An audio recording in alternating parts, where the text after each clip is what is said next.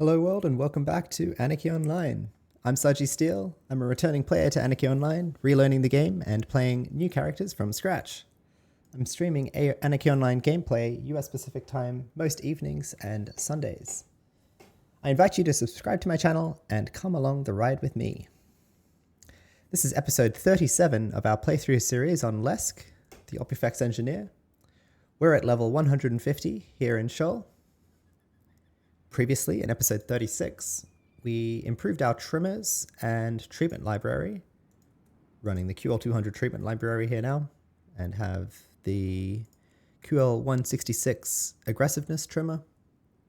We also did some trimmer science, and I think worked out that the QL 100 aggressive defensive trimmer is not necessary, and that perhaps a QL 50 to 60 ag def trimmer is the sweet spot for pet's attack speed, but more science is necessary.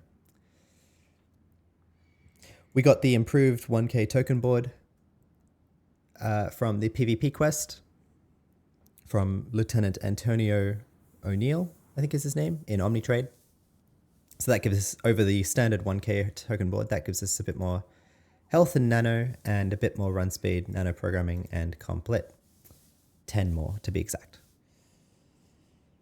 We farmed some diners, Medusas, and Elysium Imp diners, and got some pretty good results from all of them. Namely, we picked up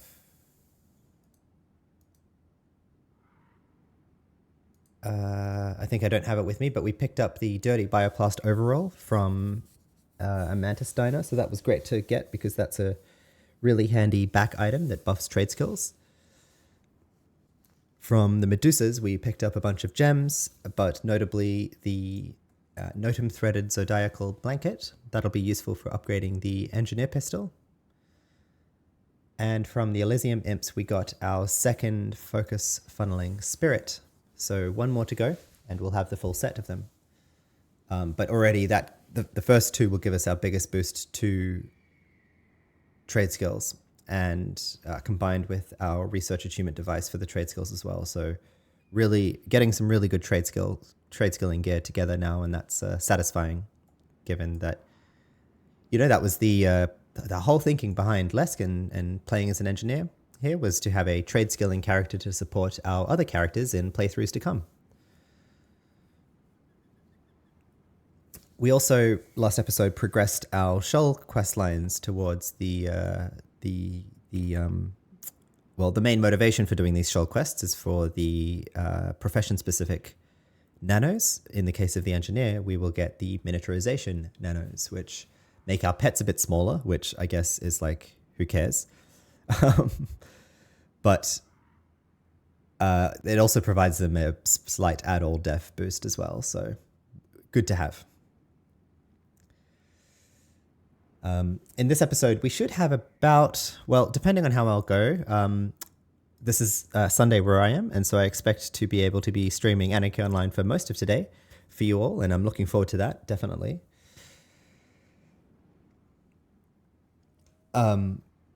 But so as usual, I'll split it up into 2 streams, I think.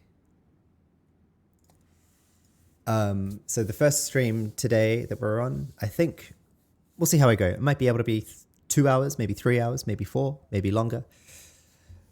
But bit of a heavy night for me last night, so I might get tired and need to go take a break and get back at it later today. But anyway, looking forward to it. Happy to be back online. My plan this episode is to do some more Scheol questing here. We will then, both for the scientist quests and the Ottos quests, we'll head back to Rubicard, do our dailies, do some more diner farming in Perpetual Wastelands, go back to the Medusas. I'd like to get a few more Mies armor pieces and a few more gems, both hunting cold stones, but also soul fragments. I realized I want a few QL 190 plus soul fragments. There's also QL 190 gold ingots to be able to, in the near future, make viral triumvirate eggs for myself and perhaps to sell and perhaps for old mates. So having those will be really handy for buffing intelligence and psychic, which I'm still a bit tight on for like, well, I mean, more intelligence and psychic is always useful. It means like higher level armor and everything like that. So that's the motivation of farming Medusas. I will have to clean my inventory. Been putting that off. I delayed that last episode because I didn't really want to deal with the bags. And so we'll have a lot of bags to get through, but we have to do it. I want to make a new set of Pocket Boss crystals. Notably, last episode, we actually got our last gunk pattern that we were missing, which is really lucky as far as I know. And so we can now make a full gunk Pocket Boss crystal. So looking forward to that. One of the motivations for that, for us actually, and that'll be top priority, is that, well, we'll see what drops, but gunk is notable for dropping control ocular symbionts, which a while ago on Lesk would have been very valuable for the sake of buffing nanoskills further. Nowadays, I'm not sure. Looking at the control ocular symbiont, we can actually bring it up now. Item control ocular. QL. The working symbiont is the best one that drops. So it gives less intelligence. It gives less pistol than we have. It doesn't even give the range increase that we get from this eye. The upside is it gives us much better trade skills. It does give us more nanoskills, but we don't really need that right now because we're well beyond the point on our nanoskills where we can self-cast all of the top engineer. Nanos, I mean, I guess more psychomodification and, well, not more psychomodification. I've already IP'd that, so we're casting the top blind, but more sensory improvement would be okay, perhaps. I mean, not really, actually. So really, I think this is more of a trade skilling item, more of a trade skilling appeal to us at this point, which is fine. It's a huge boost to many trade skills. So that's the appeal of farming gunk for us right now. I think I might, outside of trade skills, I might just keep running this Job implant eye as well. But so that's coming up, making pocket box crystals. We will upgrade our engineer pistol to the next tier for better trade skill boosts from that as well. We'll do some more Elysium Imp farming to look for our last focus funneling device, and then we'll head back to Scheol if we have time. So without further ado, let's get into it. Well, first of all, get our pets up. I should have been doing this while I was rambling on, but thank you for listening to my plan. We'll see how much of it comes to fruition. Oh! Nearly fell down the cliff there.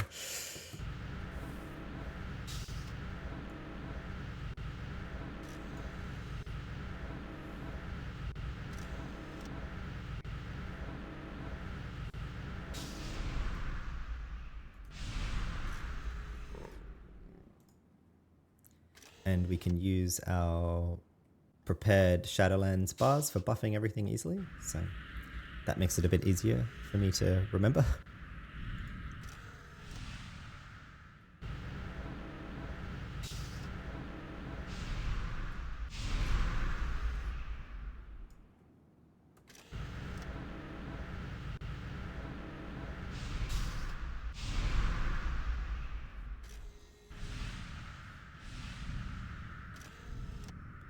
That's the slit end with the snare aura too.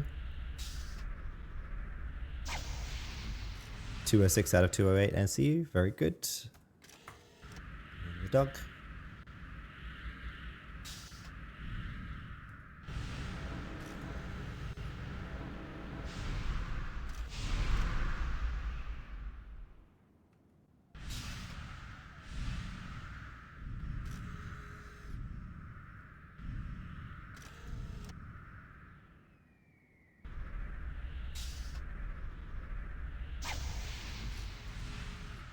And the dog's done too, 157 out of 158. Okay, and then I can get up... actually, no, I have everything for myself. I just want to get up my DPS procs here. and trim them, of course.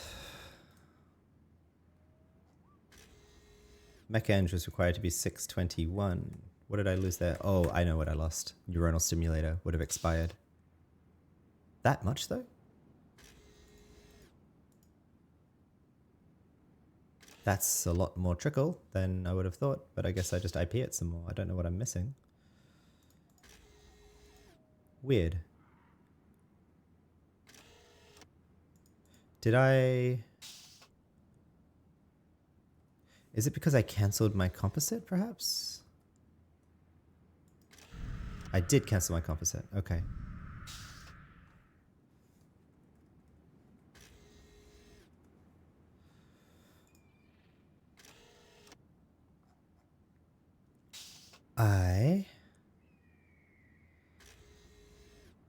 Why did I do that? For NCU?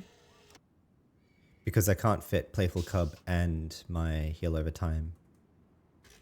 I really need to look towards improving at least some of these NCU chips. I should do that because I think I have the credits to afford that now. Like I'm very far from being rich, but I can afford like a few $100 million to improve my NCU a bit further.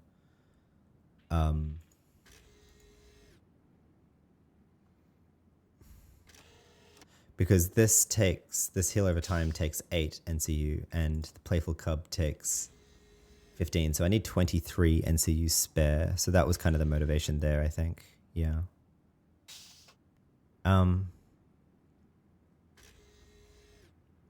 Right. Well, I can cancel composite, not ranged special utility.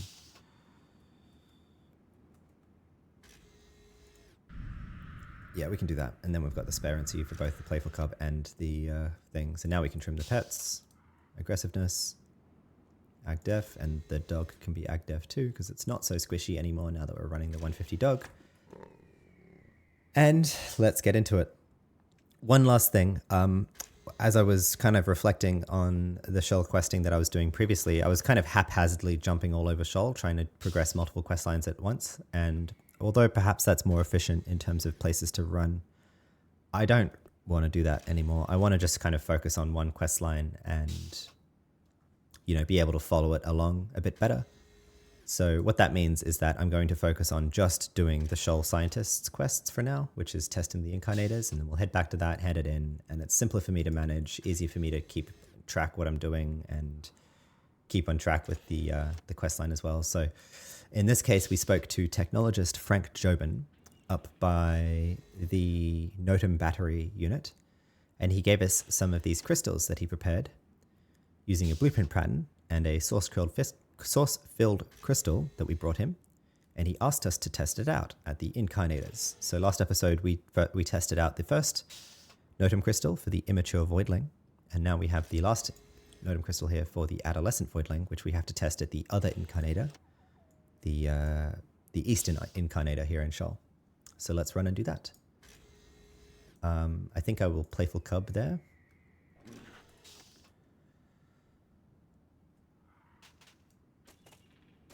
I think this quest is it's a cool, you know, introduction to pocket bosses. I mean, Scheol is really, I think, pushing pocket bosses a lot. Like you need to do the pocket bosses for the garden quest and for the sanctuary quest, and then they have these quests as well. So really cool, I think.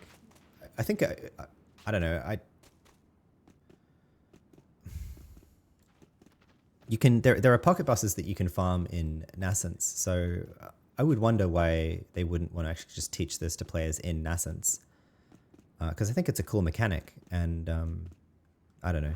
It could be that symbionts aren't that useful to lower level players, but I think they would be if you can't afford an implant and, you know, don't want to deal with the you know, headaches of twinking in better implants. Symbionts can be really good depending on the profession and slot. So.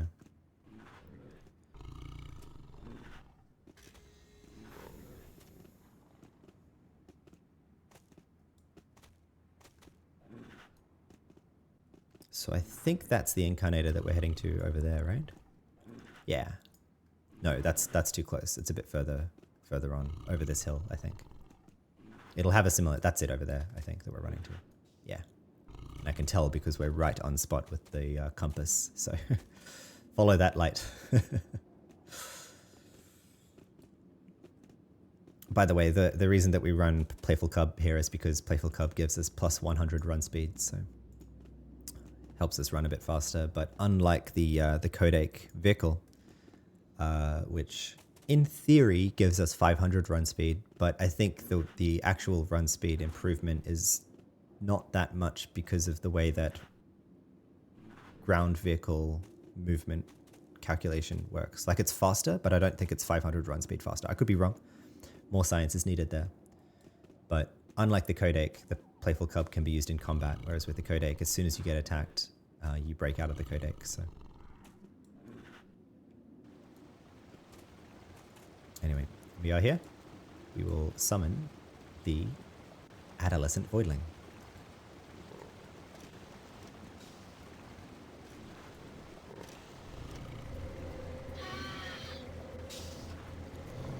Oh wow, this guy's bigger.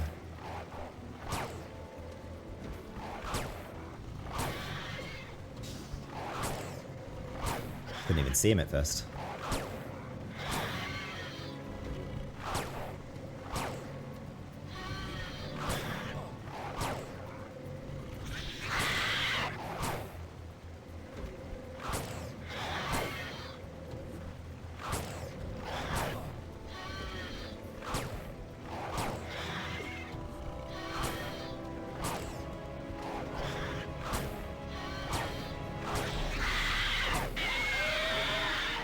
There we go.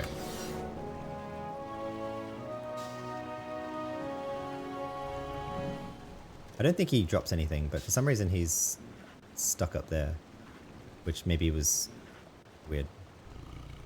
I was like, he's quite high up. I don't know if he's meant to be that high up, but it's because I think he spawned up on the ledge and stayed up there. Now we must return to Frank Jobin, so let's go do that. And he's back over by the Noten battery, right? Well, yes. The mission doesn't have a location, but Frank Jobin, yep. So we'll run up this way, and I'll see if I can remember the efficient path through the chimeras here to get to him. Lost the pets already.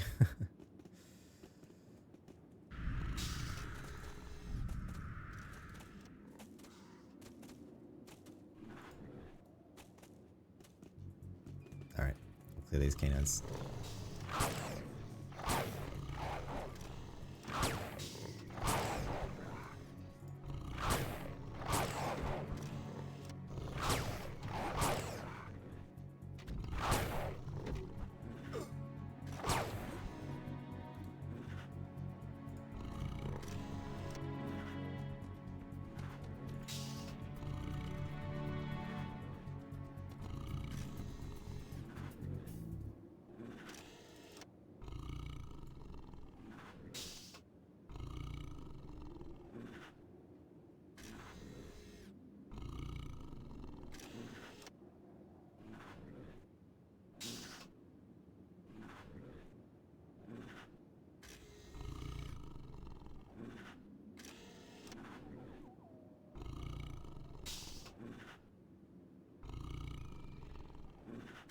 I see. So the Scheol independents aren't on this map, actually. So there was one other independent that I want to try out.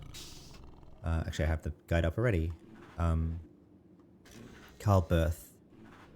And he is there.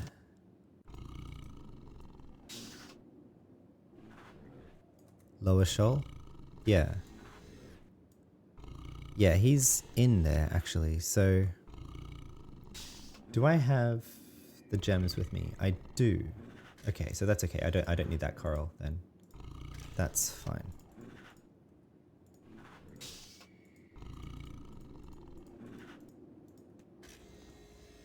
All right. Keep moving. So I think no, we have to run down here to run back up actually. To get the most efficient path in. But if I want to go check out Carl Berth's quest, then, which I do. I just said that I would rather do quests like linearly, but I think here I can at least start the quest and see if I can complete it then and there, because I think I have the gems to give, to like put into his bracer. So we shall see. We shall see. So yeah, I'll just run straight through here. He's just like by the portal, basically. Yeah. Now, according to AO Universe, you actually can't complete this quest with the bracer. We will see. It wouldn't be the first time that Anarchy-online Universe's guides are wrong, as we know, or as I certainly know, but that said, they are more often right than wrong, to be fair.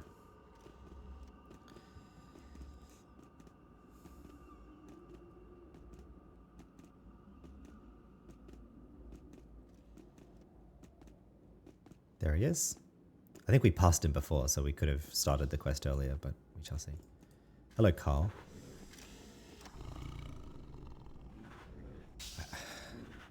He walks around in small circles, looking restless.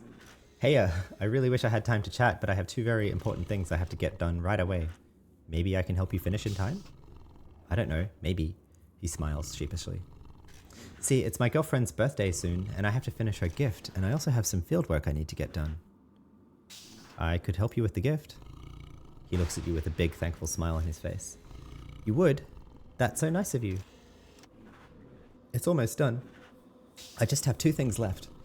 He rummages in his pockets and produces a small jewelry box. When opening it, you see a beautiful necklace where the gold chain twirls around itself in thin strands and two balanced empty sockets.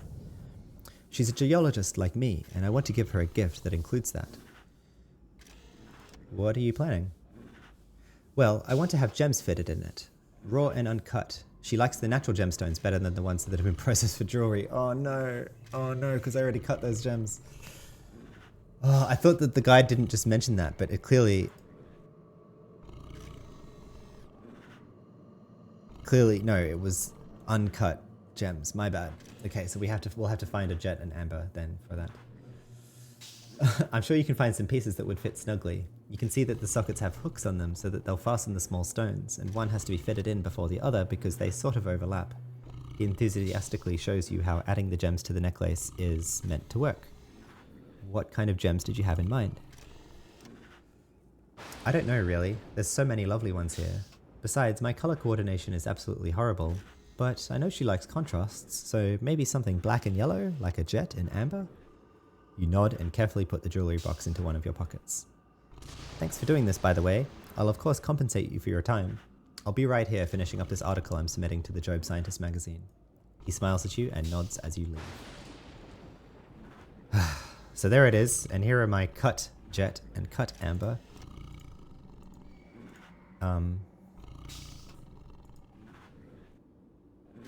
Black and yellow being a good color combination. So just checking.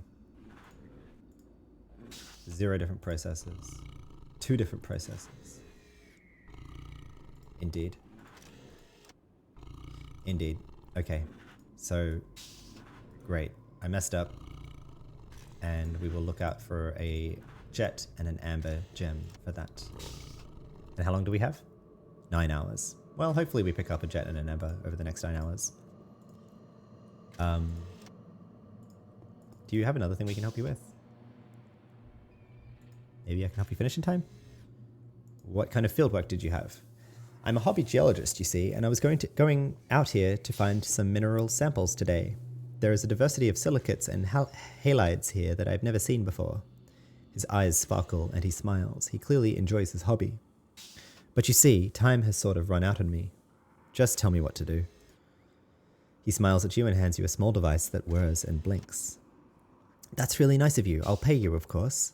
Here, take this rock sampler. It's real easy to use. All you have to do is press that button there and it'll chip off and store a small segment from the rock or ore you find.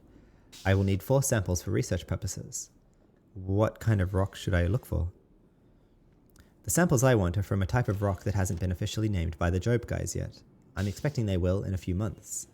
Meanwhile, people like me want to study them. Tricky thing though, they're not easy to find. Quite rare, actually. All I know is that they seem to surface in dark, bare areas. Thanks for doing this, by the way. I'll be right here, finishing up this article I'm submitting to the Job Scientist magazine.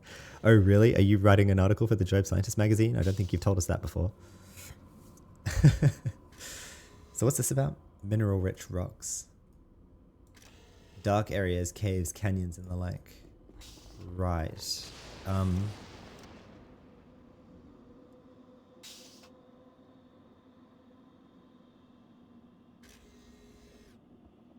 Mirador.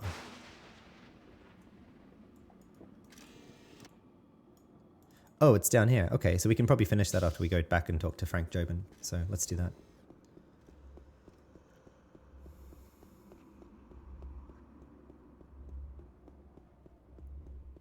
And actually, this was the most efficient way to get to Frank Jobin because he's down in the caves here. He's not up in the top. So we will have to fight through these spiders, I think, though. Yep. Like, I'll try to run past them, but if they attack me, I don't want to train them. And besides, we're looking for a jet and an amber, so...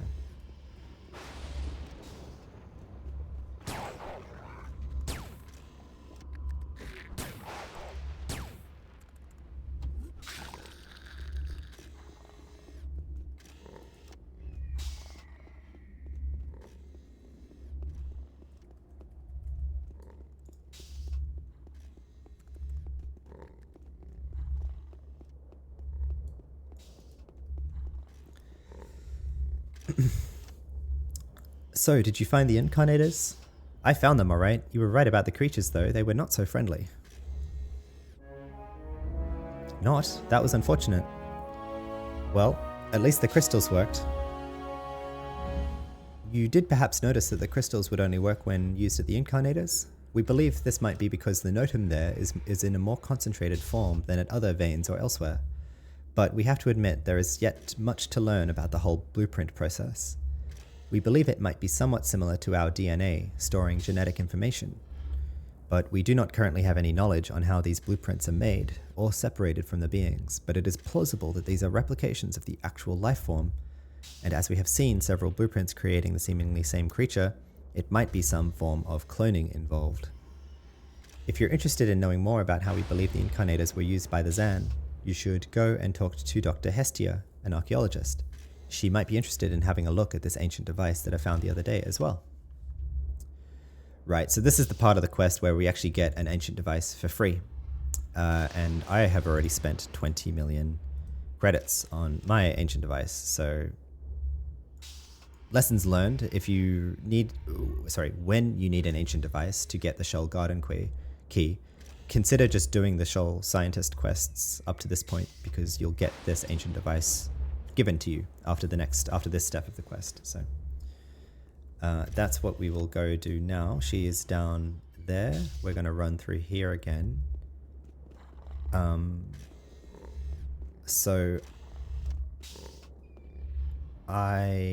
We need to run up to the top here, and on the way to Dr. Hestia, I will try to find that cave with the crystals for what's his name we were just talking to, the guy,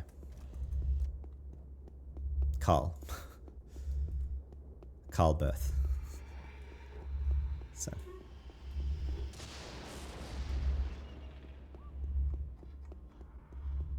we have 15 minutes left in our coalescing energy cascade. Big deal. I don't care for the XP, and we don't need the health, so it's alright.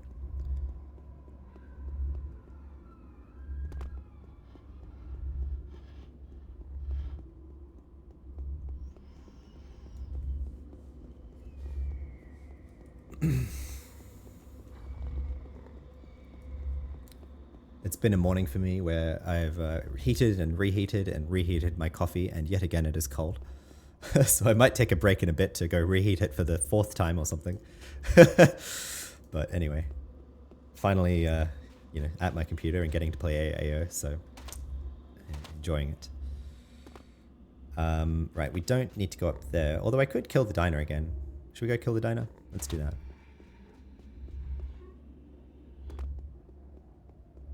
I think I have like 1 or 2 pocket bosses from this set, so...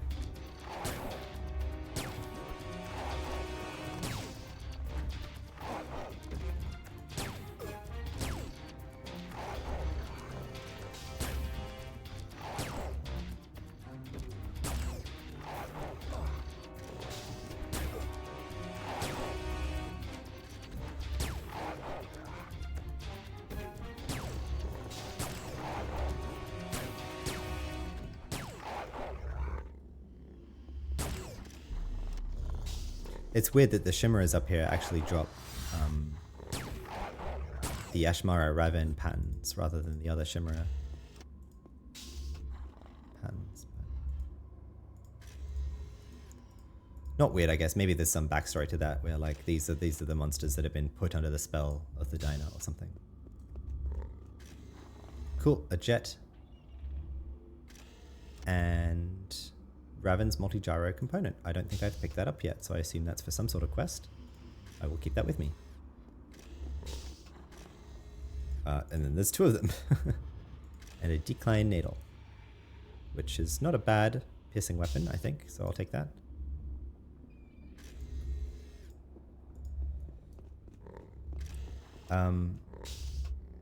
That's the rock sampler. I'll keep that in my inventory because we're actively looking for that rock.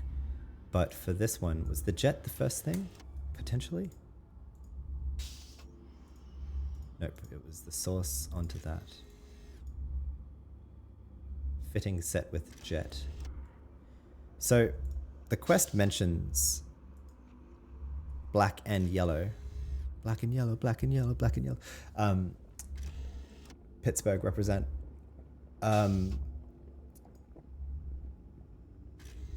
So I figure that it wants us to put the jet in it first. Like if it's going to work, it'll be the jet. However, this says used in 2 different processes. So I presume that the amber can actually be fitted first.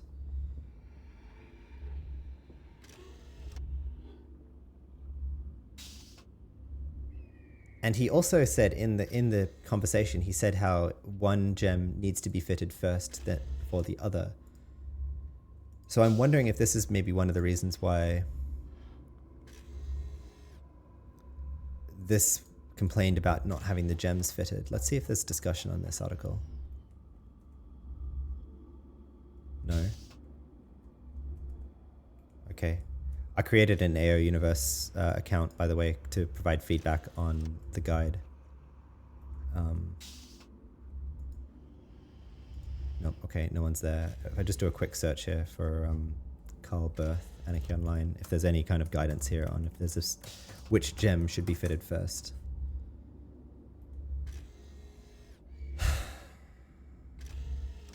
Doesn't look like it. Oops. No, okay, no guidance. So I'm going to look for the amber. And once we have the amber, then we can decide, I guess.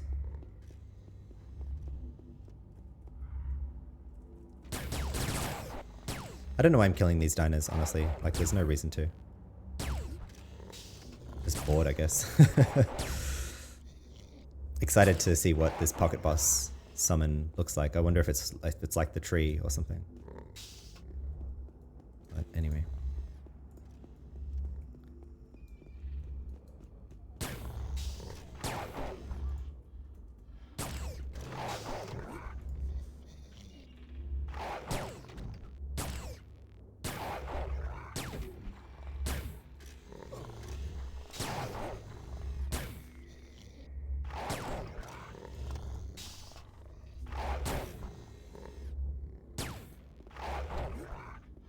So wait, the diner didn't drop anything? He didn't. Oh, wow. Weird. Okay. If he's even a diner, I'm not sure. I mean, I guess so. I guess he was, because his health bar was a bit larger. And he had a unique name. The loot table did not suggest that he would be. But anyway. So by the way, the cave that we're looking for his other quest, it's like there, I guess. No, sorry, it's not anyway now. It's like down here, if it is there at all. Okay. I think I have an idea of how to get down there. We shall see.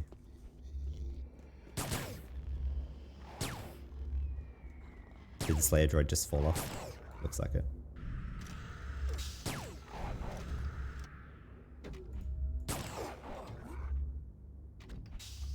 Pets doing pet things like falling off cliffs and stuff. Sanguisugent pants for adventurers and enforcers. No drop. Too bad. If you're an enforcer or an adventurer and you would like pants that buff One-handed edged.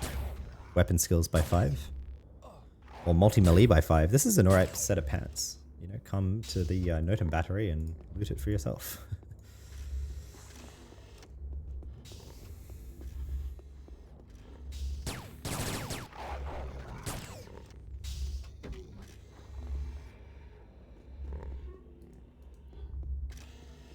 Alright, one more dino, then we'll head off. Again, I don't know why I'm doing this.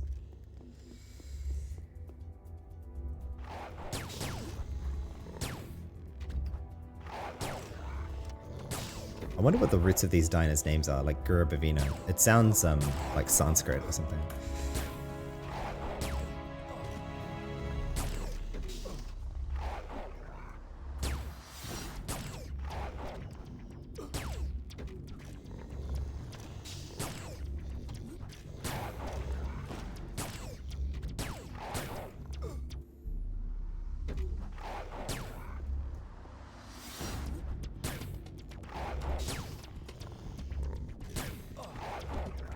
Sanguisigent body armor.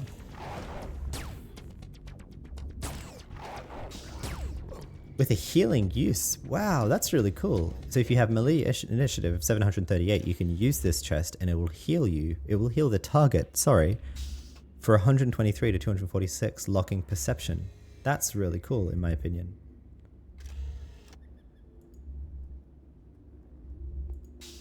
Huh. Man. Honestly, if I was a enforcer or an adventurer, I'd consider like farming this armor. I'd consider it. I'm not saying I'd do it, but I would consider it. All right, cool. Now where do we go here? That goes down there. Is that where we want to go? Yeah, I think so. That is where we want to go. There's like a weird little gap down there. Yep.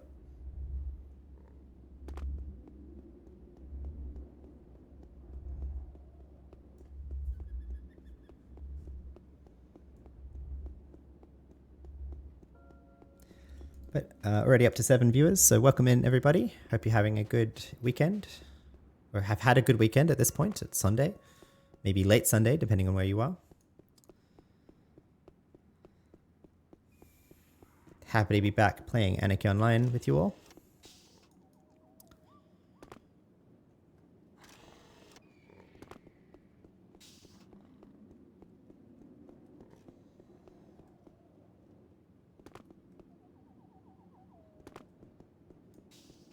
So I think, is there a bridge over here we could like run up, or do I have to jump down again?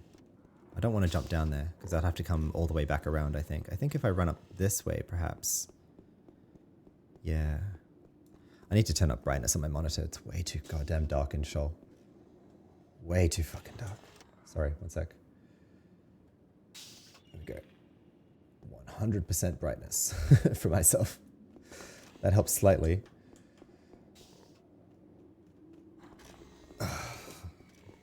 Close my curtains. All right, so we run up here, and then across, not into there. Or do we have to? There it is, down there. Okay.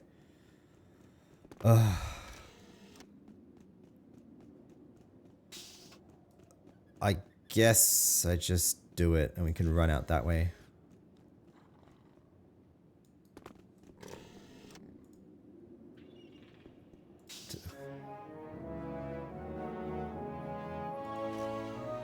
He needs 4 samples of the rock and the tool.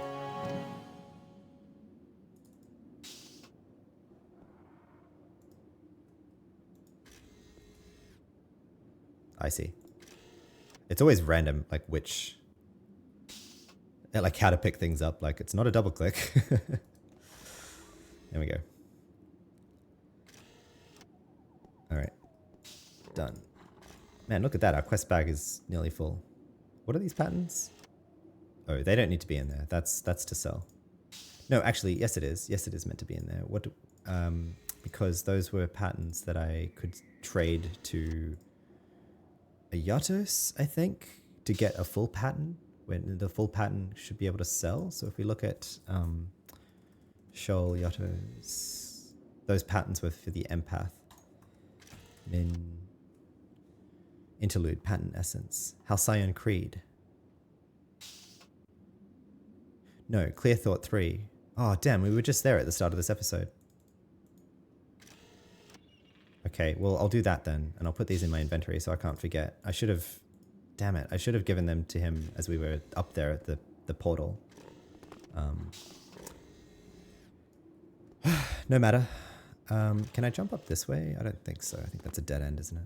Yeah, no, that's not going anywhere. Okay. I will get in the car here. Make this go a bit faster. Hopefully it won't take too long to run around the other way. Hello, Mathematica. Good to see you. Hope you're well.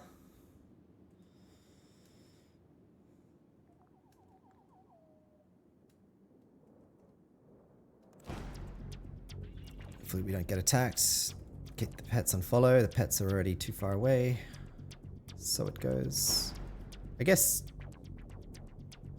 Yeah, let's just fight them.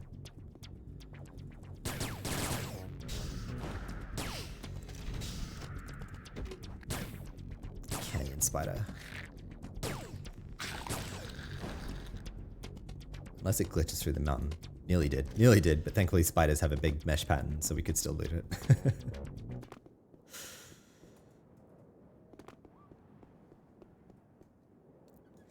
Honestly, I do not know how pet professions survived without pet warp. It's like, I don't know, someone should count like how many times I cast pet warp per episode, but it has to be like 50? 50 times I have to warp my pets to me to fix them.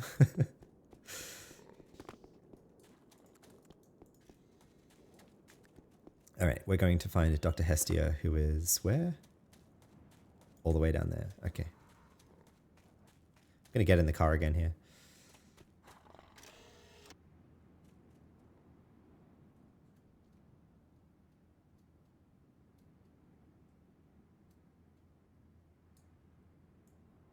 She's on the other side of the Incarnator, so I guess I'll go around this mountain? Does that make sense? Probably? Maybe? I don't know. Can I hop up the mountain? Maybe? I can. Yay. Alright, that works. It's more direct then. Is that the big guy? Lucky? Yeah. Don't want to kill him. For the memes. Yeah, let's do it.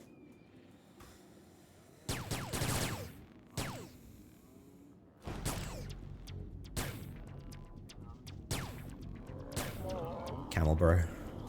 Sorry, camel bro. Amber!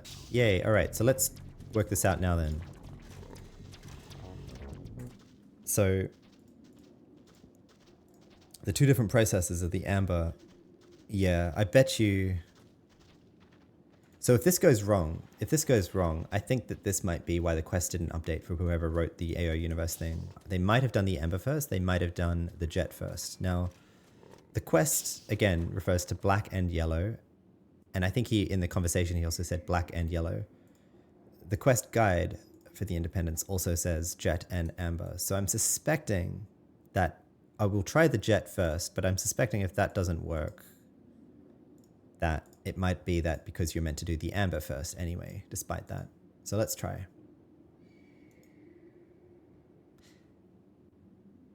And indeed, it did not update. So I'm going to keep that amber. I'm going to keep looking for a jet piece to use again, and I will delete that when I'm back at him and get the ring again and see if putting the amber in the ring first will update the quest. So,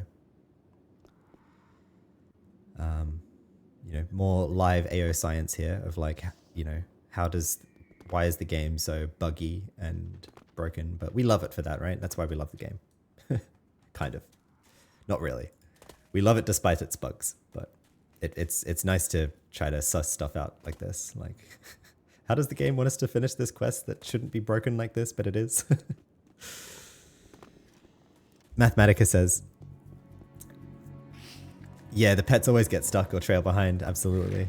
Plus hard to imagine in cases where you need them quickly near you to be without, that is. Yeah.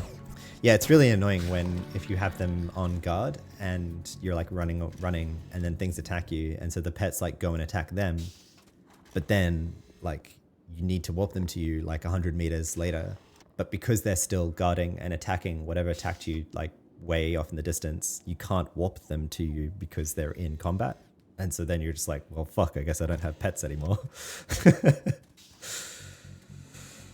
But anyway. Hello, Helosian. Welcome in. Good to see you. Hope you're well as well.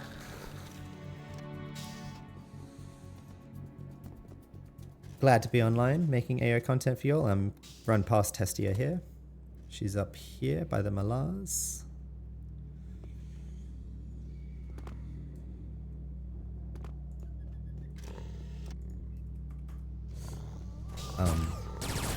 So I've said before, my accent is Australian. I've been in the US for many years, and I feel less.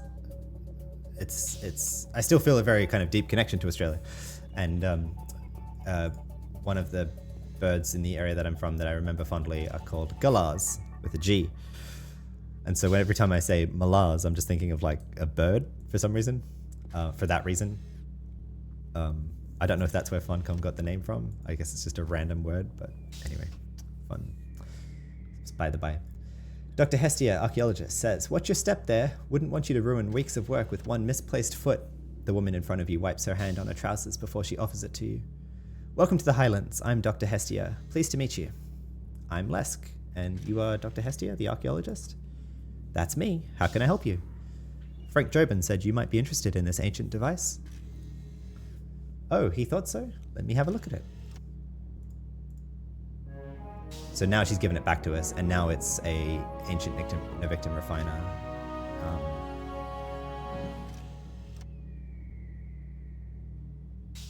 I'll offer that to anyone on the org.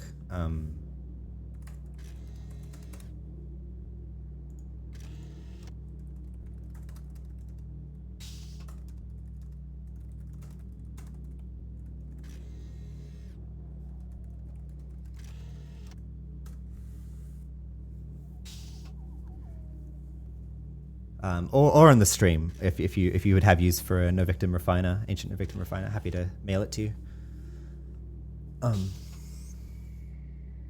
"I guess he means well," says Dr. Hestia, "but this device is of no interest to me. We have found several Novictum refiners in this area, and none of them are any different from the ones we've seen before in other areas. It is a device used by the Zan to reduce the volatility of Novictum. You may keep this if you like. So, are you interested in getting your hands on some cash?" Wow, that's a bit material straight away.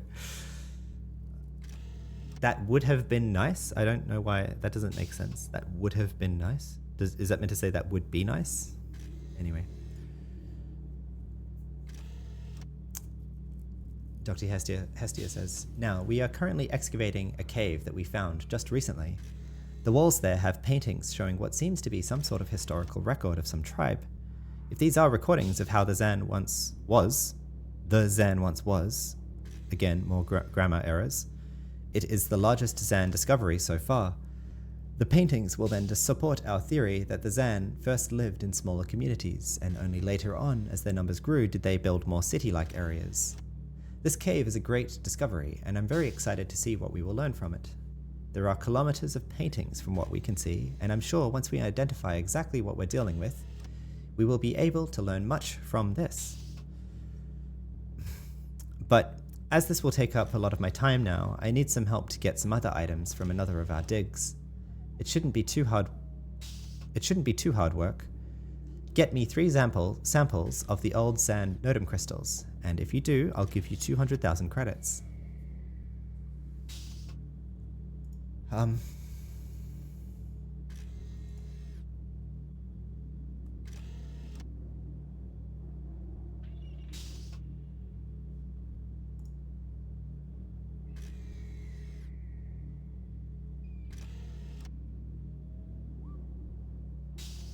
So this is not something I've picked up then, I guess. I thought I had collected this part for the quest. I think I have the... this thing I think she'll want. The cracked Zan burial stone, if I remember correctly.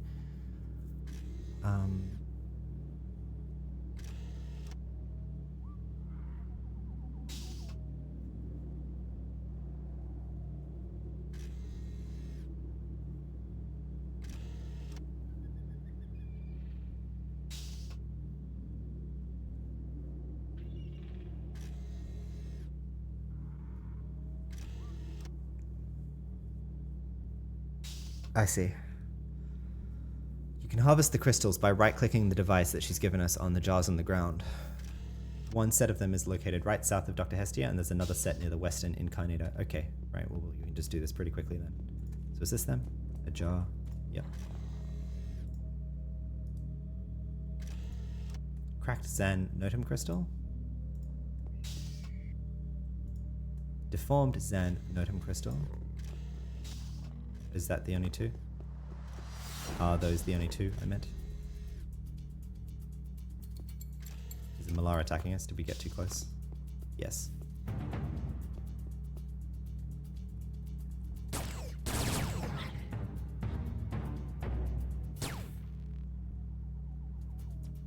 Okay.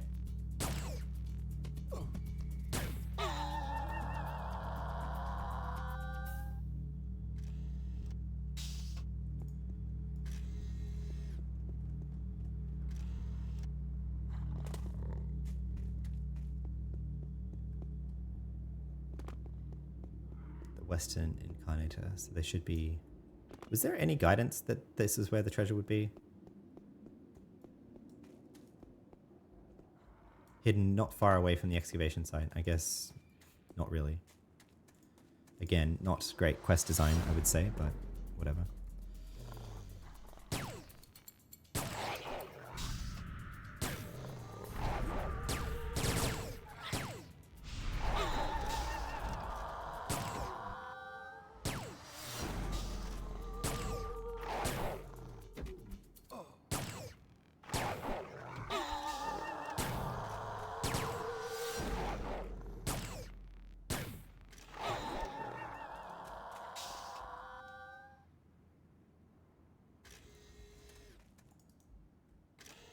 Okay. I already have that deformed Zan crystal, so they're unique items. Wow, that's annoying. We already have that one, but still they expire. And we already have that one. Okay. Well, I hope there's another cluster of them then. Yes, there's one over there.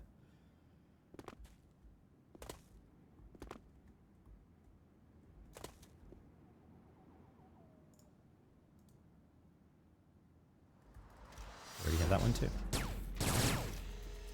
Okay, I'm getting the sense this is about to be painful. Right, anyway.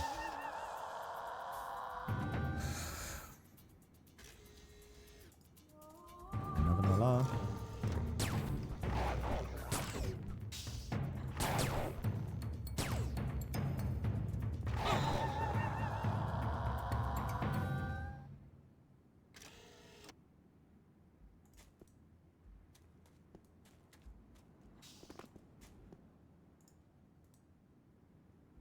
We already have that one. Am I doing this right? Are these...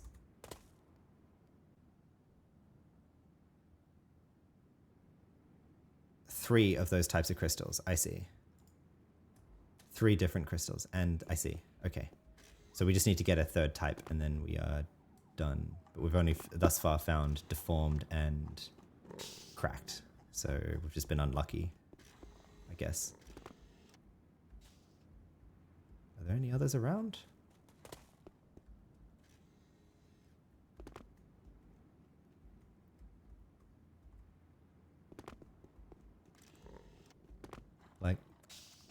Like what?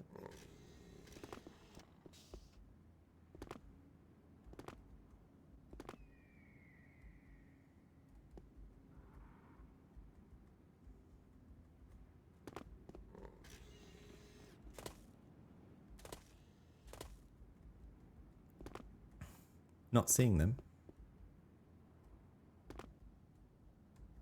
All right, let's run back to Dr. Hestia then and see if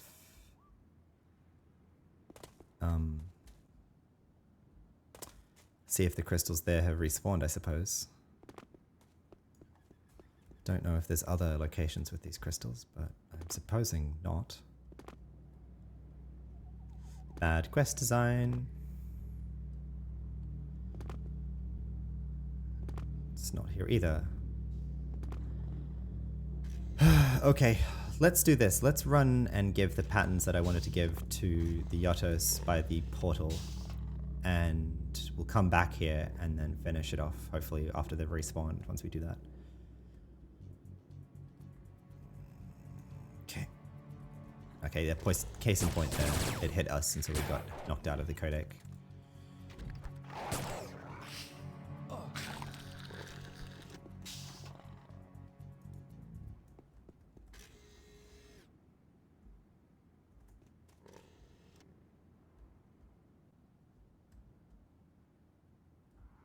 What's our faction at, out of curiosity?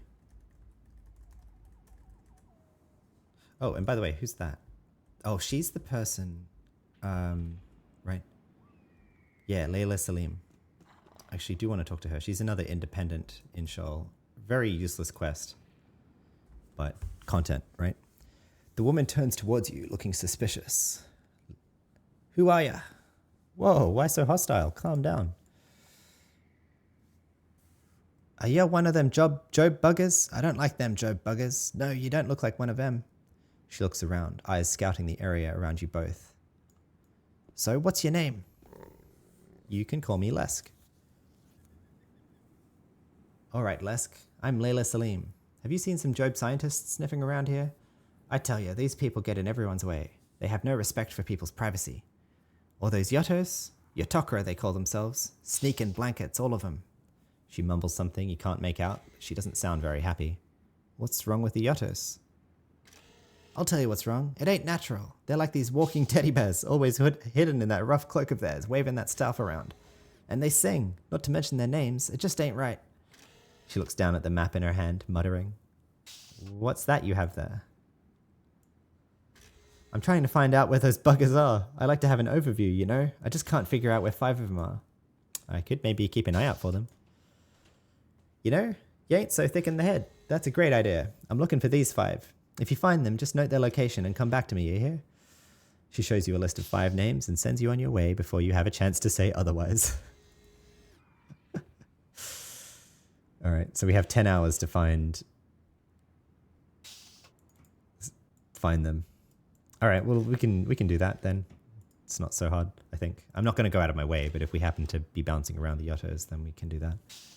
And I'll talk to her again and get the other quest. Again, bad design here that you have to talk to her to get both the quests, like, or bad conversation tree design, but whatever. I'm thankful that they added content to Scheol, because for a long time there was very little to do in Scheol. It was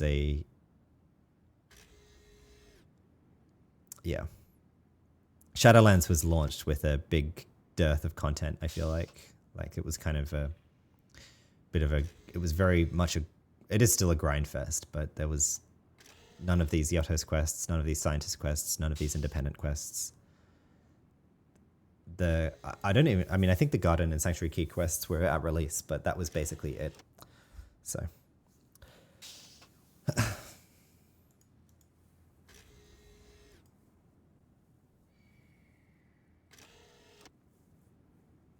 all right, and they have to be in order too, so. Oh, Frank Jobin, damn it. Okay, whatever. Like I said, I'm not going to go out of my way, but I will hover over to Scouting Panorama though, so we'll go straight west, or straight east rather.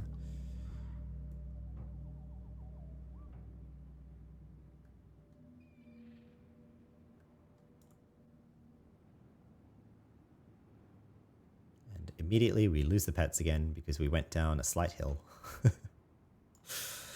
This kind of content and this kind of gameplay where you're just like running around a lot is not the strong point of a pet profession either.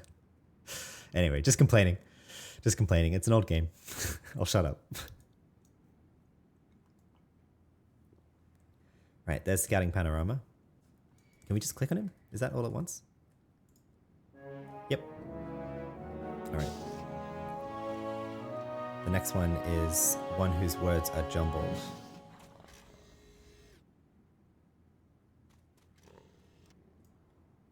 Which I think is this one, even though the map says one with developing words. I think that's this guy.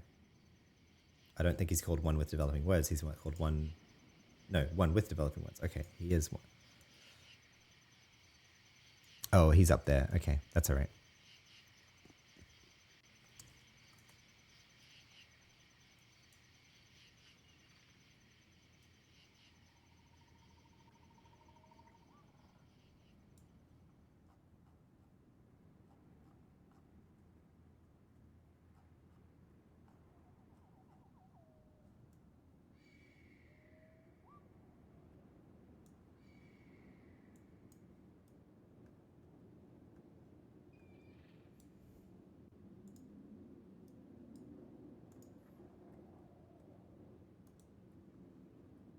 I have this pattern essence. Oh, you've met the twins, have you? That's wonderful. The small Yotto is so cheerful, it's hard not to be smitten by his mood. It's a wonderful thing. What? Oh, wait a second. No, that's this one, pattern essence. Yeah, let's ask him about it. We're talking about this. I thought it was the pocket buses, but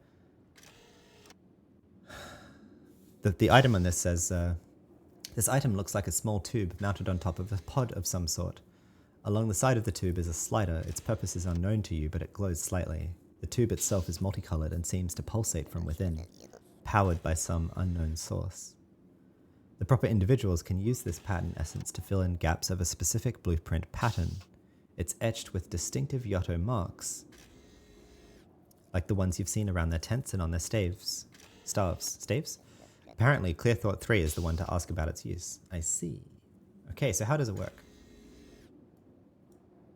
We don't know the entire process well enough, or we would have reproduced it to work with other patterns. We have only found this one artifact and managed to repair it to such a state that it's usable, but only with one specific type of pattern, Empath Minji Liu's.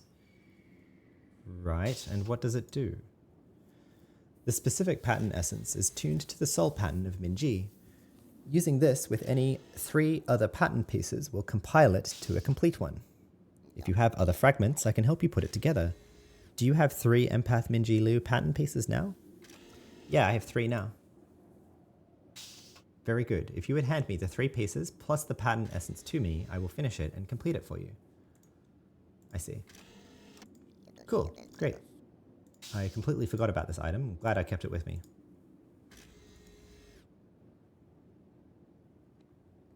3 seems to feed each of the pattern pieces you gave him to the pattern essence. You're not sure exactly how.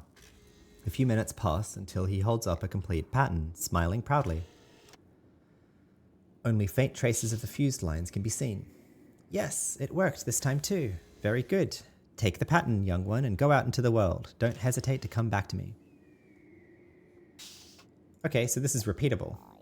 You can get a complete pattern by handing him 3 unique pieces, and we now have a complete blueprint pattern of Empath Minji Liu, which in my experience can sell for 100 million credits-ish on the GMI, which is very nice for someone who's poor like me. Good to know. I will keep this in here then, but there you go. So this is also a reason to think about doing the scientist and Yotto's quests before you get the garden key, I suppose. You're not using the garden access points to get around Scheol much, I'm finding. You're just running around. So it doesn't really hurt. I wouldn't have really hurted to do this before getting the garden key. And this is an easier way to get the pattern in case you don't pick up all 4. And the Ancient Victim Refiner, you don't have to go to a Yotto's vendor and spend 20 million credits on it. So, yeah. I think it would have made sense to do these quests beforehand, but alas. Bobby Sakamano, good evening. Good evening to you, sir. Still morning where I am, but yes, many end of the weekend for all of y'all in Europe, and Australia and Asia, I think, are already in Monday, so sucks to be them, but I have Sunday ahead of me, so haha.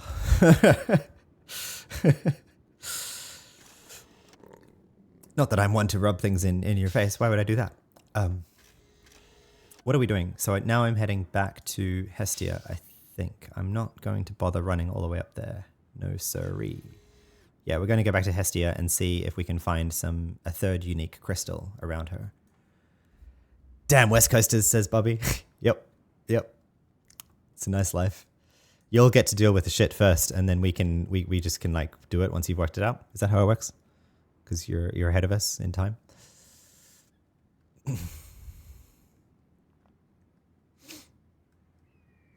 We can just pick up the pieces. Once all the work's done, we just come in and claim the credit. It's a good strategy, I find.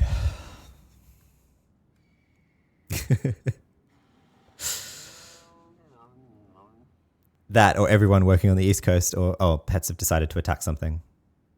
A malar. God damn it. No, wait, never mind. My pets have just done that. Well, yeah, what I find working with East Coasters and people in Europe, it's just perpetually waiting for people on the West Coast to wake up. So I get the sense that's like 50% of their jobs is just like waiting for people on the West Coast to wake up. So, yep. All right. Get out of the cup. Oh my God. Womp womp. I just cancelled my Biomet Mochum because the fucking fuck. So annoying.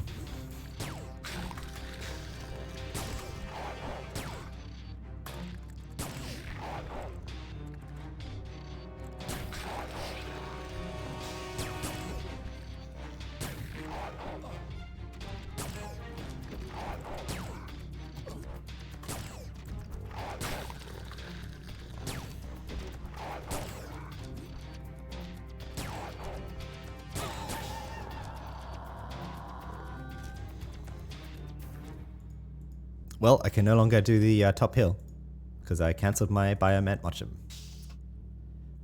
What happened there is I was right-clicking on the codec and it cancelled because I got hit. So it just before I right-clicked, the Mochum Biomet popped up and I cancelled it instead. So it happens. Let's clear this Malar. And are the crystals back? Yes, they are. But you're going to attack us, right? Yes. Delayed, but yes, you will attack us. Whatever. I'm not doing stuff where I'm going to need to be healing the pets, so no big deal.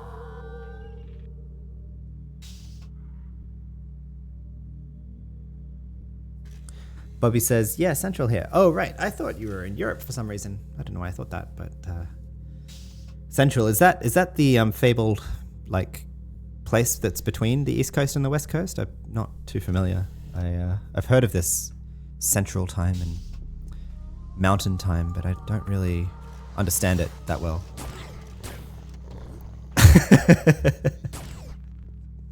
I've heard that people live there, but I don't know why.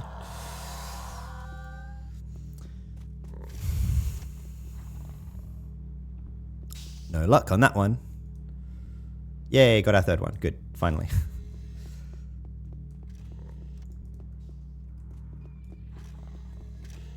Hi again, Hestia. How are you? We've got some Nodum crystals for you. I'd almost forgotten about those. Please hand over 3 different crystals and the extraction device I gave you. All right, not that one, this one.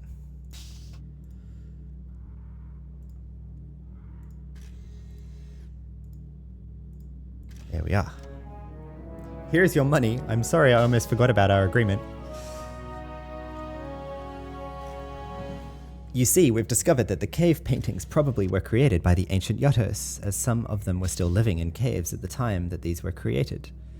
They seem to have been recording their own history this way, and we believe they also interacted with the Zan in this period. I can't work out if it's Zan or Zan. My brain can't do that consistently. Please bear with me as I try to make that consistent.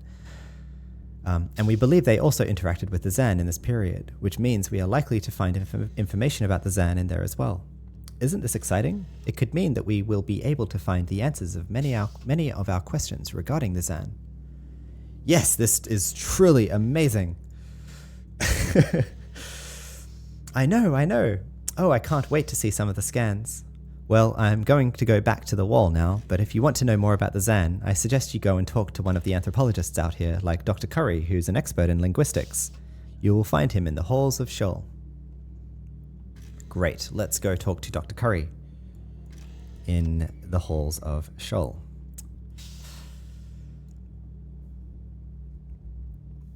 Bobby's actually in Texas. Oh, right, that's a completely different country then. I have heard of Texas once or twice. Just kidding. Just kidding. Texas is more American than the rest of America, let's be clear. US Forces says, I'm new to AO. Your UI looks different than mine. How do you get some of those windows? And yes, Bobby linked you to the thing. I'm running the Notum DovTech GUI. And is that the website? I thought it was... I think this is the site that I got it from. I'll link this in stream chat. I don't know what that other site is, but I will check it out in a sec. Here. So yeah, Notum DovTech, not too hard to install. You just make sure to follow the instructions. If you're running the new engine, make sure you do the, I think you do the core package first, you extract that over the game folder, and then you also need to do the same for the new engine patch, and then you pick your theme and do that archive as well.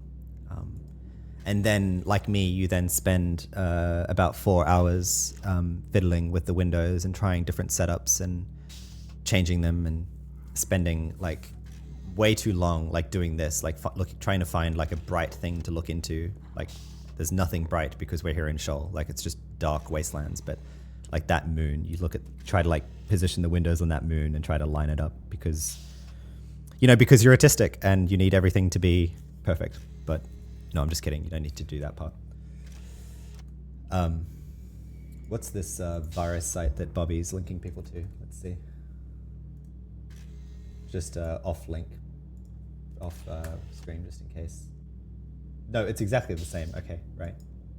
Maybe it's a domain or something that they've set up for their Google site. Cool. Yeah, same thing.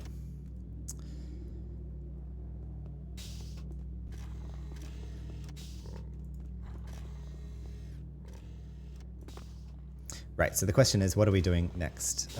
We are going now to Lower Scheol. Lower Scheol is above Upper Scheol. Make that make sense, people. I mean, I don't make the rules, but anyway. We're going from northwards from Lower Scheol to... Sorry. Fuck it hell. Northwards from Upper Scheol to Lower Scheol. Before we do that, to find Dr. Curry, we can go via here and click on Frank Jobin to get this Job Scientist. That's fine. And then we'll also go to Carl Berth and hopefully find a jet before then as well. So let's do that. I guess I'll play full cub again so that we can fight easily.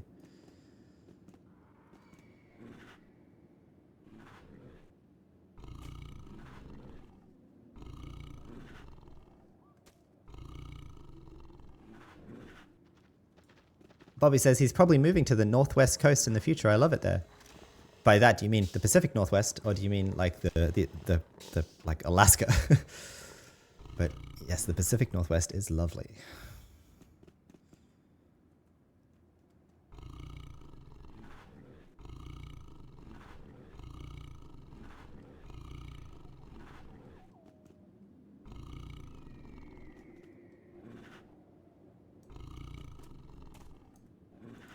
Kill this diner again? Why not?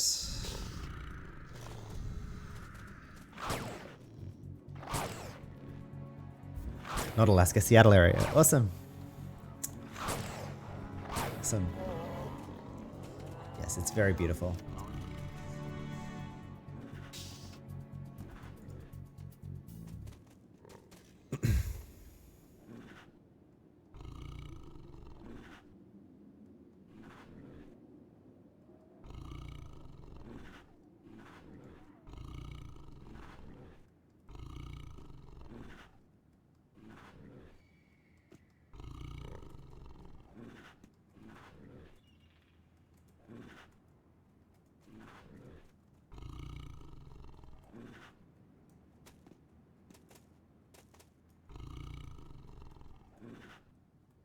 So I think, should we just run in here? Yeah, we'll just run up the main hall here and get to Frank Jobin that way, and hopefully kill some spiders along the way that will drop a jet crystal for us. So we have that before we go.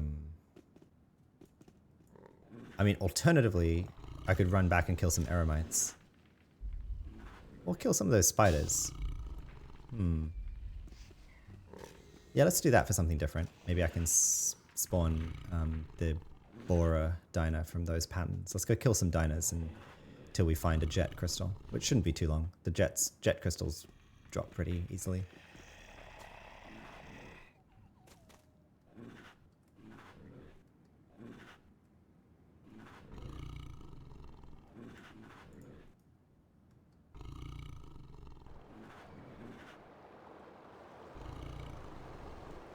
Summon the pets again.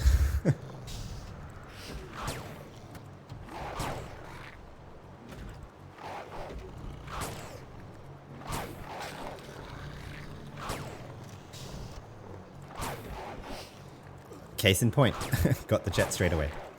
So, good. So what I'll do now is delete the quests for the birthday gift, because we don't have... We have the jet sitting here already, and this is now a one item, right? Yeah, one different process. So I'll just... well, I'll kill the spider that's attacking me. I'll delete the birthday gift, and hopefully we can get it again. I'll delete this item. And then when we go to Carl Birth again, I will put the amber in it first and see if the amber, putting the amber in the ring first updates the quest. And if it doesn't, then we can confirm that that quest is indeed broken and there's no way to complete it. But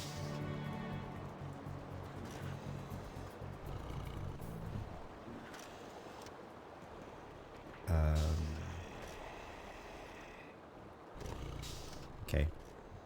Kill some more of these? Why not? Given that we're here.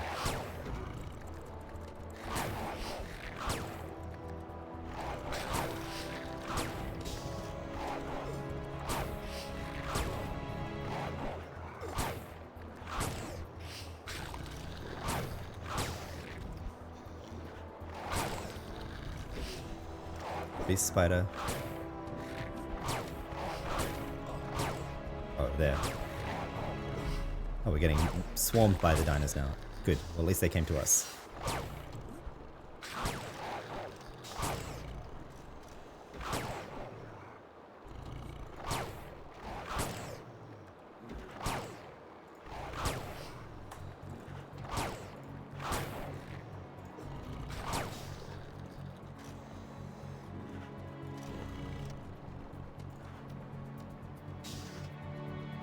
I don't need another jet, though. I'm not going to try to do this again. If it doesn't work, it doesn't work. So, is that all of them? I think we killed... What do we do? The abyss spider and the heavy spider. And then the gross spider's a bit further south. So let's go kill the gross spider. There.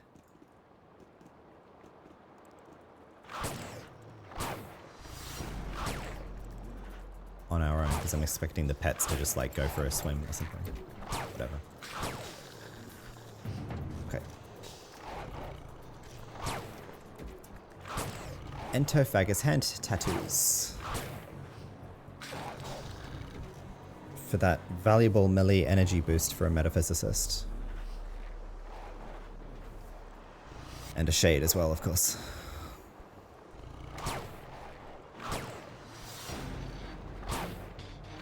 Well, anyway, I'll take it for the collection. I think we should have a full borer pattern now, I would assume so. Not from what we just picked up now, I don't think I got an Aban pattern, but I think I probably have an Aban pattern from before. We shall see. We shall see. I have no idea what borer drops symbiont-wise, if anything useful, but... you know, happy to get another pocket boss at least once that I haven't spawned before. Alright, so let's now get back to what we were doing, which is... Do I want to run this way or that way, actually? Frank Jobin, and then Carl Birth is like here, so yeah, we can just go this way.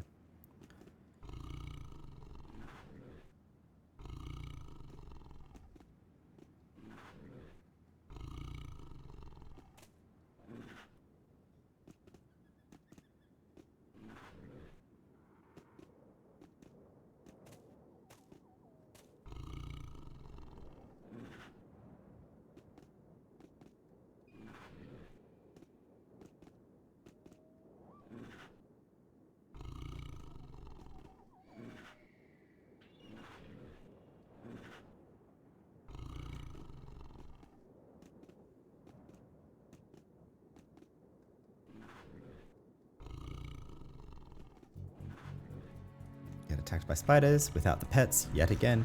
That has to be Pet Warp 30 already, right? Like it feels. And then they just look what. Oh right, because the. Right, okay, because the spider also. Whatever. Nope, and the pets are already out of range. Oh my god. So frustrating. We're just doing content that they're not geared for. They just get so confused running around in Scheol.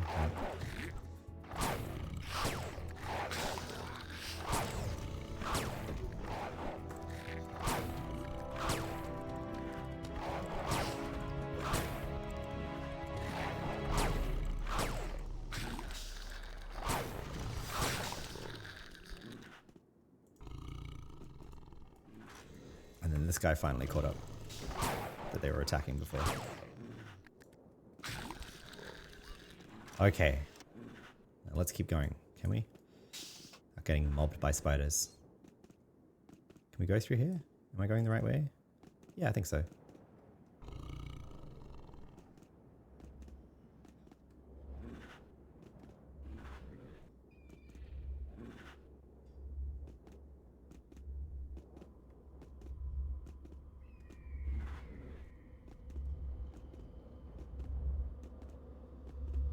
It's really cool, I think, as you get closer to the Nodum battery, you can start to hear the throbbing. It's like, boom, boom. Cool effect. I think the sound design of Anarchy-Online has to be like one of its strong points, really. Like it's just as a game, like the music and the sound design. It's I feel like it does sound design even better than like World of Warcraft and stuff. Like it's just. The sound of AO is like makes it really feel visceral. I love it, which is why I'm happy to play with the game music too, and also share the game music and recordings and all of that. Like it's very really cool. So we just needed to click on Frank Jobin. We can continue on to Carl Birth. Get attacked here. We will summon our pets for the 3 billionth time. I promise I'll stop complaining, guys. I'm sorry. It's not news that the pets suck at pathing, especially through these parts of Scheol.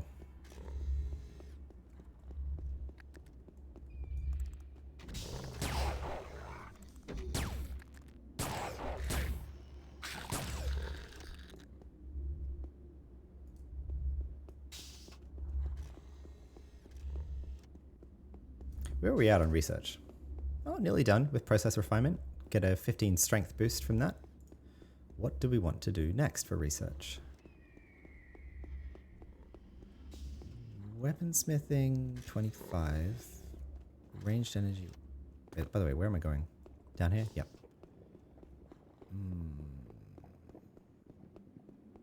I think actually ranged initiative plus 25 would be pretty good. I haven't IP'd range initiative a lot, but I would like to IP it more so I can go down more defensive. I could probably go even higher, to be honest, but anyway.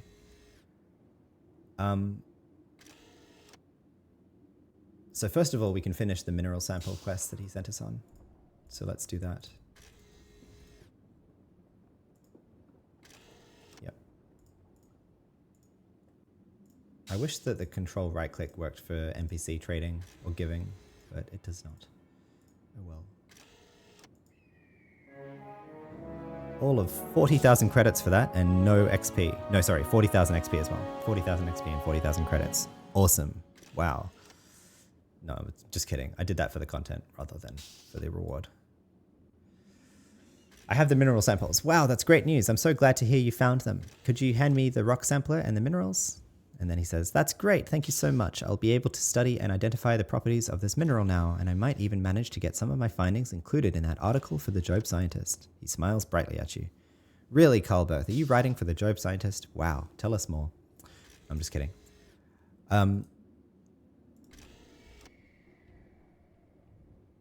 Oh, wow, so that quest is repeatable, apparently. I could ask him for fieldwork again, but we'll ask him to help with the gift. And this time I'll put the amber in first and see if the quest updates. Okay, did we get it? Yes. Okay, so let's see. Moment of truth. Is this quest at all completable? And it's not. Too bad. Okay, well, we tried.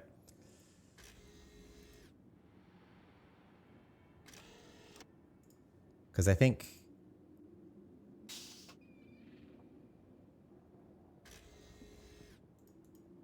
well, actually, maybe it just updates on completion. But I think the quest needs to update first, and it's not updating because no, so he doesn't want to talk to us anymore. So the quest just doesn't update.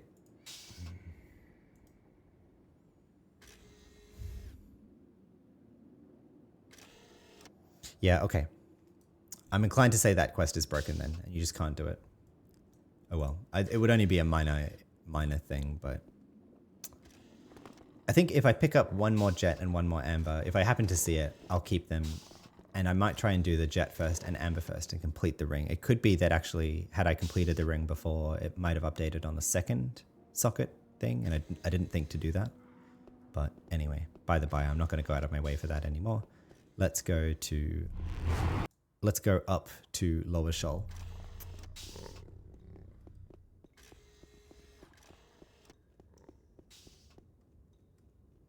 Into the halls of Scheol.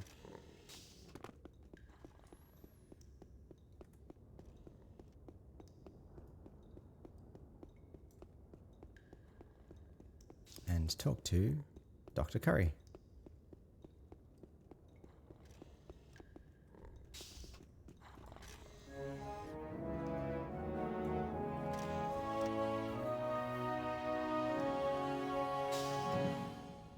Dr. Curry, the linguistic anthropologist, says, "Greetings, traveler.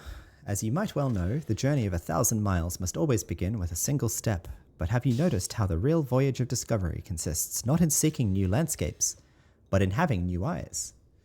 We must never be afraid to go too far, for success lies just beyond. It is with such knowledge I seek my paths and venture into these strange lands, far from home as if lost in time and place. What is your purpose here, traveler?" Wow, this guy's very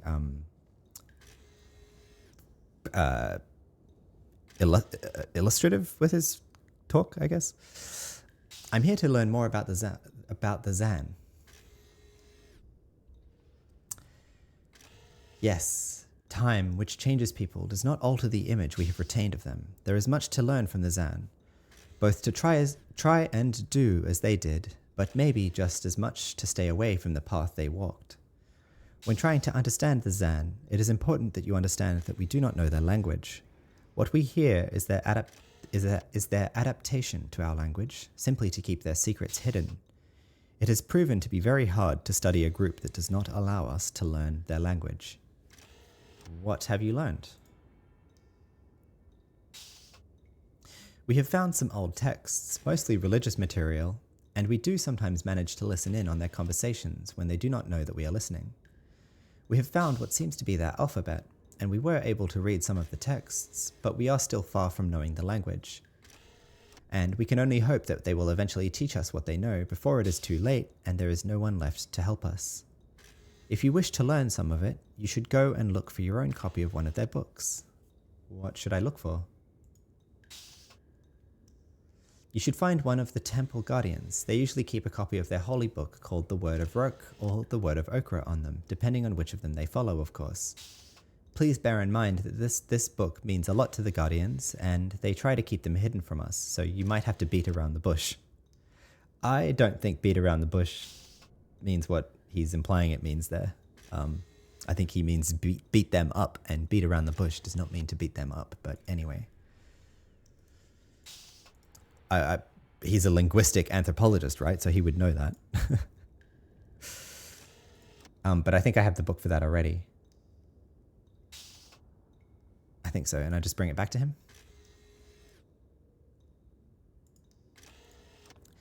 How good to see you again. Did you get a hold of the book?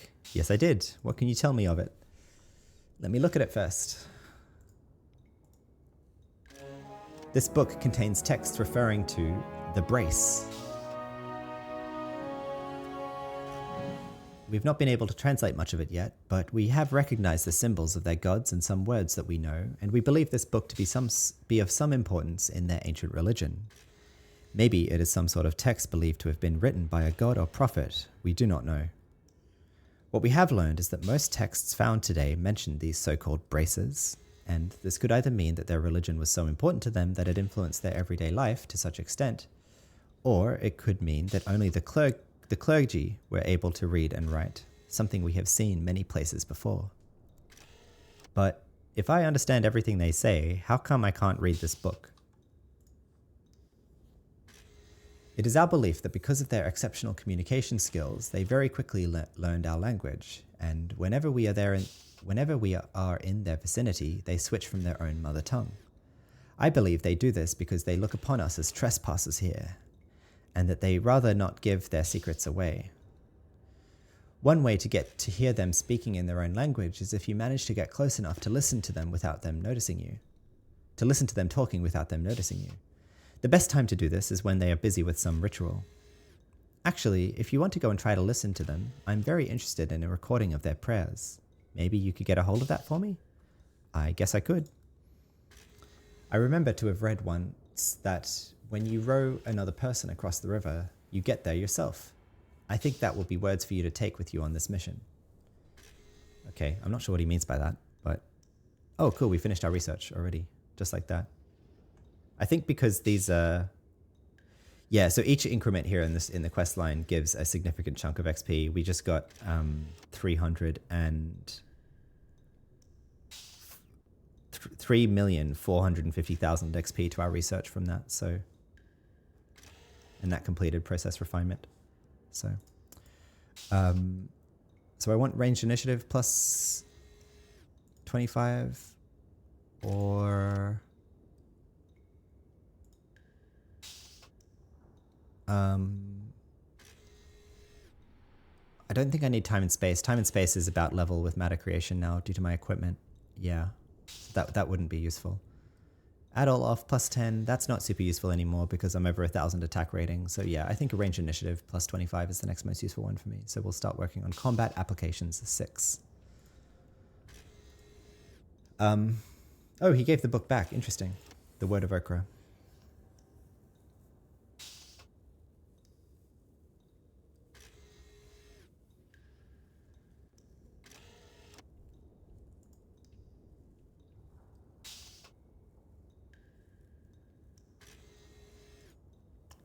Anyway.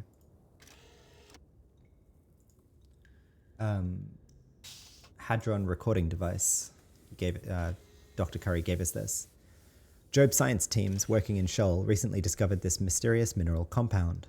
Found only in the Shadowlands, it has very unique subatomic properties that allow it to capture a permanent record of all energy that passes through it. All sound, light, electromagnetic, gravitational, or even psychic waves that come into contact with this substance create a perfect record of themselves within the subatomic structures of the compound itself. The information becomes encoded within the protons and neutrons that are found in the mineral's atoms. In effect, this mineral records anything that it comes into contact with. Job Research has managed to create technology that can read this material and reveal the saved information for further study. In addition, the fact that the mineral has no obviously distinguishing features makes it the perfect listening device, as it would appear to the untrained eye to simply be a lump of rock. There is, however, one significant drawback. Despite a decent-sized sample having billions of possible protons and neutrons on which to store information, it does not seem to be able to overwrite this data. Thus, examples found now have limited storage capacity remaining. And we now have the Capturing the Past quest. The linguistic anthropologist Dr. Curry wanted to get a hold of the recording of the prayers of the Zan. If you manage to get the recording device close to the Zan descendants without being discovered, you should be able to get a sample of their song for the linguistic anthropologist. And first up, we have to find Diviner Okra Path Yol, target with recorder. Okay, and I believe that he is near the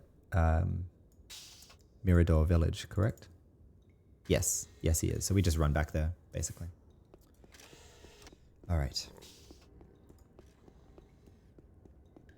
By the way, obviously, at this point, I am reading these quests and I am talking and narrating the game more. I know that's not been my usual style to date, and if it's not to your preference to be reading these quests and to just move on and play the game, then feel free to not watch and to, watch something else or do something else. But I enjoy doing this and reading the quests and experiencing the quests this way. I think for two reasons. Actually, I want to go this way, I think. Yeah, I don't want to go down this way. And I can't use my car here. Play full club again for the run speed. Yeah, so for two reasons I'm enjoying reading the quest content and the items here. One is because it, for me, just makes the game more enjoyable. Both this part of the game and being able to kind of, make this quest line not feel like a complete grind is just paying attention to the content as it's going by, to understand like what's happening and why. And it's not to say it's maybe great writing and great quest design here and great character development, of course, but it makes it more enjoyable than it would be to just be like, click on character, get quest, go to next location, do next, do next, do next. Like if you just do that, of course it's going to suck, right? But taking the time to read the quest here makes it more enjoyable than it would be otherwise. So that's the first reason. The second reason that I'm doing this is because really it speaks to the reason that I'm doing streaming at all for the past few weeks, or even like more than a month at this point, I believe. One of the motivations for streaming for myself was to get better at presentational skills and communication skills and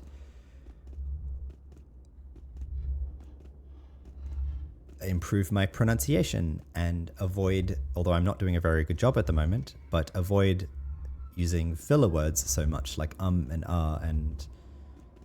and all of that. And I know I'm still doing that, but I think I'm getting better over time, and I hope to get even better at that over time as I do more streaming and do more video creation and content creation. So talking, narrating along the game quests and talking this way, I think gives me a better exercise to talk in a structured sense for the content than it would be if I was just trying to narrate what I was doing, which kind of naturally begets umming and ahhing to the recording. So those are the two reasons, basically enjoying the game and improving my presentational skills is why I'm doing this. And if you don't like that, that's okay. It's not for everyone to be, following the gameplay this way. All right, so we have to find this weird little gap in the wall. It's down here, right? Yeah, this weird little gap that goes to the redeemed village. Gorillaism says, I'm enjoying it because I played for years and never read things. Yeah, right. Oh, I think that maybe applies to a lot of people. Why don't we have a floor here? What the hell happened there? Weird. Anyway. Okay, did we? Huh. Holy shit, says they'd be insane if they didn't like anarchy. Yep. yeah, I think a lot of people kind of run past this kind of content and they don't care to read the stuff. And it's fine because it's like it's an MMO, so it's kind of, you know, in a way you're kind of incentivized to just here we go. Here's the guy. Sorry, one moment. There we go.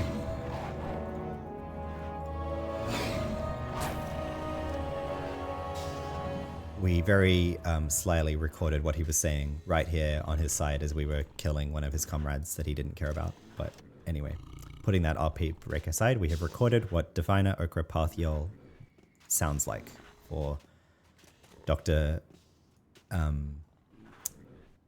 Curry. So next, on to recording Fortuitous Domnar Rock, which is going to be who is going to be over in the Redeemed Temple, I'm guessing. And this quest doesn't have a location for it, but I think we can use the Bitnik map to confirm.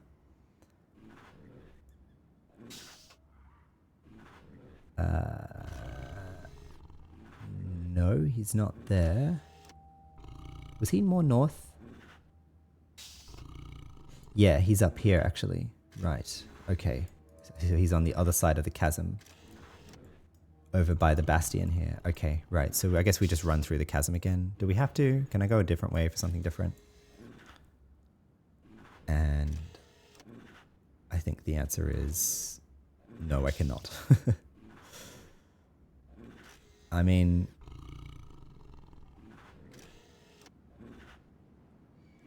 no, I guess not. I guess we have to go back the way we came. That's going to be most direct. Otherwise, I have to run all the way around. So, all right, back through the caves. More running through caves. Wait, how do I get back up there? Where did I come from? It's so confusing being in here. So I think we came from up here, right? Is that right? I don't think that's right.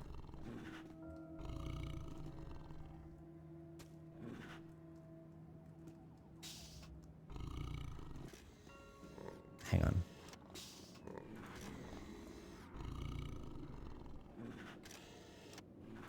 Oh, it's like up there. Okay.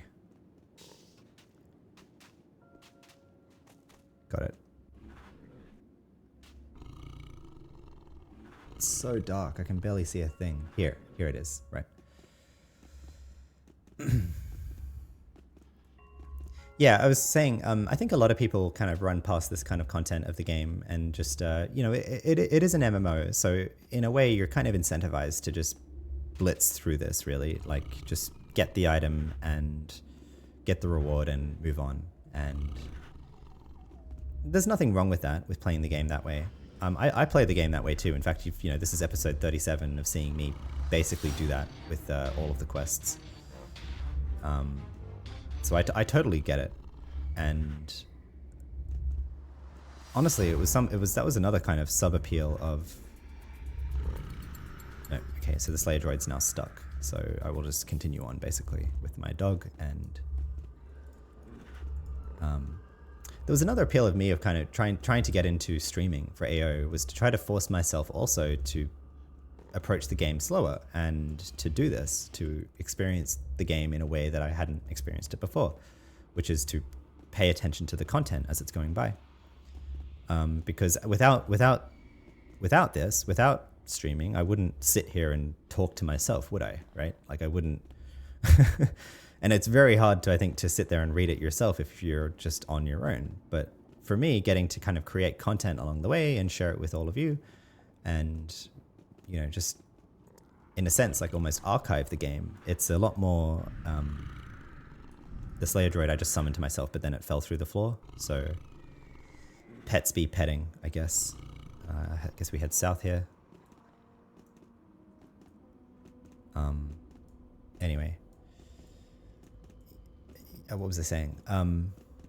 Yeah, I wouldn't be reading this in this way and kind of acting out the NPC conversations and, you know, without creating this content. So I enjoy it for that reason too. And it's one of the reasons why I'm very much enjoying this practice for myself of like trying content creation. So that Yotos is still covered in chimeras. That's so funny. I get the sense that those chimeras just don't despawn after people complete the quests. So this is however many chimeras have been passed into the Yotos since the server has been rebooted, I guess, which is like 10-ish, maybe 20-ish quests have been passed in. So we will add our own chimera to the Yotos in due course. But yeah, I've said this before as well with content creation. I feel like it's always obvious. There we go, got the slave droid back. Let's clear up these canines. I feel like it's always obvious if you're watching a content creator and they're not enjoying the game. Like you can kind of tell, like that, you know, it might be obvious in the sense that they're getting grumpy towards stream chat or stuff like that. Or that they're just not, you know, they haven't laughed at the game or something in the past. Like you can just tell, right? You can just tell that they're not enjoying the game. And to me, that kind of bleeds through into everything that they're then doing. Like it's just less fun to watch someone playing a game that they're clearly not enjoying, and they're just either doing because that's what they've always done, or cool, another amber. We will hold that onto that. Because that's what they've always done, I guess. Or maybe they're playing a game because it's like, you know, especially if they're seeing streaming like a job. In a sense, like if streaming is your job, then you are kind of incentivized to play the game that will pull in the most viewers, or will, you know, is most appealing to your audience that you've built up. And what am I saying? For me, I feel like I can make the best content and do the best by Anarchy Online to play the game in a way that I have fun playing.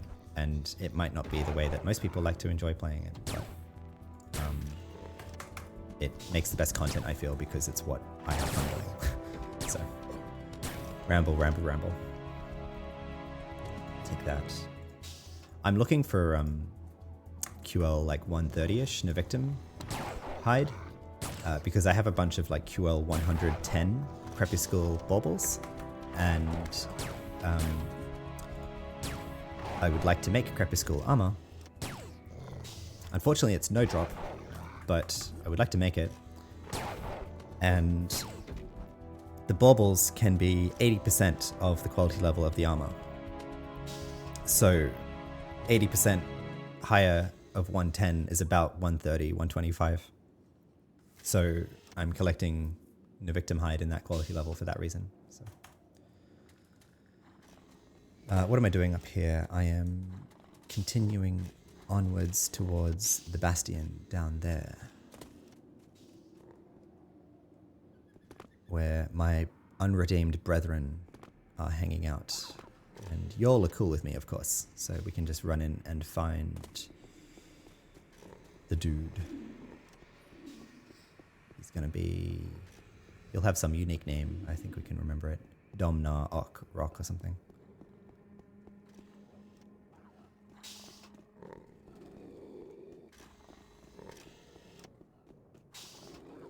Got some vendors here.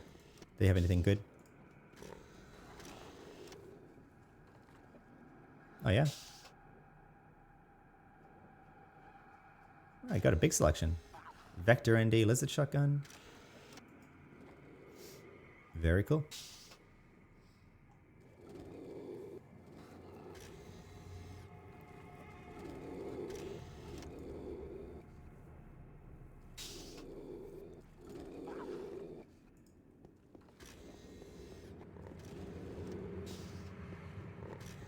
What does the protection guy sell, actually?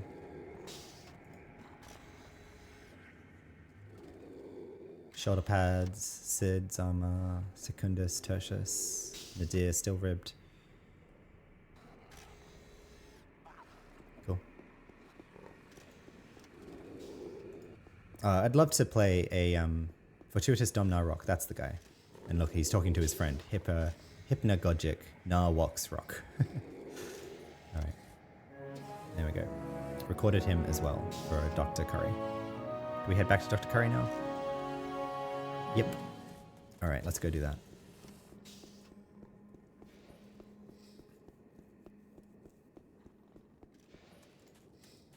I was just about to say, I'm really looking forward to playing a Shadowlands only challenge playthrough series. I don't know how long I'll stick with that, but I would love to do that at some point soon. It might actually be the next playthrough series we do after Lesk is like a Shadowlands only shade or something. I haven't played a lot of shades in the past, so it'll be a pretty new game for me to do that.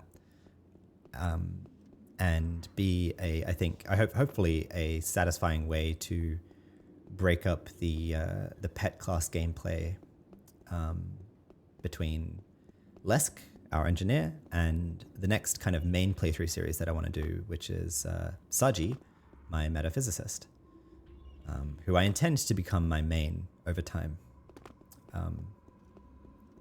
So, before I get into playing Saji, as much as I've been playing Lesk, I would like to maybe break that up a bit with a non-pet profession, pet class profession. So, we still haven't found a jet crystal, but that's okay. Or I might have, and I just didn't think to pick it up, but whatever. I'll put this here so I don't forget about it. But yeah, I'm thinking about a Shadowlands only shade to break it up. Maybe an enforcer. Maybe an adventurer. Perhaps a fixer. Maybe a fruit fixer even. Anyway, hello Dr. Curry. We are back. We've recorded the Zan for you.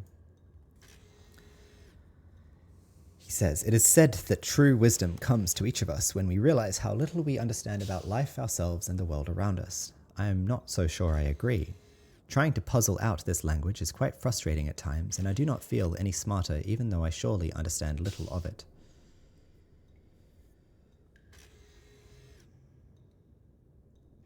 Anyway, I got the recording you wanted. Really? Then you are better at being careful than I am. I guess they smell me from a distance or something. I almost never get the chance to hear them talk to each other anymore. Perhaps they are extra careful around me, knowing that I understand a little already. Well, let me have the recording then. I love the fact that I'm able... Wait a second. I love the fact that I'm able to be outside working all day long. Every day is different, and every day is something new. You know what they say about office workers? The brain is a wonderful organ. It starts working the moment you get up in the morning and does not stop until you get into the office. Ha! I can assure you it is nothing like that out here. But that might also be related to the fact that I do love my job. Thank you for your help, Lesk. Did nothing about the recording? Are you going to listen to it? Or what? Anyway. So, any idea what I should do now? Well, if you have not already done so, I suggest you go have a chat with Dr. Darnell. She is a social anthropologist, and for the last few months she has lived out here trying to live the Zan way, as she calls it. Although some would say she is afflicted with moonstruck madness. I think we should remember the importance of the work she is doing. All right, we'll go talk to Dr. Darnell. Where is she? He doesn't tell us? She lives in Northwest Scheol, not far from Leading Blossom.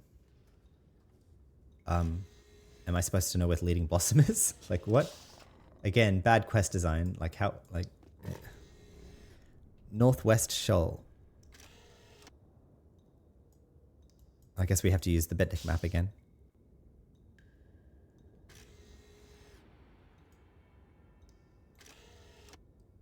Unless it's Lower Scheol.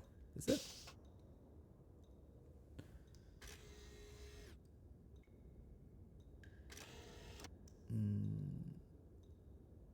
No.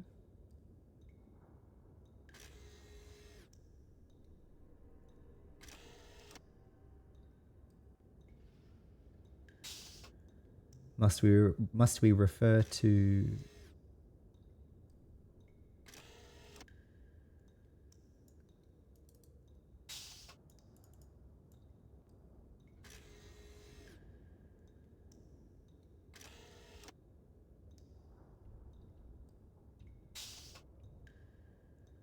I don't know why Minjilu is marked on that map. That's weird. That's just the incarnator anyway. Okay, I guess I have to refer to the online guide because it's not obvious to me where Dr. Darnell is.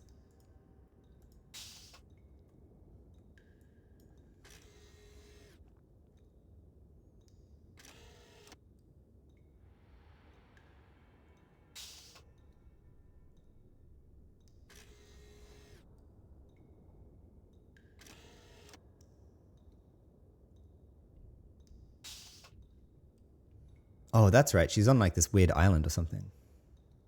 I remember reading about this.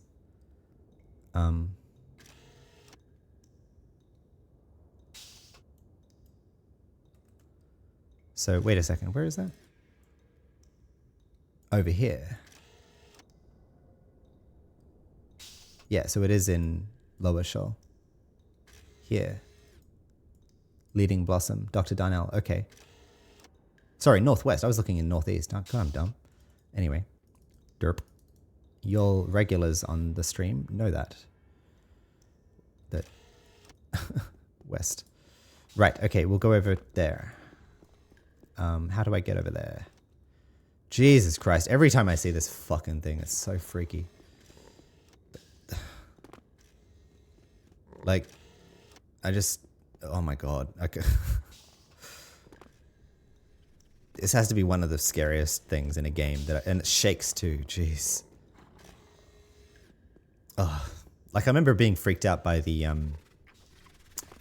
alien boss at the end of Half-Life 1, right? And it's like, this gives me similar vibes, but this is freakier. It's like, makes an awful sound, shakes, and it's just fucking huge. God damn, let's just get out of here.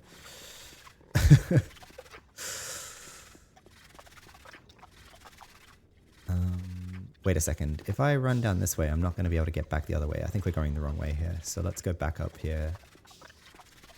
Make me take the bridges that way or something.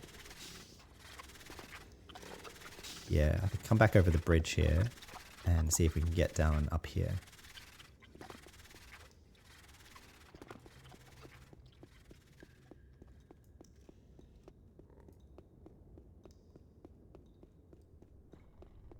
Over here. Yep.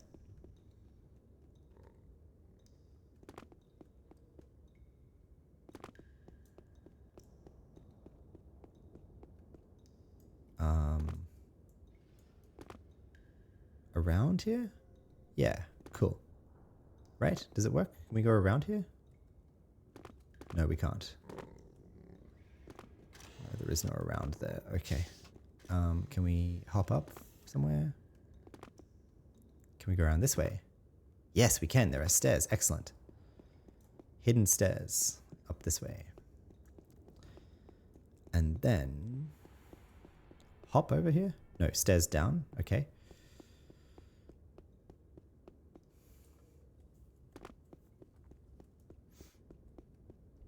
And then where? Ooh, cool. There's the Firekeeper Argoth. I think that's part of the Yatos quest. I think the quest guide said that like 150's like below 150 you need to be in a team to do that, but that doesn't look hard at all. Anyway, what would I know? Maybe it hits like a truck or something. Which way do I want to go here? I think I want to go up here actually.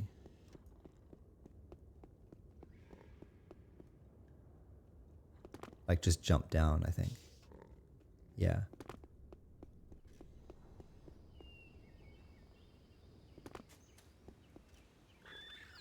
Haxor and Roxor.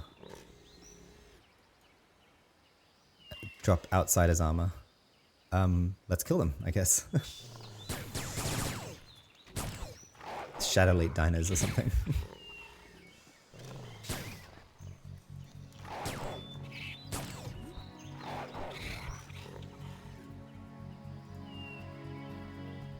Well, no Outsider's armor, but they did give us a pearl and some Nodum canisters.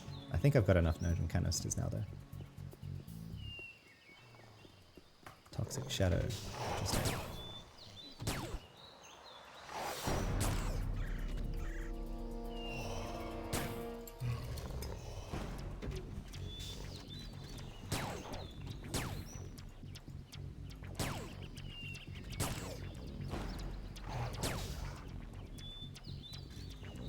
Tagged shadow DNA sample. Interesting. No drop unique. I'll definitely hold on to that then. That's probably going to be used in a later quest. We killed another shadow here. Oh yeah, there it is. Another one. We already got it. Good. Okay, let's progress on.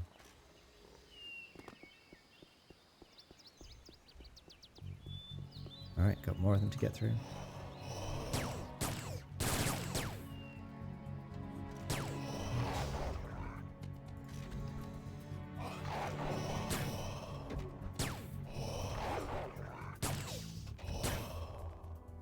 Oh wow, these hit hard. Just two of them there got our health down by like maybe a quarter.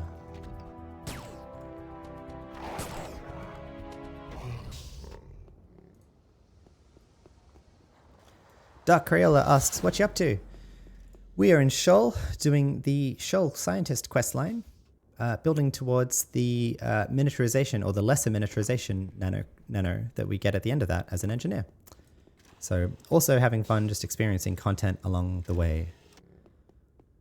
All right, so coming up here, actually there's the unredeemed garden entry point there that I probably could have used if I just ran to Halls of Scheol instead of that, but that's okay. That was an interesting journey, finding those stairs and also finding where that that tree diner is, I guess. So now we are here and we're looking for Dr. Darnell.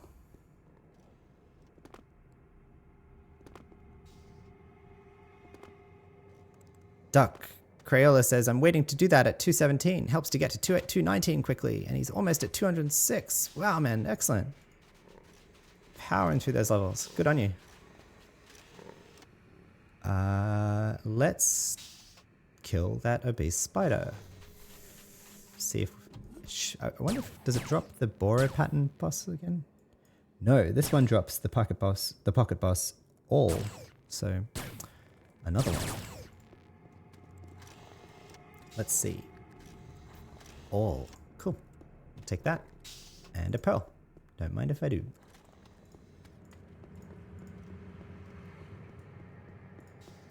But how do I get down to Dr. Darnell? There's I think the guide said there's a portal up to there. Yes, there's a portal up to there and she's on that little island there. So I guess I'll just run around and look for that portal. But if I can't find it, I'll refer to the guide. Get some of these pocket boss patterns and a jet. Excellent. So we can have another go at the ring quest thing.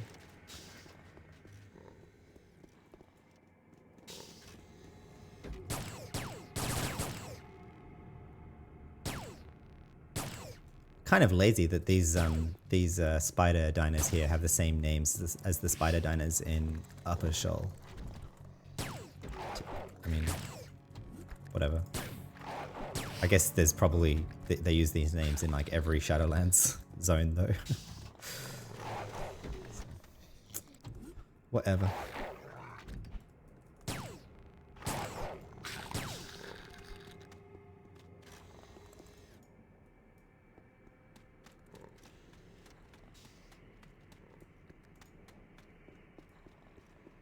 I'm curious, for a duck, crayon's sake, what the nanocrystal for metaphysicist star here. Mesmerizing staff of Francois.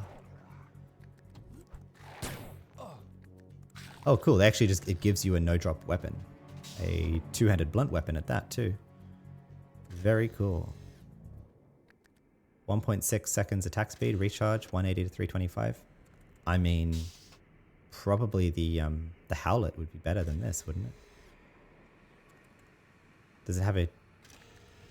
It has a use thing, and it locks...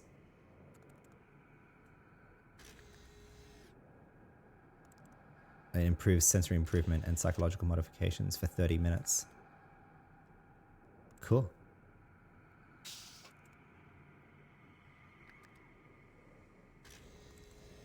Cool. Well, it's a cool staff, nonetheless. I would do this on a metaphysicist just as I would on an engineer. Not to say that the less miniaturization nano is like that useful anyway. Like, or the miniaturization nano for that case.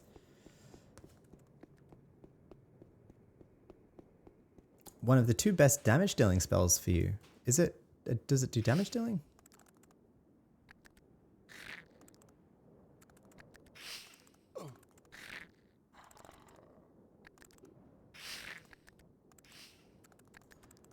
Oh boy. We got a bunch of spiders here. I see, it does a damage over time. 360.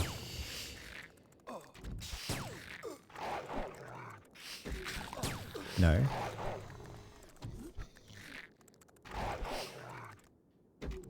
Empowering your construct. What the hell does that mean?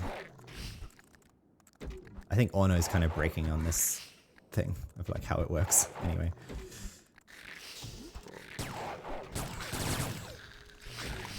Oh, right. Yes, that's the Yatos. That's the Yatos quest reward. Indeed. Notably, you actually cannot complete the Yatos quest chain without also completing the Scientist quest chain, which, I don't know, I think is a neat kind of thing there. But, and I think a lot of people would also see this as a grind, so, which is fair.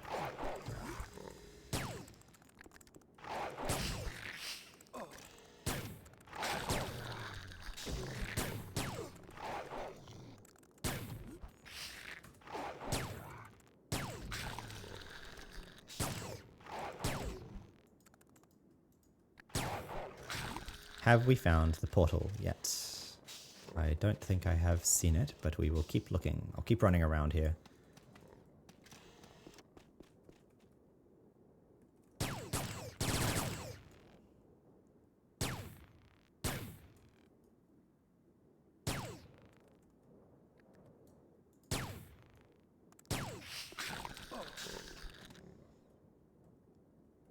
Augur. Interesting. Another pocket boss pattern. I'm probably not going to complete that, but I don't know. Keep picking it up. Ooh, Dojo Ship Scheol. Nope, we're well above that already, so it's okay.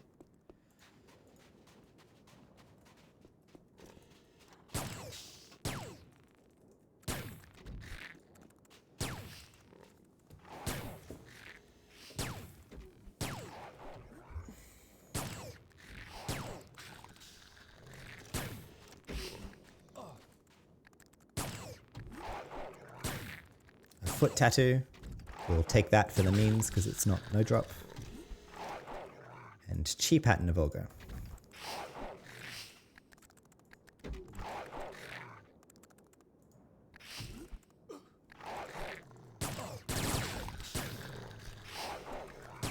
How long do we have in our buffs here? 30 minutes? Yeah.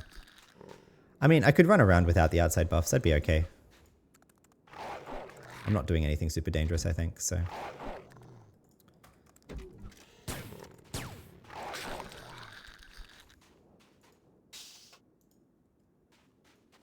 I'll keep going for as long as I can, basically.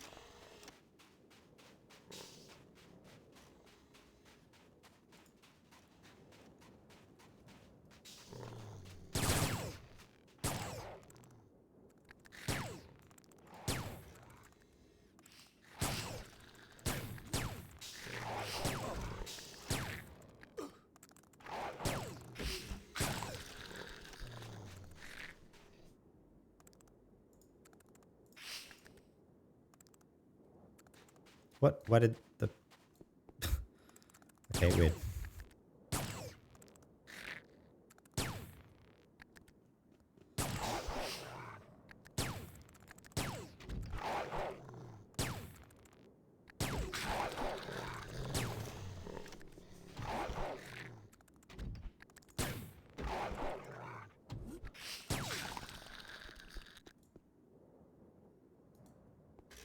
And another dojo ship. Well, look, if you're below 131 and you want to get some Doja chips, there's come to the this island in Lower Shoal and pick up 2 for yourself. Very welcome to, because I'm not looting them because I have no need for them.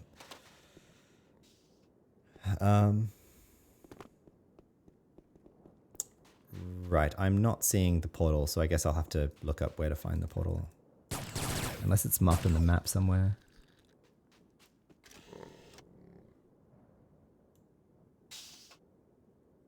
Oh, is the teleporter going to be up there? No, the teleporter's up here. Maybe we can get there. If this is indeed that teleporter, we shall see? Question mark. Where is it? Is it? It's down there. Okay. I mean, maybe that's it. We will see. One way to find out.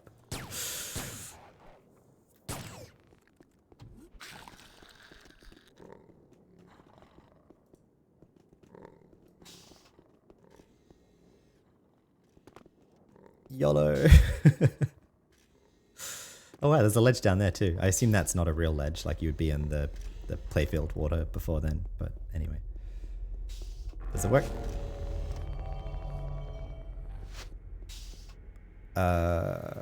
Yes, I think. And then what are we meant to like jump over here?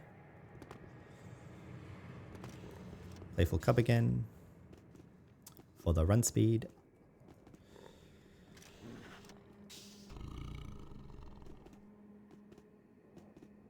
Yeah, I think this is how you're meant to get onto the island.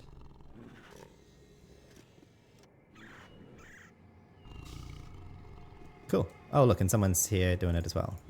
A stacker from Storm. Well, power to them. Okay, Dr. Darnell, social anthropologist. Hello. Welcome, please sit down. Can I offer you something to drink, or some soup, perhaps? The woman sits down by the fireplace again, stirring what must be the soup she referred to. It looks more like green sludge, not very tempting. No thanks. I was just curious as to what you're doing out here on your own. Me? Oh, I'm only trying to understand the basics of the Zan, to get the nerve of their culture, to get under their skin, so to speak. I've sacrificed comfort and company to be out here on my own, learning to live off the land as close to what we believe are the old ways as possible. It is truly exciting. It is as if I can finally understand how they could love this place so much, and also why they would create so many beautiful things to surround themselves with. As if they held so much beauty inside that they needed to let some of it out. The art they made, I've never seen anything like it. Even what are clearly cruder objects look as if they were crafted in the hands of gods. Oh, but here I am jabbering like Ergo himself. I'm sure you've got plenty of that already. Tell me then, what do you seek here in the barren lands of Scheol? I'm traveling through here looking for adventure. Let's see what she says to this. Looking for adventure, you say?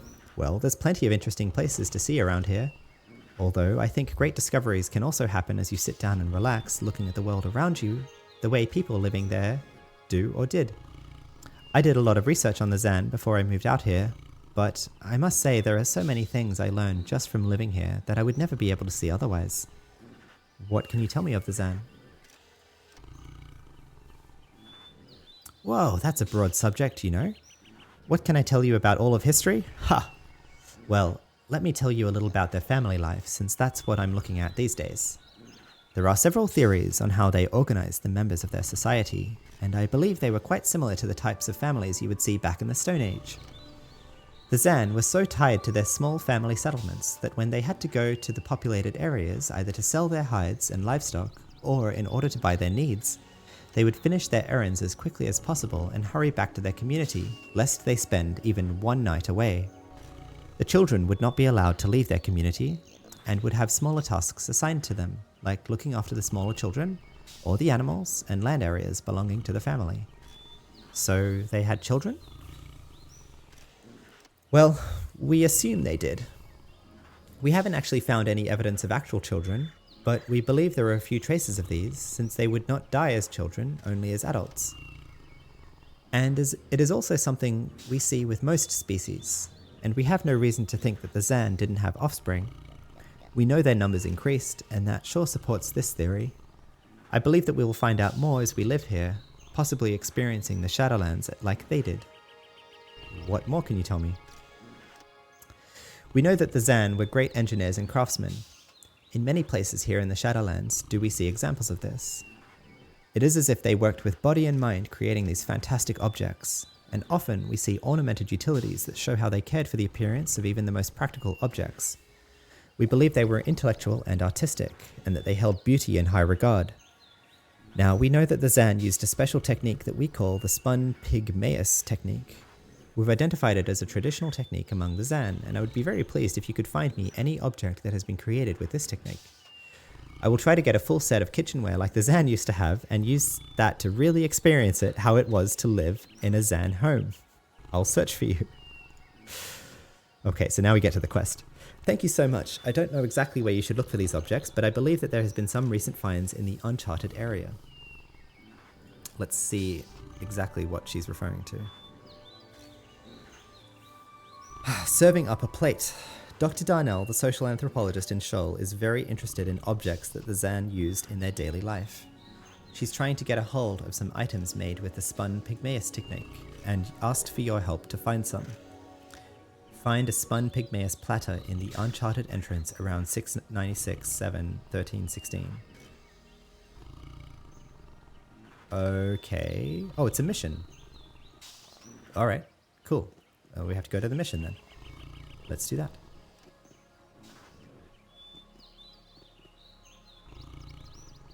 Yeah, I haven't been up there yet in Scheol, so we shall see what it's like.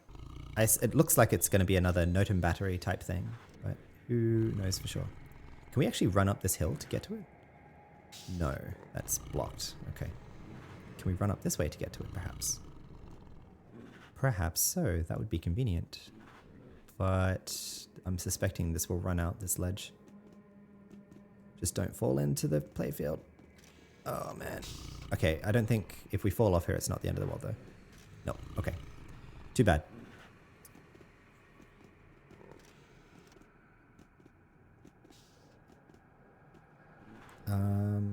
Although, wait a second. We can go down here? Yes.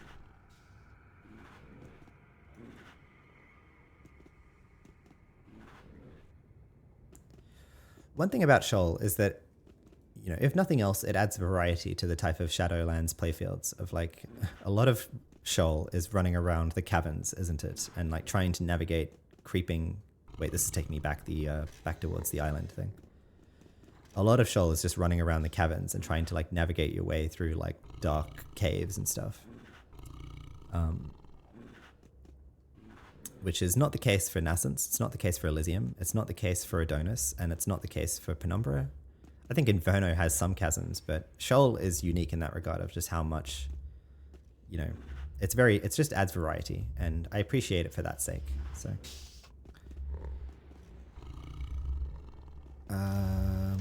do we want to try and get up here or what? I guess I have no idea like which height it's at, so I suppose. Well, here is the playfield gap. Are there stairs here, or do I have to run? Yeah, so looking at my playfield map, there's a thing up there, so we don't want to be down here, basically. And there's no stairs as far as I can see, so we shall run back up and find a way to get up higher. Unless I get myself stuck.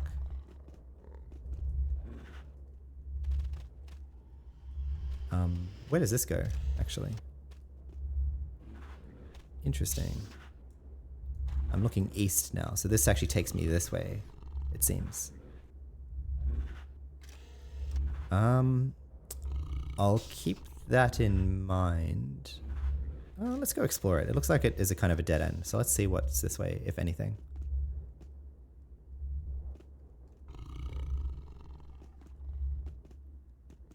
Yeah, we're like running into this platform up here now, but there's nothing marked on the map. There's nothing marked on either level of the map, so I'm suspecting this is just a dead end. Wait, what? What is this? Alien teleporter? What? Literally, it's like that's a cocoon or something. What? I guess we go, like, let's go into it. I have no idea, like, this not marked on the map. Let's see where it goes. What? What? And now we're even further off the map here. All right, let's keep going.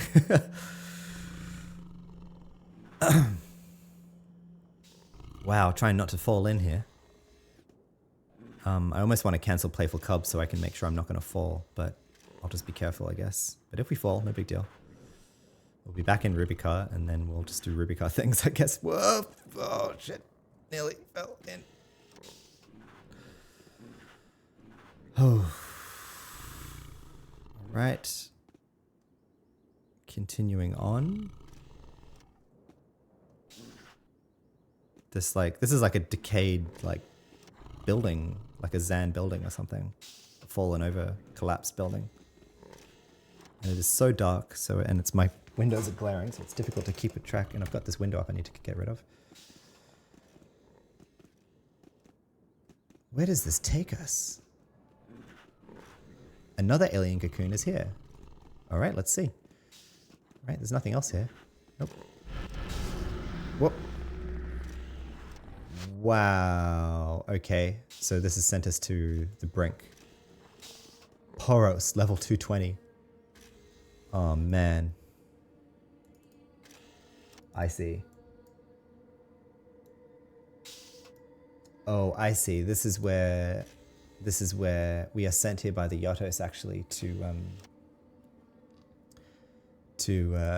think to tag these bosses. So this is something I actually wasn't sure I'd be able to do, and I think I'd have a much harder time at the moment without my Biomet Mochums for healing the pet up. But I think with my Biomet Mochums, I'd have a good shot at soloing that. So, all right, we'll return here then. I'll go back the way I came, but good to know this is where this connects to.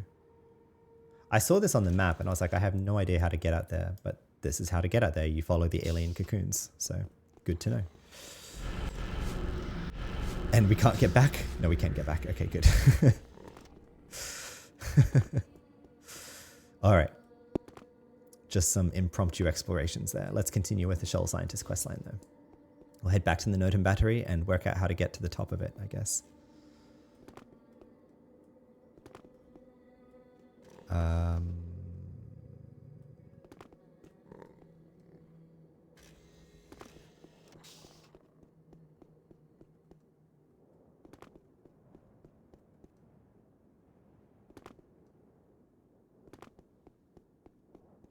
don't know what the alien cocoons have to do with this, though. I guess the Yotos will explain that to us. Hopefully. You would think. Unless it's just like mislabeled or something. But I don't know. Yeah, it looks pretty alien to me. There's probably some backstory there.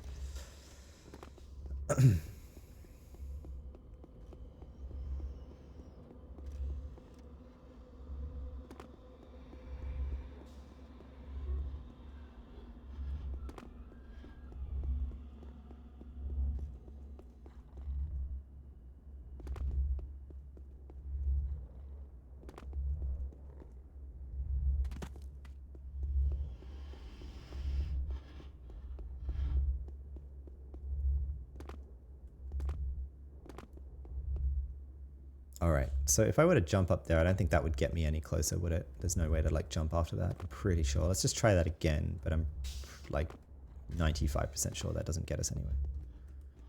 Jumping on these ledges.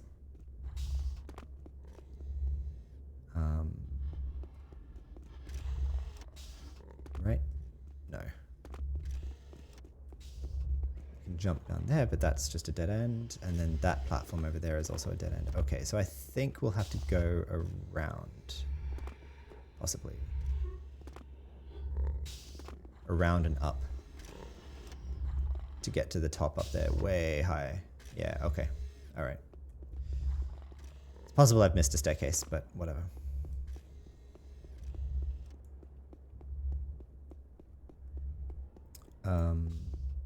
what to do then. I'm just looking at my playfield map really to guide me here. Here? No, that doesn't go anywhere. Alright, I guess we'll go up this way and try to approach it from around a bit. Yeah, basically take any slope upwards that still heads in that rough direction. Go to runt, right.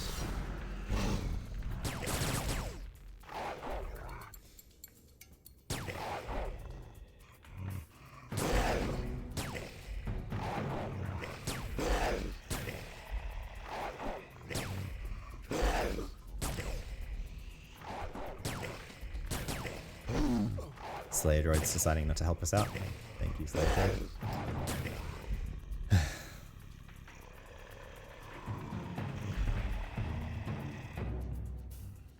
Great.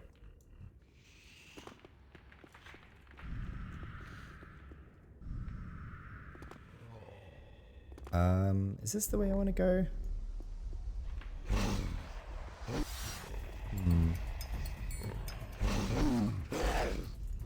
Yeah, I think so.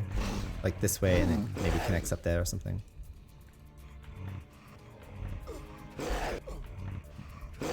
Oh, goody. Well, let's try and bring these down. Got 4 of them. These are all within our level, so they're all aggroing us. Okay, thank you. Please help us now, Slayer Droid. Thank you.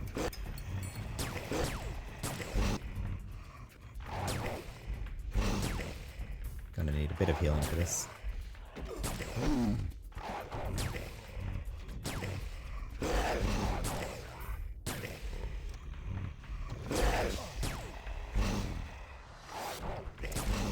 Get pets. Siphon box again, which is expired.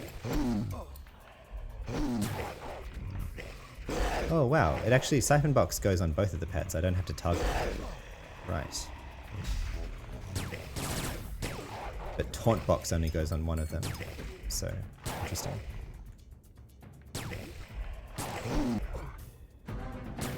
I'll also trim them as well. I think the trim probably would have expired probably.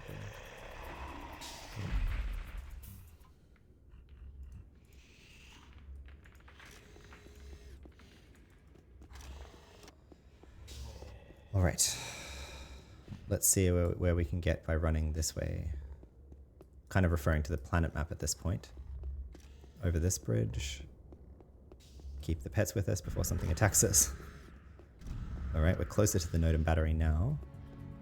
Right, this looks like a better bet of getting to the mission entrance.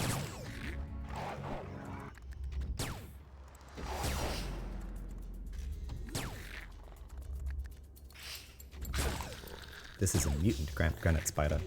Oh, the mobs here mutating for some reason.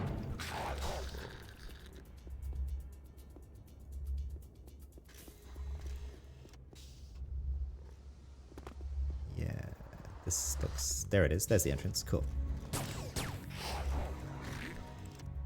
Actually, you know what? I'm just going to run in. We don't need to deal with these.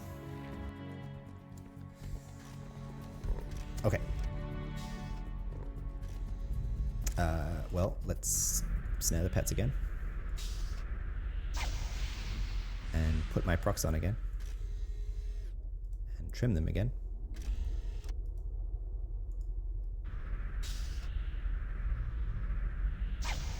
Now I'm guessing this mission was generated at our level.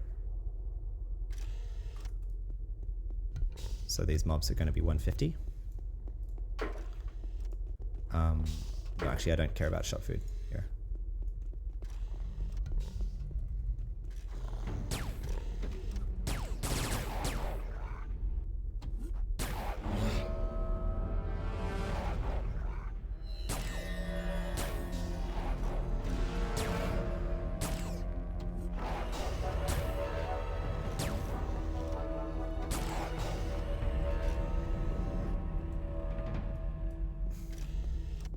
I wonder if Thunderstick of Elysium. Wow.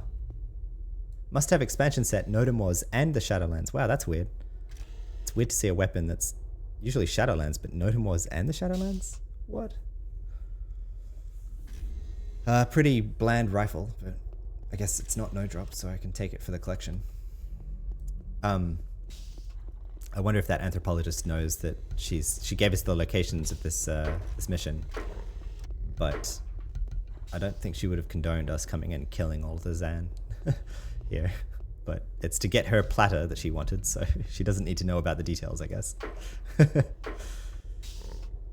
Mariner's Father, Chapter 4, that can sell. Pink ring, I can smelt that. Crippler of Destiny.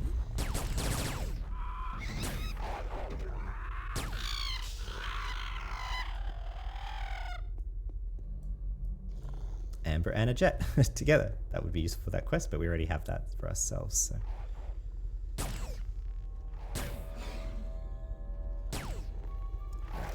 Pets can deal with that. Yeah, we'll come back that way.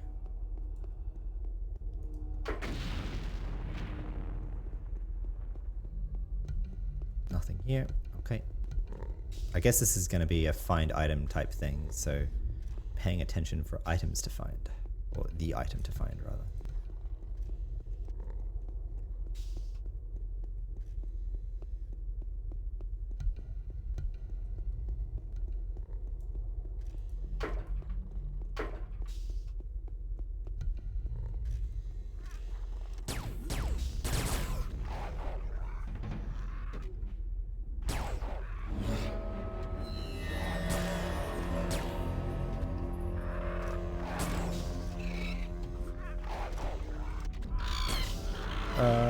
Damn, we already have the Canal story, chapter 4 of that. Bugger. Oh well. Rolling the dice. I guess we'll come back that way. I can keep going in this direction. There it is. This is actually, for some reason... Mystical Force tight arm wraps. Wow. Evades. Not as good as our steel ribbed sleeves though. With plus 20. I might take them for the collection though. So we've got 86% for a token reward here, surprisingly. I don't know if that's true, but I guess I'll come back and do it just to maximize the chance there. So, do we have? We don't have that running at the moment. We've lost. We have a bunch of NCU now because we cancelled the Biomet Mochum. So, yeah, these Shadowlands chests have way higher breaking and entering requirements. I'm not getting any of them if they're locked. Annoyingly. So, alas, we will continue on. So yeah, I'll come back and get that item after I clear out the mobs elsewhere to get the 100% token reward, I guess. I kind of suspect it's lying and we're not going to get a token, but we shall see. And I guess in theory, based on the mission type, we should get a token as soon as I target the item.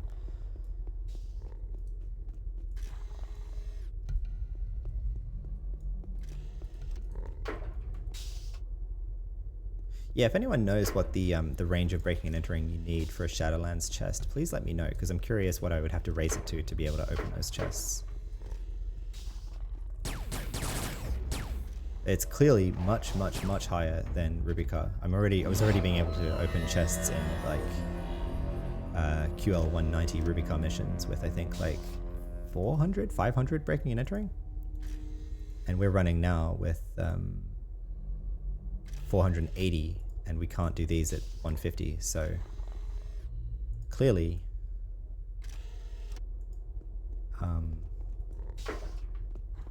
it's higher than Rubica. Was that 100%? That was 100%. Good.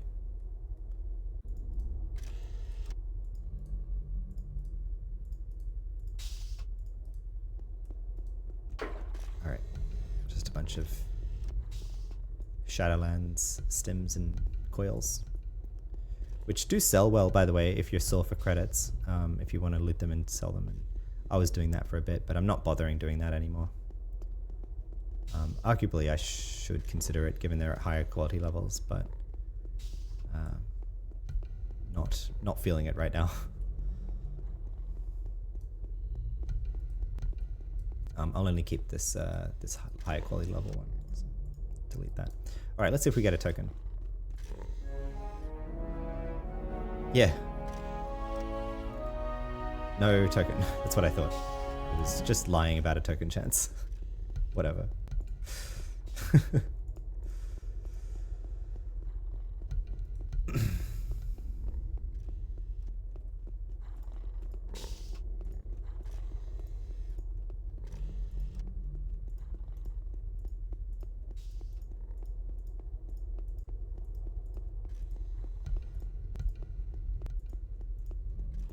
Our bags are almost full, notably, so I guess I'll have to stop doing Scheol scientist questing when it's full. Let's just run back to Dr. Darnell, I guess. Oh, pets have too far away. All right, we'll just go clear these then. Don't want to train them.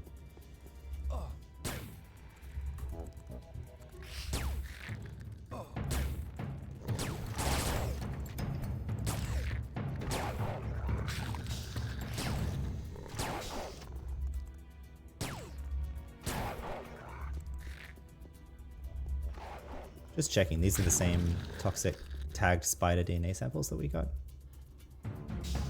from the shadows? No, it's not. Good thing I caught that then. That's a different DNA sample.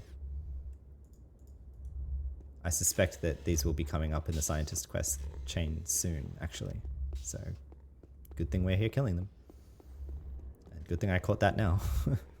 Don't have to come back here, hopefully, for that reason. We shall see.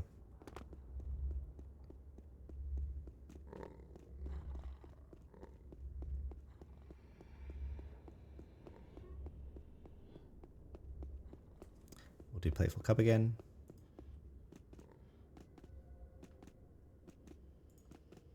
Run down here. Yep. How close am I to the Augur Pocket Boss, out of curiosity? So we have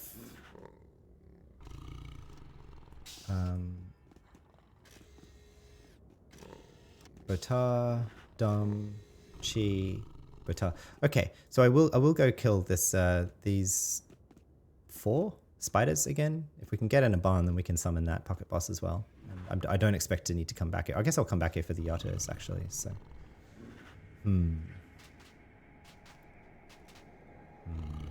I'll just kill this one here. It's close to us.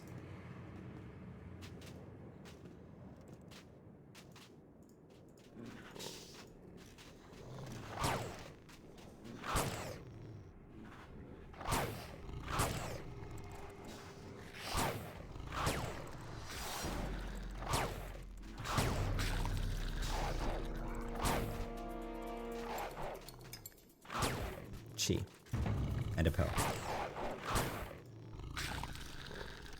Alright, we're in our second last bag. Alright, we'll stop there. And just keep going. Jump down here. Whoops, that was a bit close there.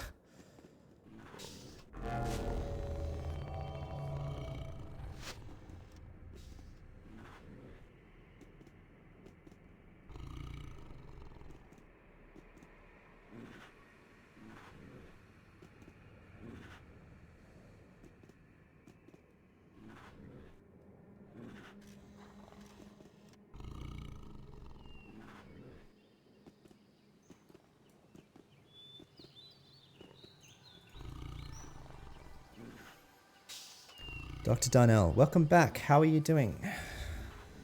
I found a spun pygmaeus platter. Really? I don't have a platter in my collection yet. This will be very helpful indeed. You're such a warm, caring person. I'm so glad to see when others understand the importance of the work we're doing out here in the field and how people help us complete our missions. Well, thank you. Thank you, Lesk. Thank you for bringing this to me. So, what else can I do for you? I'm just looking for a job. Well, I might have a task for you. It might not be what you had in mind, but money is money, hey? What can I do? Well, for reasons I don't understand, they've given me the task to collect DNA samples from some of the creatures up here.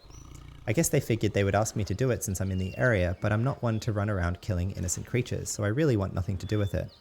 The work has to be done though. It is actually long overdue already. Maybe you could help me out and I'll give you a little cash for the job? I'm worried she's going to ask us to get 3 DNA samples, annoyingly. Thank you so much. Here are the instructions from Job. I haven't read them myself, but they should tell you what to do. Okay. Oh, and we have to deliver them to Ulf Reinhardt in Elysium. Okay, well that'll be a good excuse to finish up here in the Scheol's questing so far.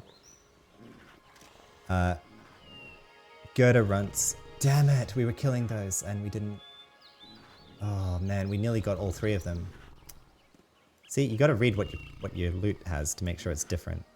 And it was the same icon, so I just figured it was the same thing we picked up, but it was different, of course. Like, we got the tag Shadow DNA. Alright, no worries. We'll go find the Gerda runts again and kill them, and then we'll head back to Elysium. So it goes. Should have paid attention. But, you know, good thing we already picked up the other one. I have to remember where the Gerda runts were now, I think. They were...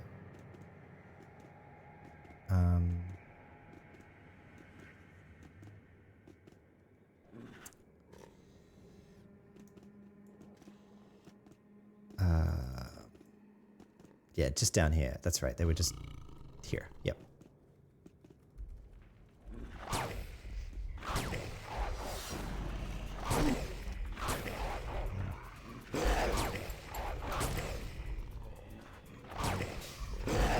Please.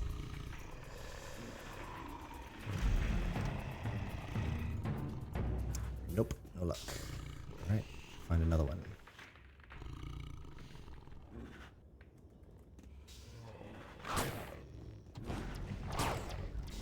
It's good timing anyway, because our outside buffs are about to go, and it's not that we wouldn't survive without them. It's just helps us move faster without using stims so much. So.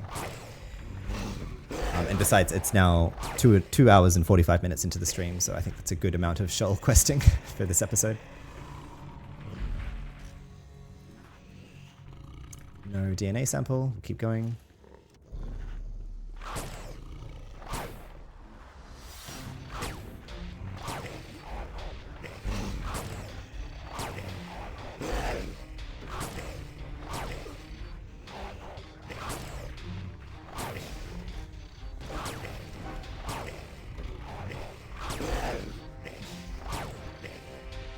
There we go. Got our 3 DNA samples. I guess I can keep them in mind right here. A question is, do I care to run all the way to Carl? No, I don't care to do that, actually. I do not care to do that. So we'll put this Amber and Jet in our bag for one last attempt at that quest. But otherwise, we'll just head back to Elysium.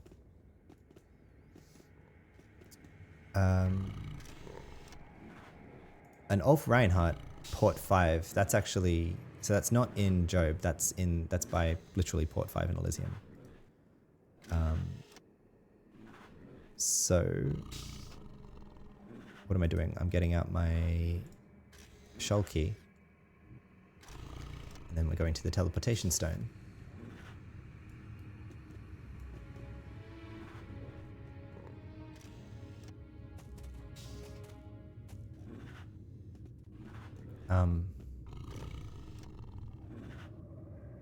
I would like to finish that quest of finding Yatos and scientists. Maybe I'll just run around a bit just for the sake of closure. Can't stop myself. We do have to do that Yatos quest as well in the next few days, but it doesn't really matter. And then I will take... Well, actually, let me check the Elysium map here. So Port 5 and Elysium's like here, right? Ulf Reinhardt, yes. So that's the divide key. However, it's also close to the Monopolist Sanctuary exit. So for the sake of farming imps, what I might do is get out at Monopolis and go kill the imps there, and then we'll run back to Ulf. So let's do that. So we'll actually go to the Elysium Sanctuary and get out at Monopolis. And run north. Oh, although what's also about to expire are all of our own buffs, so let's rebuff that before we forget.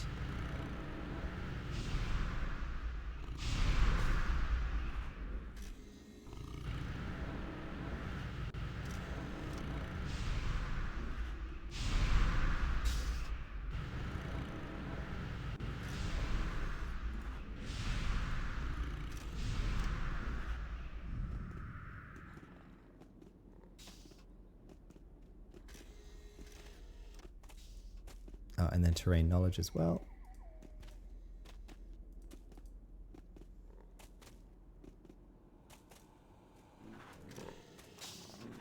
And then the plateau that we want to kill them at is over here. Is there anything else I'm forgetting? Disruptive Void Projector. The Empowered Cocoon is about to expire as well.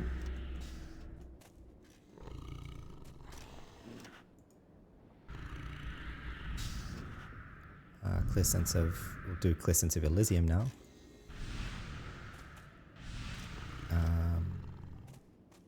That looks better. Okay. So, nope, looks like somebody's actually killed the imp already, so.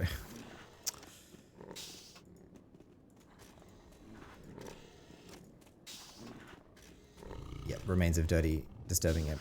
So someone's already farmed it here, unfortunately. All right. No worries.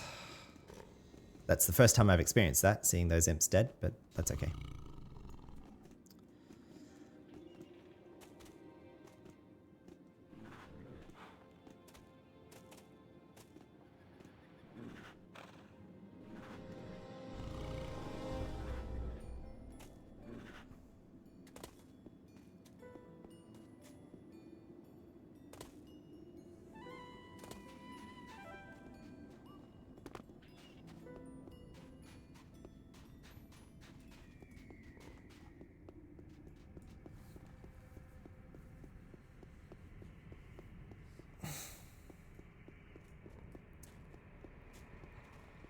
Here's Ulf. How can I help you? I'm here to deliver some DNA samples. Oh, more samples? Well, hand them over then.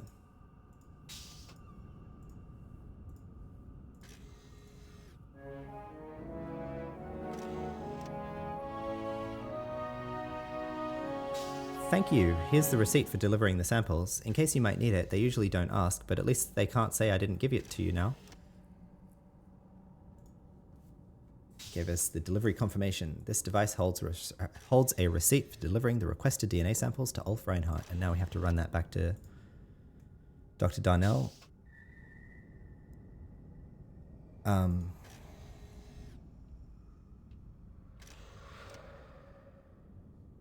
This says urgent. However, the quest actually doesn't have a time limit, so I don't think it's very urgent.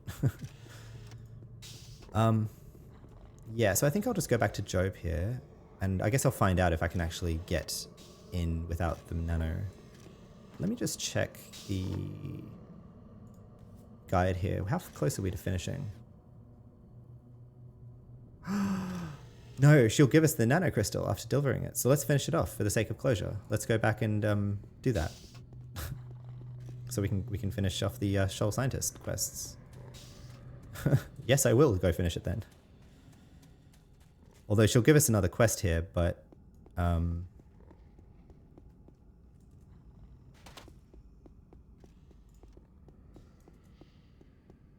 and we actually have the stuff to finish off with that as well, I think, right? We have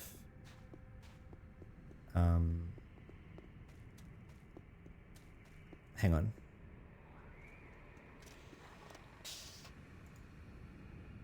Wait a second, did I not loot that?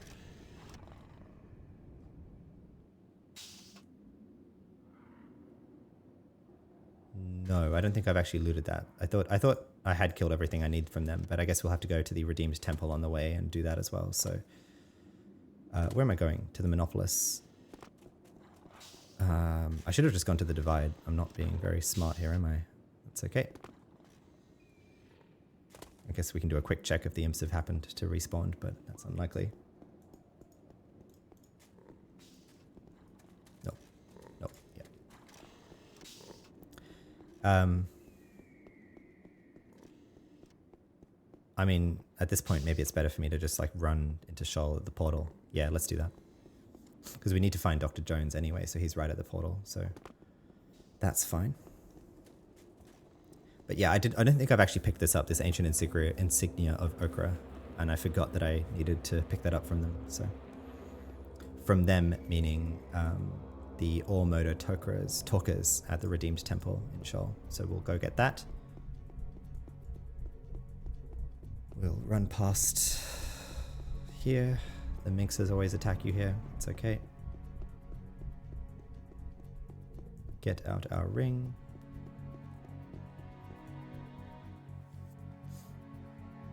All right, and then we click on Dr. Jones before we jump down. Here.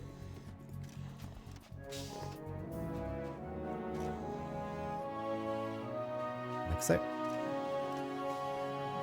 Great, who's the next one to find, actually? Oh, Dr. Darnell. That's very convenient because we're about to go see her. I will... Whoops. Thank you. I'll get my damage procs on. I'll snare the pets here. Be here for a little bit, killing all Moda Tokras. And then...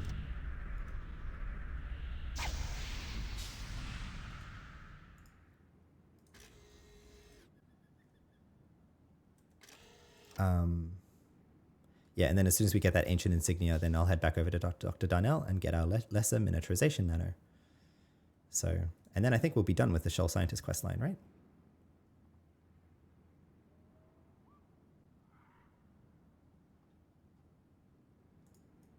Because we already picked up the, yeah, we already have the nucleus of the crusty eremite. And we have these three things, but we don't have the ancient insignia. What else do we need?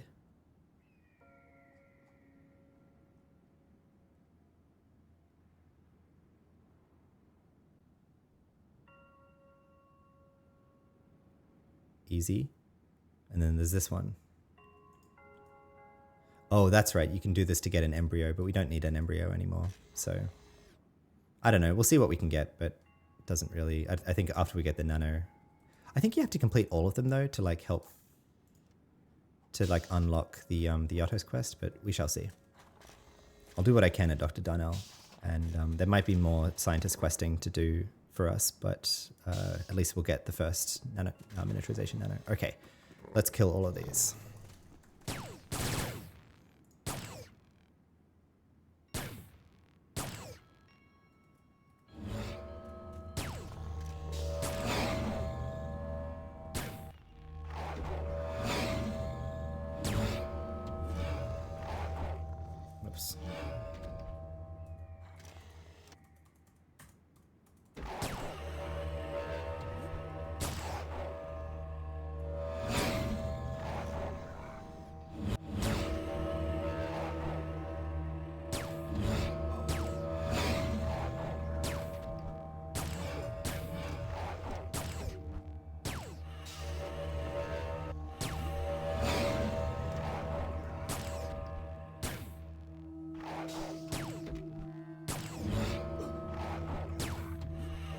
There we go.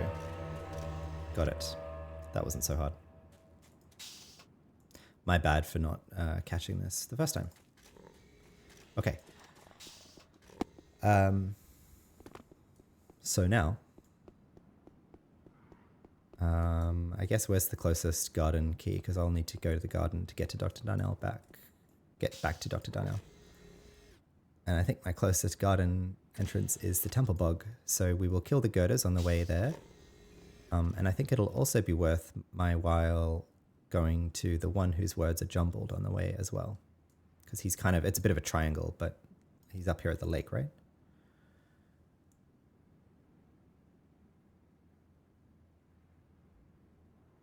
He's past the lake, but then after him is Halcyon. No. Yeah, we'll just do that 3 thing to finish the auto finding thing. All right. So we'll go click these 3 Yottos, and then we'll come back to Temple Bog. We'll kill the Gerdas, and then we will get up to Dr. Darnell, get our nanocrystal, and then head back to Rubica. Is the plan.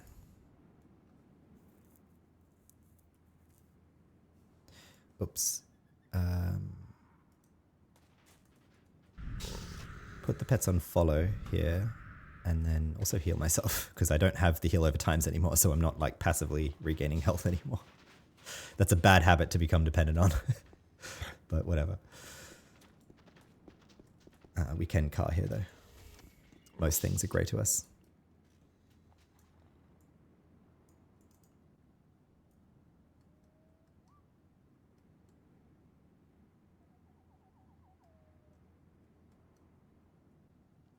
Hello, Masakyo. Welcome in. Good to see you again. Hope you're well, sir.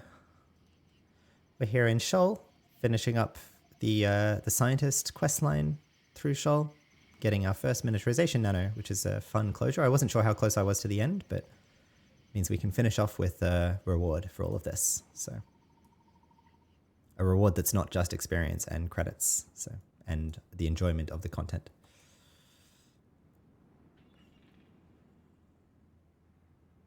There he is. What? There we go, just have to get close to him. And then one who will always listen. Yep. I don't think we've actually... No, this is the guy we went to before. We have done this guy's quest. Because he had us go and tag the Zen devices here. Yep. There we go. And now we go to Halcyon Creed. Over here, westwards. And then one who fears corruption. Where is that?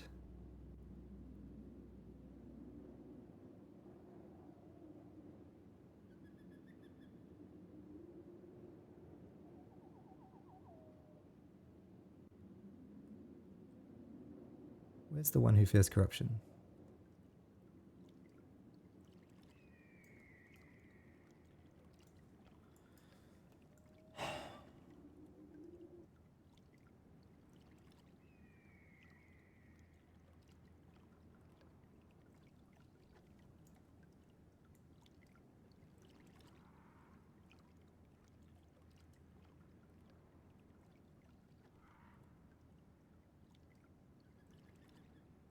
Oh, up there, actually. So we can do that as well before we finish up. That shouldn't be too hard. Maybe we even just run up there. I don't know. Halcyon Creed. Here. Okay. So I guess I have an option then. I could run north. That's going to be a bit of a run, though, to get there, but it wouldn't be too long. Or I could run south to the Temple Bog, get out here at Twilight Basin, take stuff to Dr. Darnell. How close is One Who Fears Corruption from that? I think that's the play. We'll go south to Temple Bog, kill the Gerdas, and then take the garden portals to Dr. Darnell.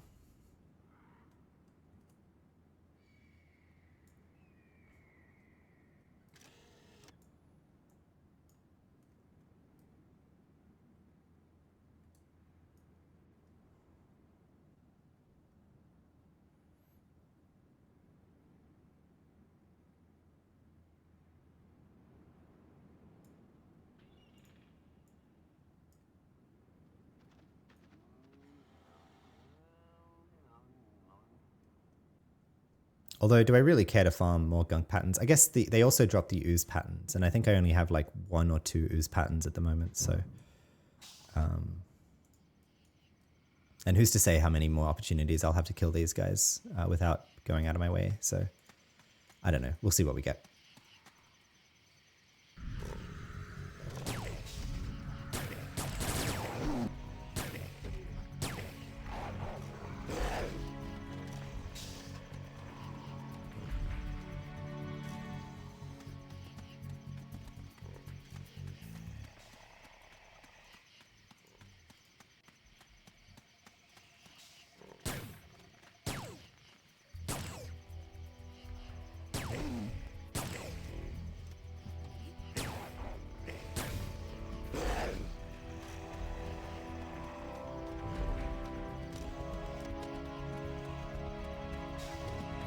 Oh, actually, I do want to check. I have, I'm looking for an ochre shear. Not ochre. An ochre shear glyph, because I have an Inamurata rifle I'd like to upgrade.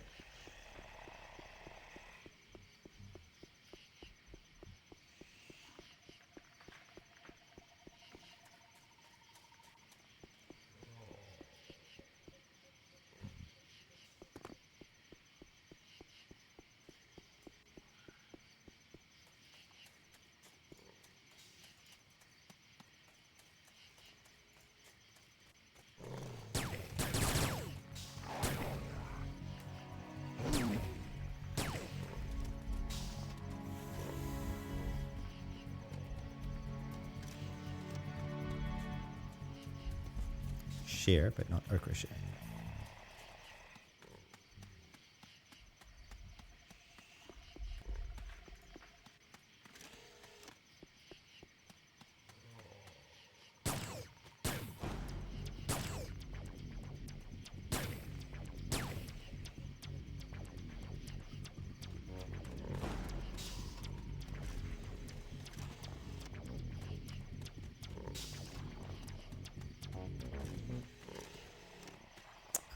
That's all right. Okay.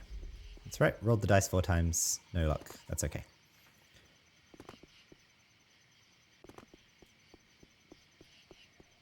We will take the Scheol Garden. And what's the entrance called? Twilight Basin. Where's the thing? It's just, they're all over here, aren't they?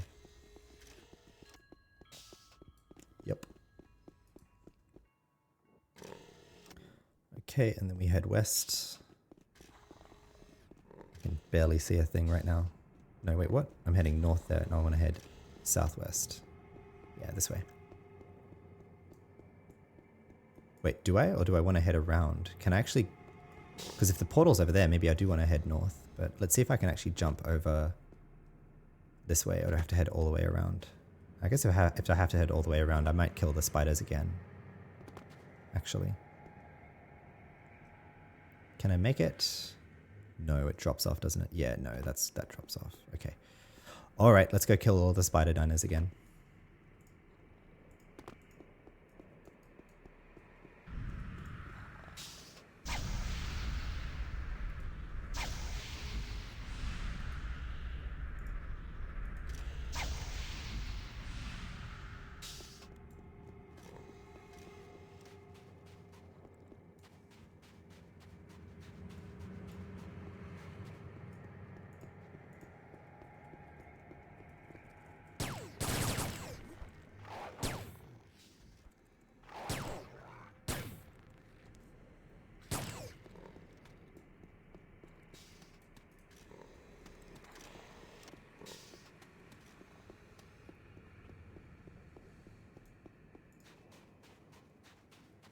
I don't know what symbiont, spore, or auger drop, but I presume that they're unique to me, so happy to get them and hold on for other tunes as well.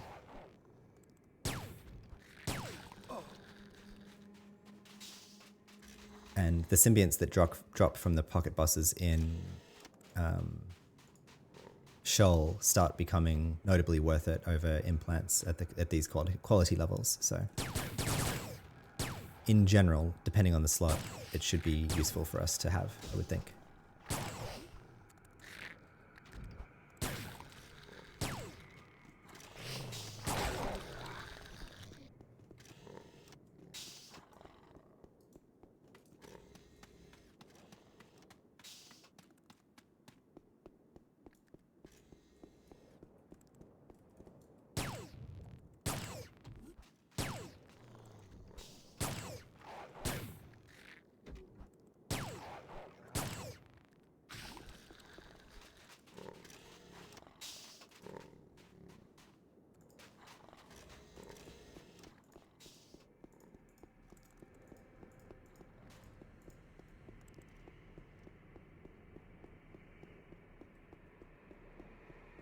Oh, whoops. Okay.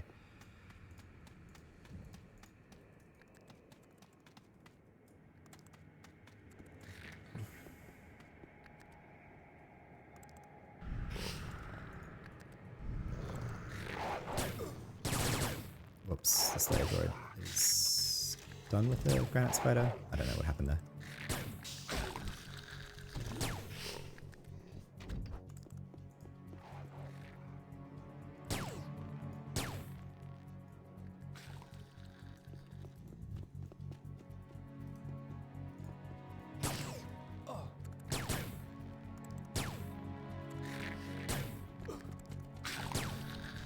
Getting swarmed by spiders now. Also, I need to make sure I'm paying attention to my health.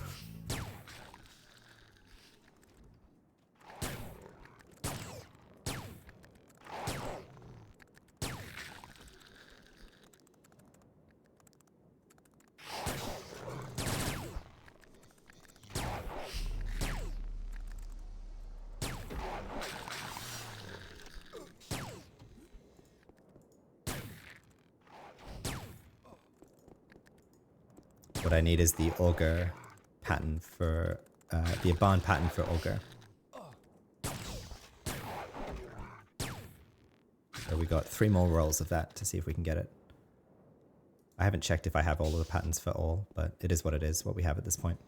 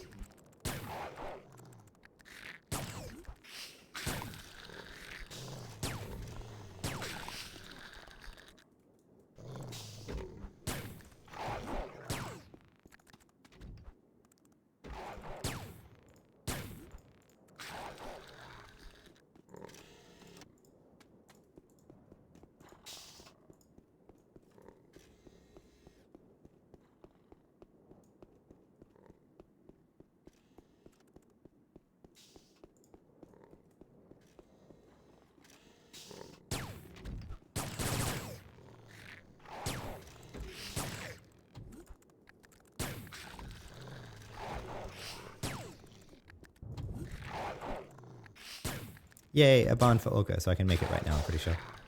Let's see. Why I do this. You gotta keep rolling the dice, that's all you can do. Alright, so Batar to Aban, Chi to that. There we go, full pattern for Olga. Excellent.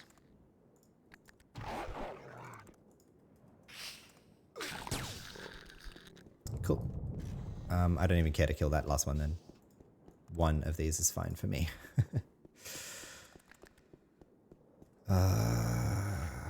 Okay. Although apparently these drop Zealot's armor as well, but that's okay. Not that we've seen, it seems pretty rare, so whatever. Here we are now chewing through our stems a bit faster, but that's okay.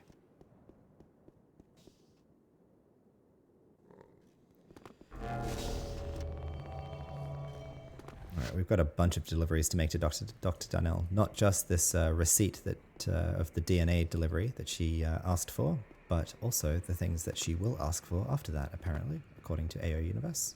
We shall see.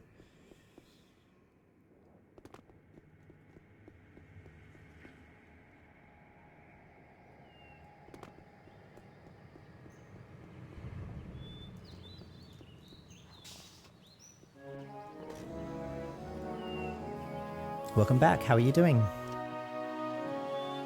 I've got the receipt from Ulf Reinhardt. Oh yes, probably a good thing to hold on to.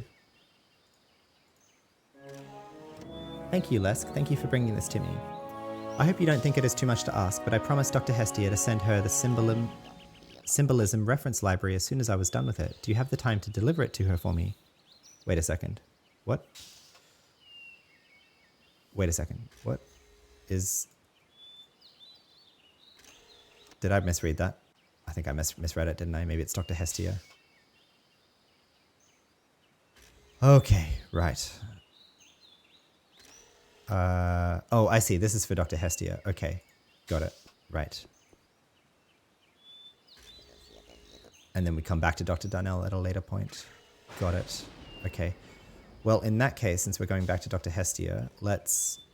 well, I'm just checking. If we talk to you again, you don't have anything else to give us, do you?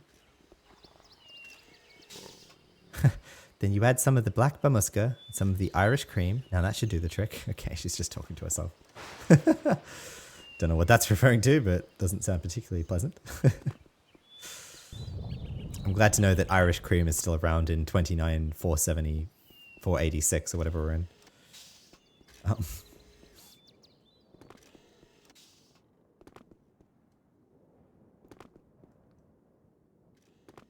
Okay, so I'll just head back here. Actually, no, what I will do is I'll run up to the Yatos here to finish the Find Yatos quest. And Dr. Curry as well. Because then Dr. Hestia is the last person. So that works really well, actually. All right.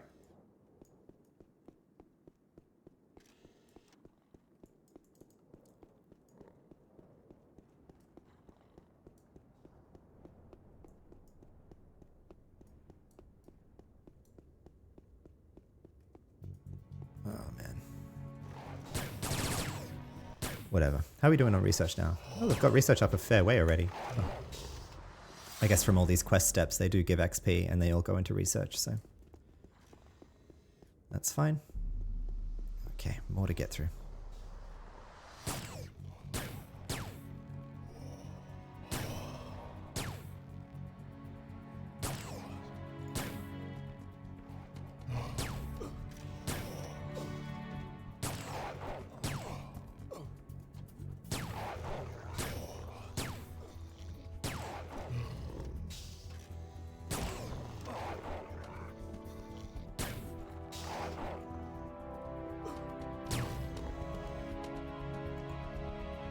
Anti-gravitational metal sphere. Well, that's another useful thing that I haven't picked up yet. I will hold on to that.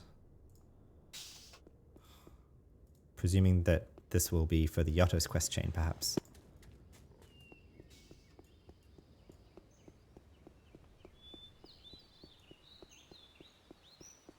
Let's kill these guys again. They drop so quickly, and apparently they can drop Outsider's armor. We shall see about that. Anyway, not yet as far as we've seen.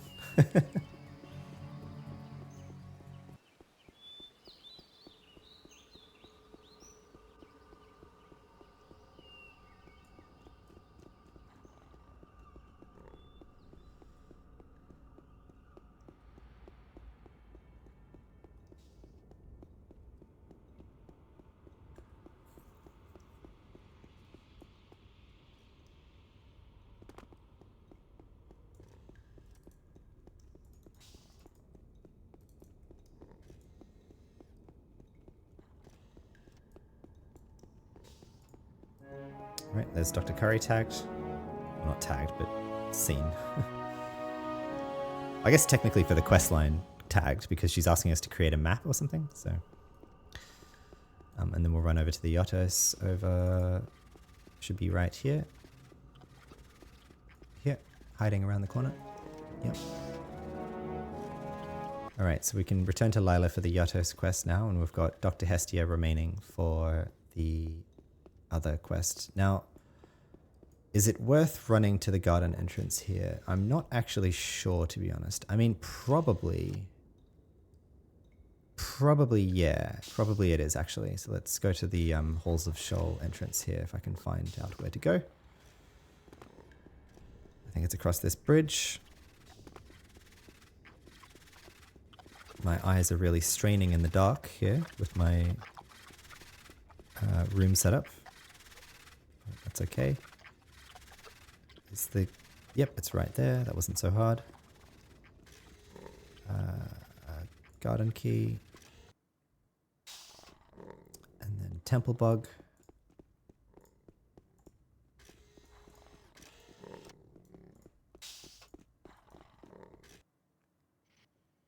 And then car.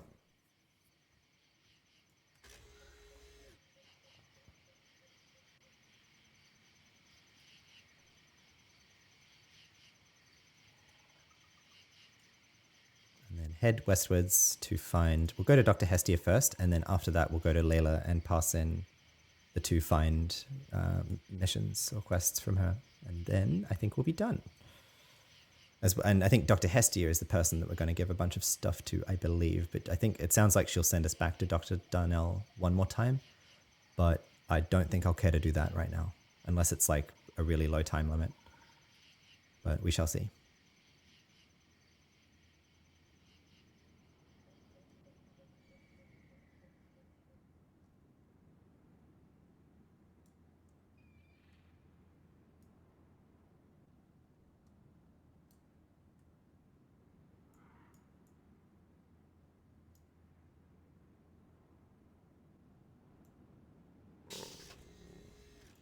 Oh, turns out there are urns up here, are there? As well. Good to know. Let's go check that. I'm just seeing on the map here an urn, so there's another location for urns here. Albeit surrounded by hecklers, actually. Or kinetic aggressors, at least.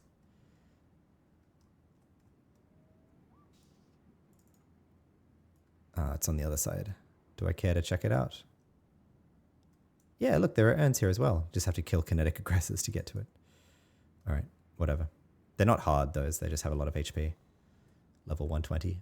So. Right, there's Layla now. We won't talk to her yet. We'll go talk to Hestia first.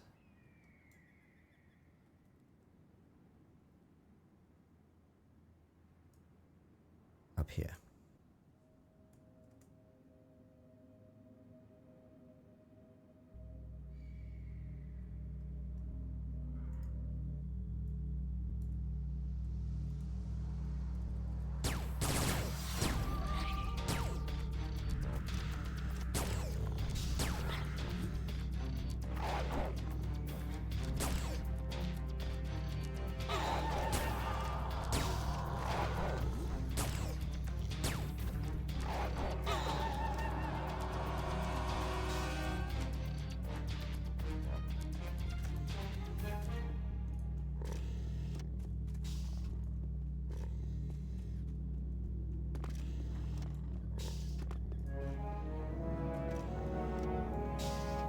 Cool.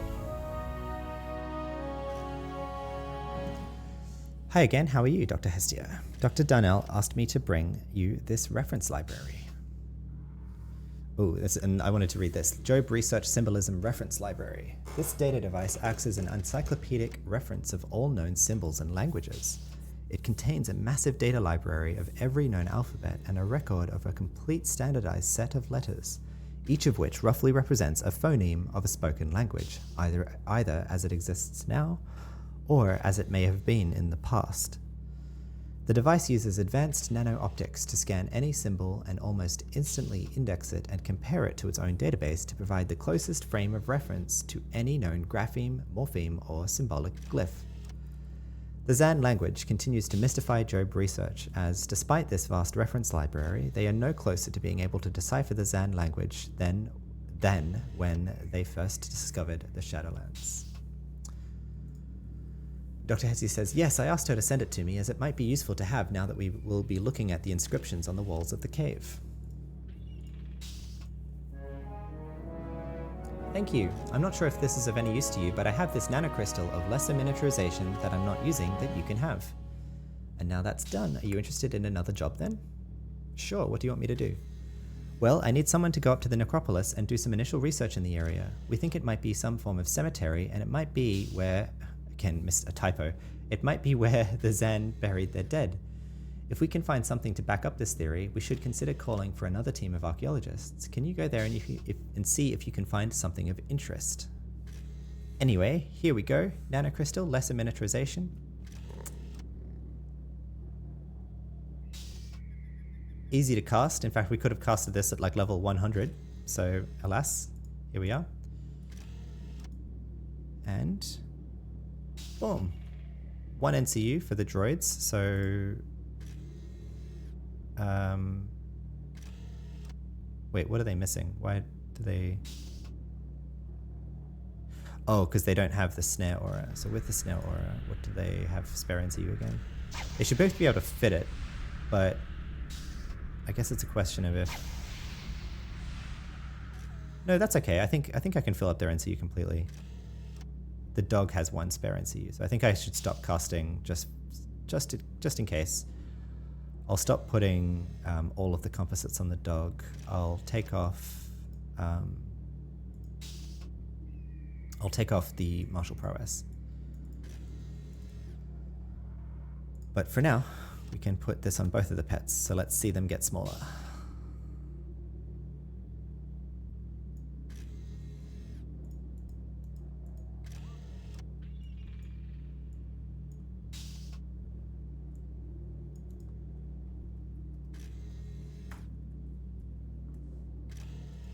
Is it medical? Is it space? It's space.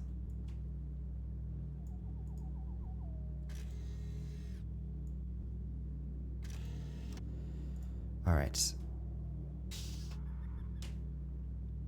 Siphon box again. And then let's miniaturize the Slayer droid. Not big. He's about my height now, so. But he also now has a boost of how much?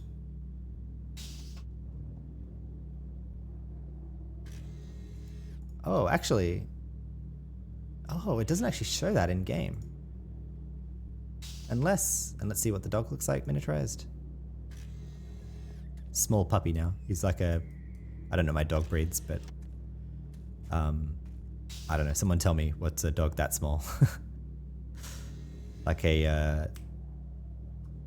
corgis get that small, I guess. Anyway,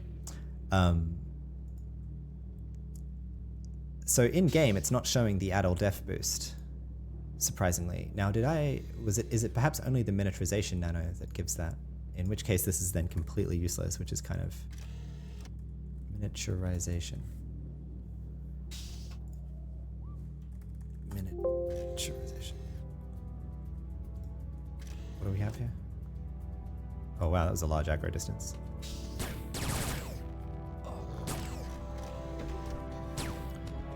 Yeah, defense modifier 30. So it adds to adult def 30 to the pets.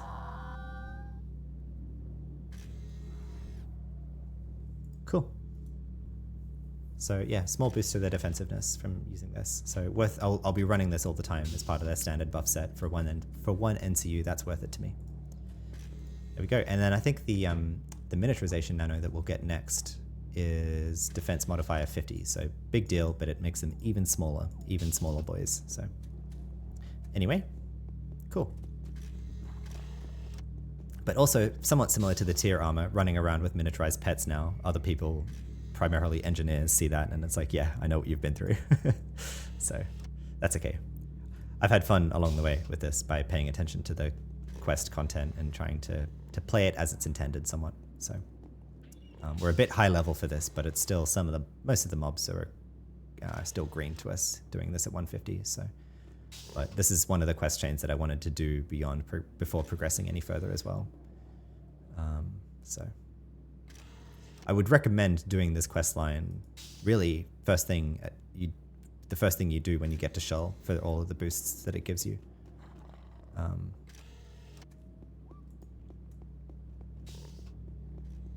Oh, now this is we can just give her this straight away actually before we leave.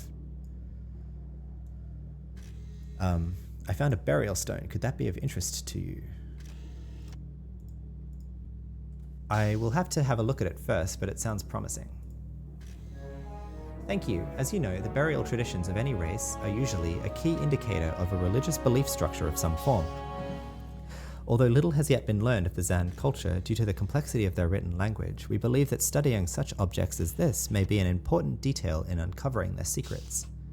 One of the indicators of this is the evidence that they seem to have shown great respect to their dead, as is displayed in the exquisite craftsmanship of this stone. If you want to know more about the Zan religion, I suggest you talk to Dr. Darnell again. She's probably the person who knows most about their religion around here. Maybe you can take the burial stone to her? I'll bring her the burial stone. Thank you, and send my regards. Alright, moment of truth. What's the time limit on that? There's no time limit on that, so we will do that another time. Good. All right.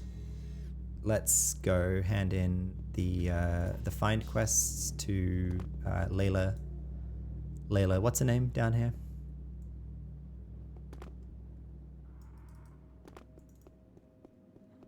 Where is she? She's not even on this map. Right, this map doesn't have the independence for some reason. It has useless details, like this is the incarnator that you spawn the immature voidling at, but like, which that quest gives you that location anyway, but it doesn't have the independence, so whatever. Here she is. Layla Salim. She eyes you up and down and speaks in an impatient tone. Yeah, you back already?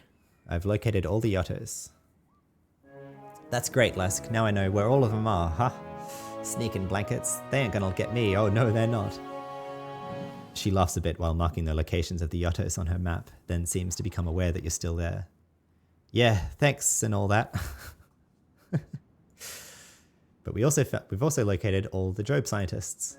You have? Good job, Lesk. You quickly point out on a map where they are, still amused over her obvious paranoia.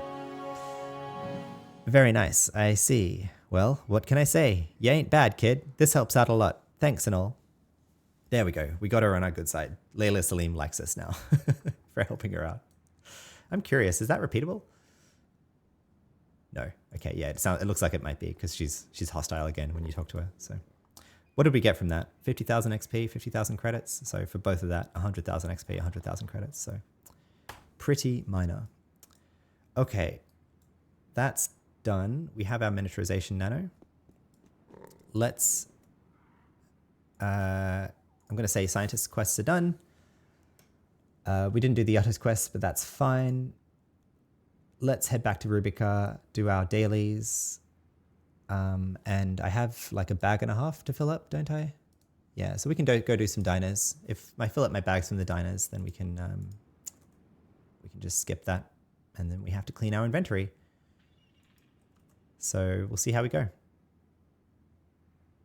How do I want to get back to Rubica from here? I might jump off here and just Scotty Boy from wherever this takes me. The map doesn't say, but let's find out. Although, no, actually, oh no, Greater Tier County perhaps. Although maybe that's just up there. For science, does this put us in the redeemed landing point, which is here? No, that's the rock garden landing spot. That's if you jump off in the rock garden. Okay, we shall see. We shall see. Where do you get sent if you jump off the edge of Western Scheol? For science.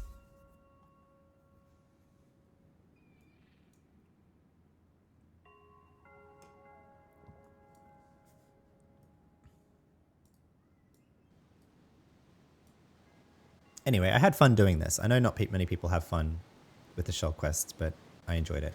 Wow, look at this waterfall. Oh, that's so cool. That is so cool. Can I get up to the water there? Look at it. Wow. Huge. This has to be one of the largest waterfalls in the game. That is cool. Can we get up to the water there? We can. Wow. Can we swim in the water or does it teleport us? Sea of Elysium. Wow. You can. Huh.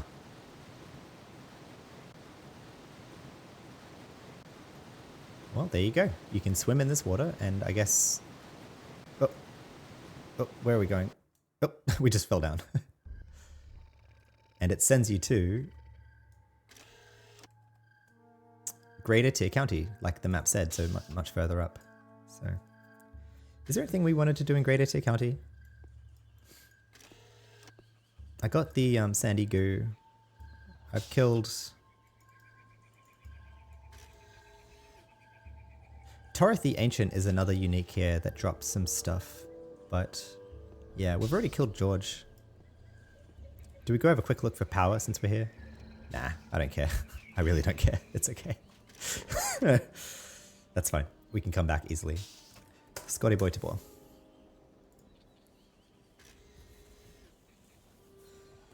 I'm going to have a quick break, 5 minutes or so. We'll continue after that. So again, what's to come? I'm going to buff up at the Boar Backyard 2. I will... that's it, actually. I'll buff up at Boar Backyard 2. And we will do our daily missions. Our PvP daily, our AI daily, our Freelancer daily. And go do some diners in Perpetual Wastelands, probably. And then if we have space in our bags, we will do the Deep Artery Valley Medusas again to get some more gems and gold and Mii's nano armor. So that's coming up. That sounds interesting. Stay tuned. If not, no problem. Perhaps it's a good time to bid some of our European viewers good night in case you need to work tomorrow. Sorry to be that guy, but you know, maybe check the time. No harsh feelings if you do want to, you know, get some rest. And as a reminder, my videos are all available on YouTube and Twitch after the fact, so you can catch up later, and that's okay. All right. I'll put my pause window on. I'll get out of this ugly car. I'll put my pause window on and be back in 5 minutes. All right, see you soon.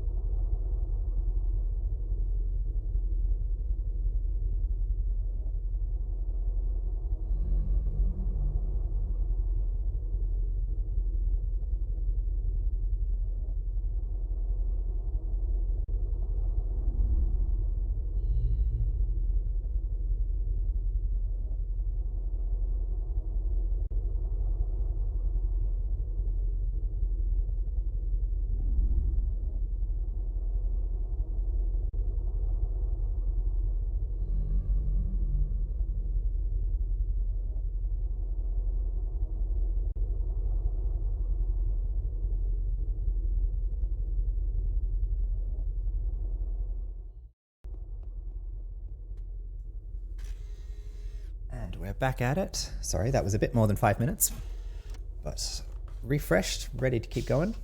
Should be able to turn this into a 6-hour stream with that. Thank you for your patience. Got some food for myself. Got a new cup of coffee. Hello, Judge Stephen. Welcome in. Good to see you. How are you, sir? Haven't seen you in a few days, I feel like, which is fine. Hope you've had a good weekend. Right, so we are here in Boar Backyard 2. The plan is to go do our daily missions after buffing up, so let's get our buffs and do that.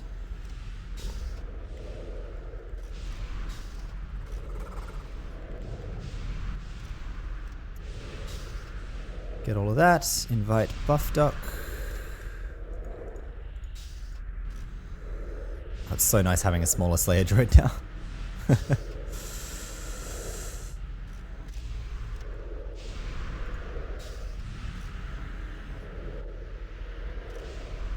There we go.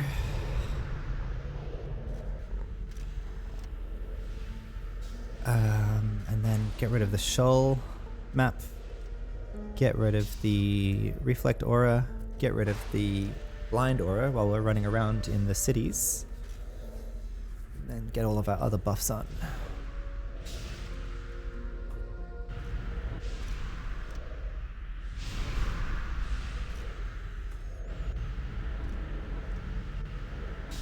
I'm doing okay, Judge Stephen. For the first half of this stream, we did a bunch of Scheol questing, which was fun because I'm practicing reading out the NPC conversations, which is a bit different to how I've usually done it, but I'm having fun doing it, both for the sake of making sure I'm actually, paying attention and enjoying the content rather than just grinding through it and feeling like it's a grind, and also for the sake of being a bit more active on stream as well, rather than just kind of being a grumpy grinder, So that's good. But yeah, so we've got our lesser miniaturization nanos now for our pets. So got a small corgi or something, or not a corgi. It doesn't look anything like a corgi, but a small smaller doggo and a smaller Slayer droid. So that's cool. I'll run the damage aura here. Yeah. And always happy when it's Sunday, because Sundays I usually can pretty reliably be streaming Anarchy-online for most of the day. So this will be the first episode and stream of today, and after another break after the next 3 hours, I should be able to be online and doing another episode and stream later tonight, US Pacific time. So looking forward to that, and in good spirits for that as well. So even if we are level locked at 150 and not making a lot of progress on the levels, still doing stuff meanwhile. So hello, Diversity 7.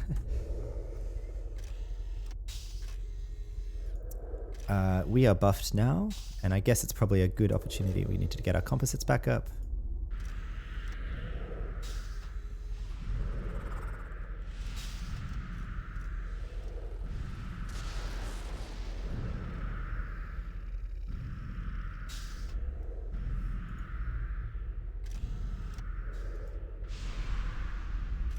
And then get the pets buffed again, and actually here I have to use my Rubicar bars, so let's use the buff bots to heal up our nano.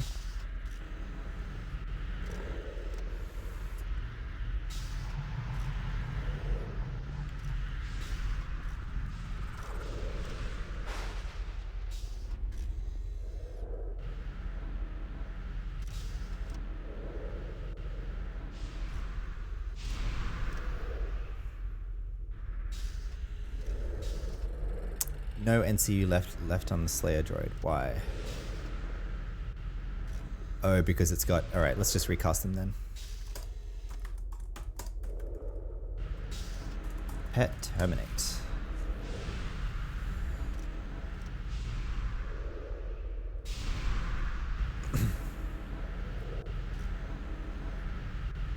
Judge Stephen asks, I know you use ClickSaver already, but have you checked out Marley's AO toolkit yet? It has some nice plugins. I have not. What is Marley's toolkit? I'll check that out in a sec.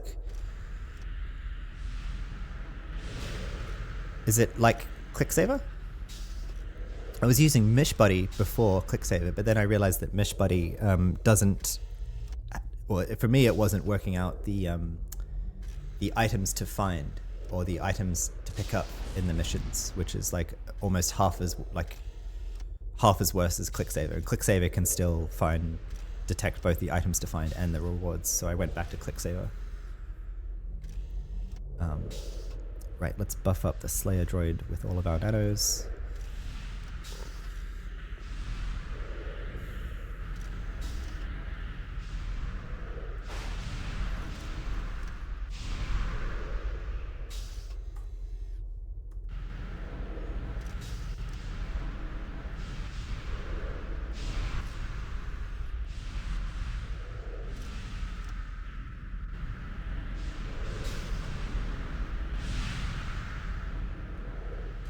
Put the lesser miniaturization nano on there as well. Yep, because we've got 2 slots spare there, so that's fine.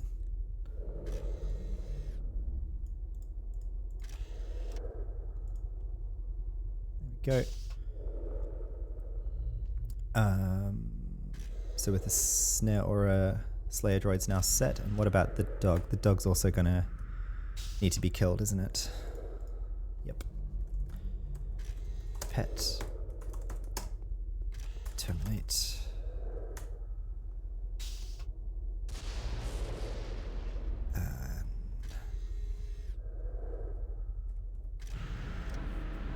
Judge Steven says, it's a third-party program like ClickSaver, but it has a DPS meter, mish roller, item finder, and a couple other things that are nice. I like it better than ClickSaver too because it lets you tab out and still roll items. Nice. Okay. Cool. I'll check it out. That does sound good, especially a DPS meter. I haven't set up a DPS meter yet, and I would like to, just basically for curiosity's sake, like being able to track how DPS is improving. So thank you for that suggestion. I'll definitely check that out. Let's be a bit careful here. I forget what I run. I guess I'll wait to put in the composite, I suppose.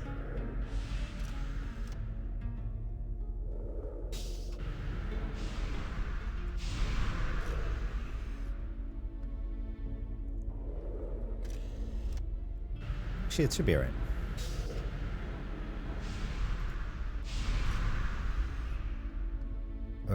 Although I say that, yeah, hang on.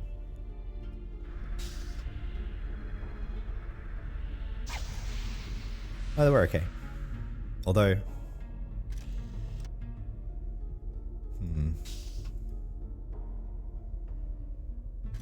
it could just fit the composite.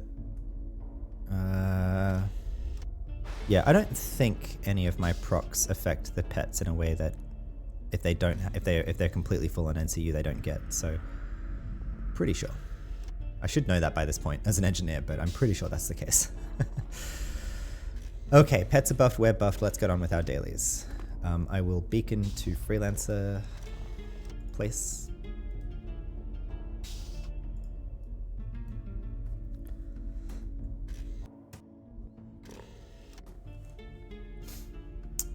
Get our daily mission.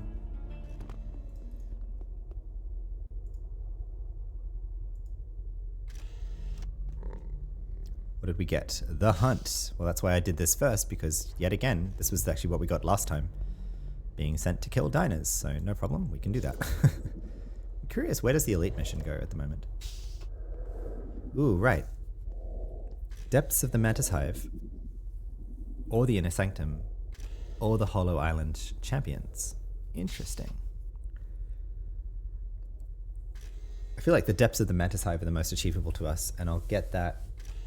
I don't know, maybe I should get that now. Maybe I should get that now. What harm does it do? I probably can't do the Den Mantis Queen, but I could try. Not now, but later. And then we'll get the AI daily. And we got salvage mission. Great. That's my least favorite ship mission. But anyway. Oh.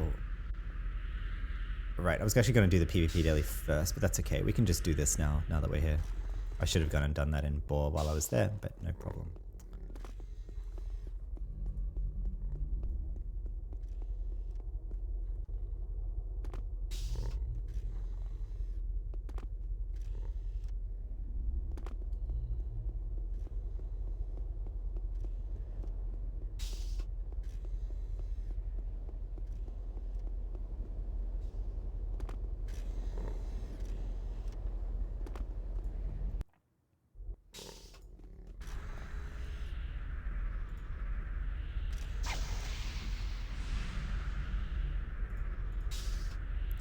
Yes, procs up.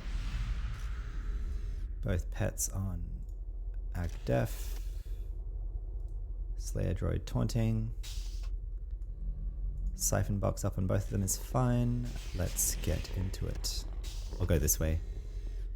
Always going left is my style. Yeah, mission.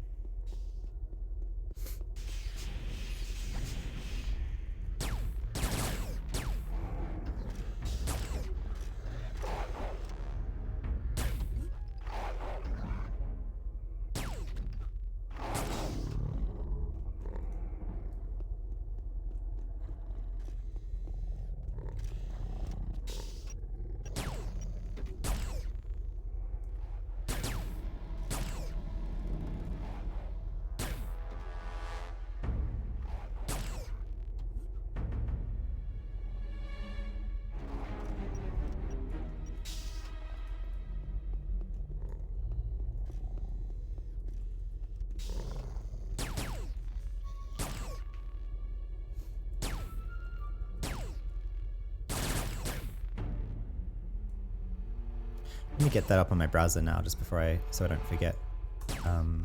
Marley's AO toolkit.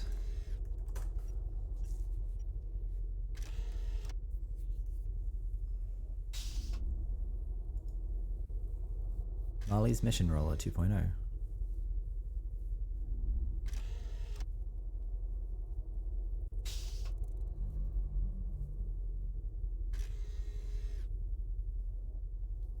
Okay, I'll check it out. Runs with air sharp. Oof. Dangerous. Not that I would ever use AO sharp, but I mean, I haven't looked into it or set it up yet. But I guess there's nothing wrong with it, if so long as it's like the same kind of functionality as pre-existing tools. So.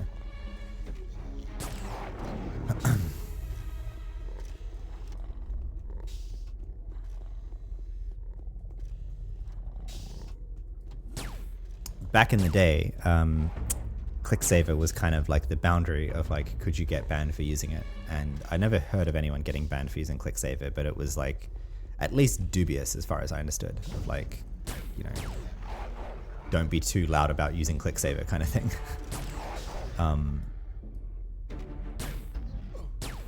And so I guess if Funcom ever decides to like start trying to detect people using AO sharp, I wonder if, you know, something like that might get swept up in it. Like, you know, if they had some way to detect AO sharp usage in general, which I figured they would if they wanted to. But anyway, it's just paranoid me. There was a preview video there, so I'll check out the preview video off stream and work it out. Where am I going? I'm already lost here because this is a pretty rambling salvage mission. I'll just go this way for now.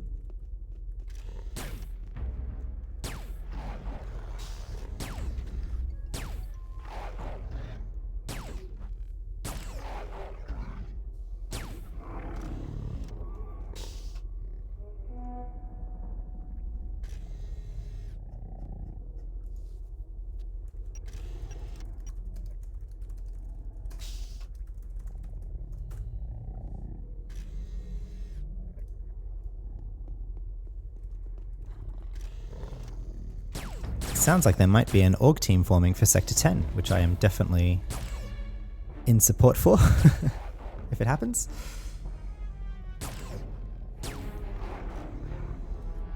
I've not built up the energy to try to corral a team myself, but if there's a team forming already, I will definitely take part.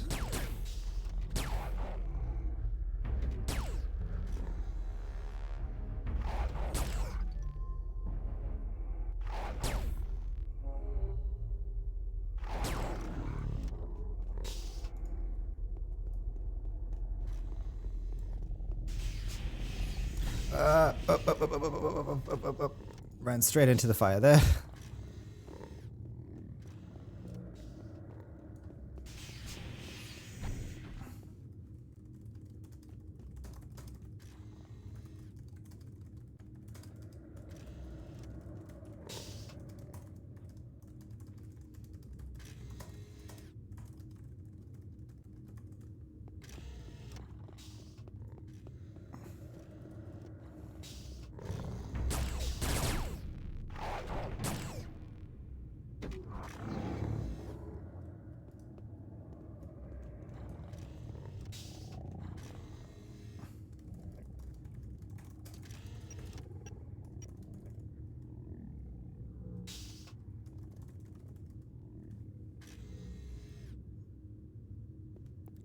Cool. Sounds like we might have 3 people at Sector 10.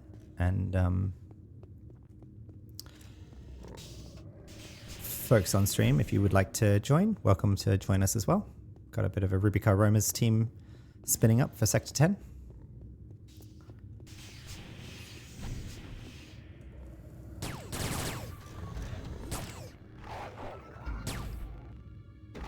Judge Stevens says, I feel like Sector 10 teams are sadly kind of rare now. Nice to see one forming. Yeah, exactly. Me too. I mean, I've heard from people that apparently it's possible to like cheese Sector 10 solo or something as a pet profession, where you like hide in a in an elevator or something and then like do the generals that way. But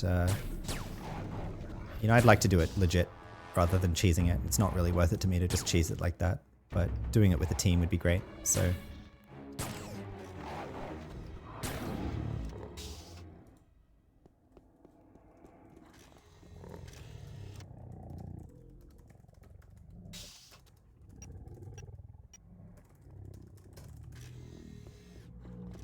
Okay, I think that was the last mob then. So we have to go all the way out. We got the artifact.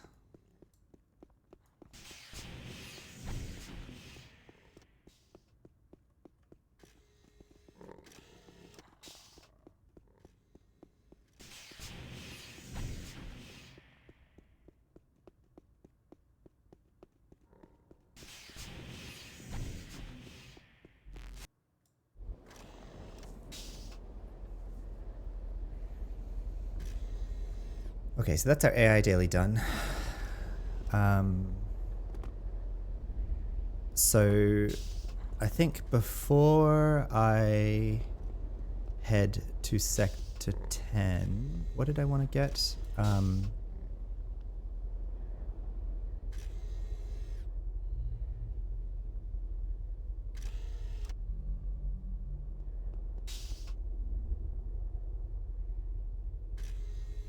I guess I could replace like one of my buffs with something else perhaps. Should I do that? Like, yeah, like personal Nodum Harvester rather than Plasma Shield perhaps. Although the ACs from Plasma Shield are nice.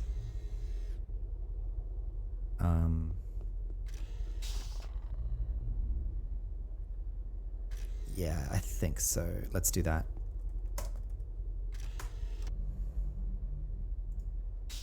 I feel like that was, oh yeah, and I also want to get some bags as well because Sector 10 needs a lot of bag space. And also get out my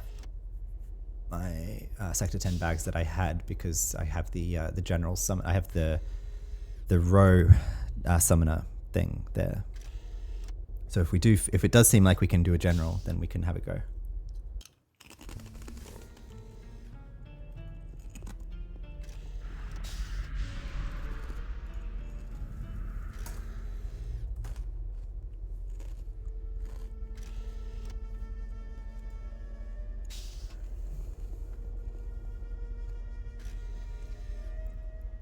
I guess I could get Quark Store, actually.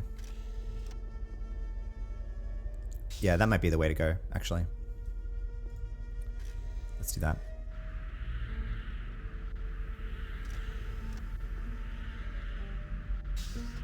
Cool.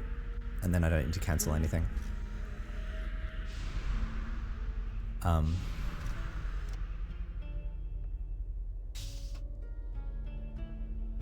Get instinctive control. Get reactive reflect is going to be better than my reflect, I'm pretty sure, because my top NG reflect gives me 30%, but reactive RRFE gives less reflect damage but more reflect percent. Ooh, is that actually better or worse? I don't know. That's hard to say. I might stay with mine then.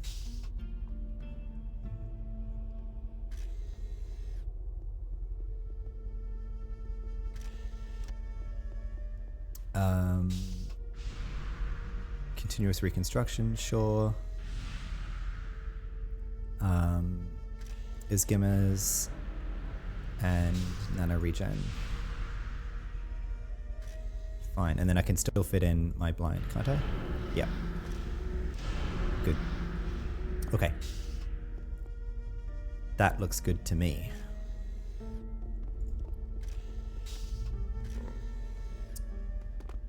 And now I'll run to ICC. Actually, no, I'll go get my bags set up.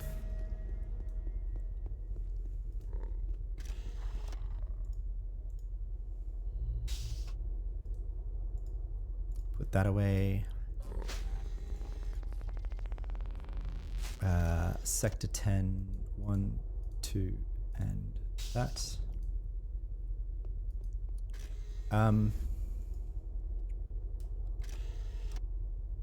Yeah, so I guess I keep all of this for now. I'll just keep this with me.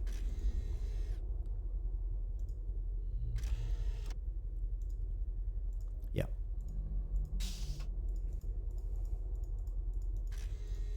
That'll be fine. I don't need all these relays though, I'm pretty sure. Yeah, I don't need all of those relays. So I'll go get one more trash bag.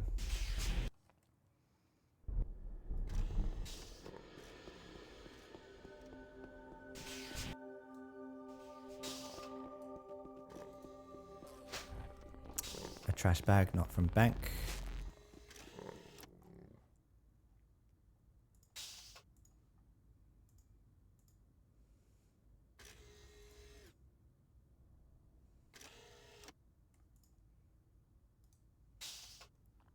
T16.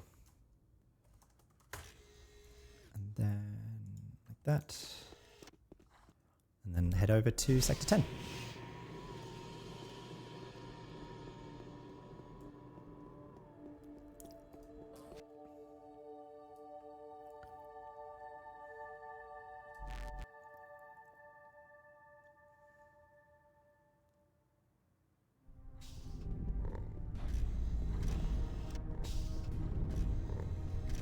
Up here.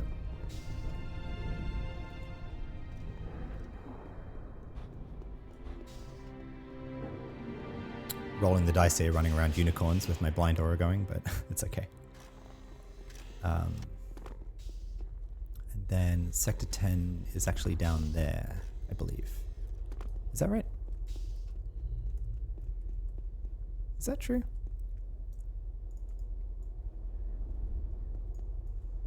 Yeah, yes it is.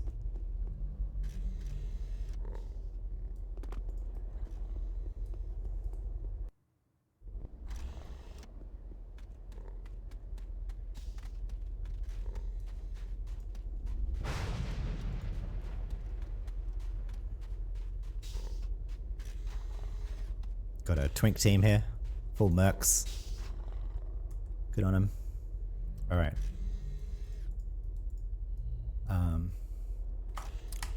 I'm on.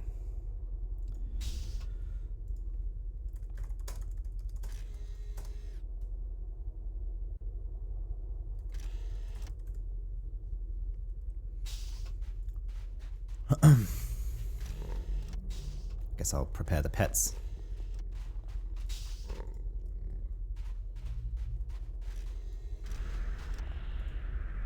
go get the quests too, to be able to jail the things.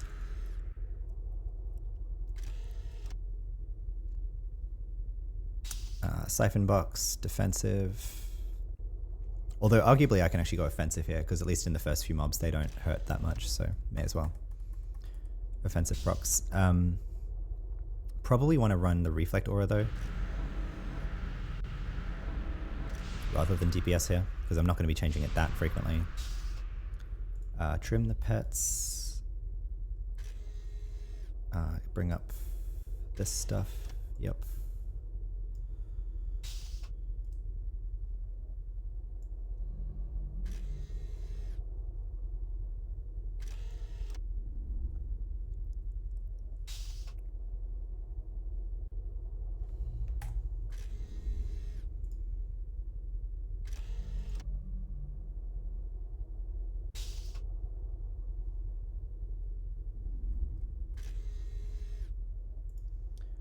I'll get on Discord in case it works out.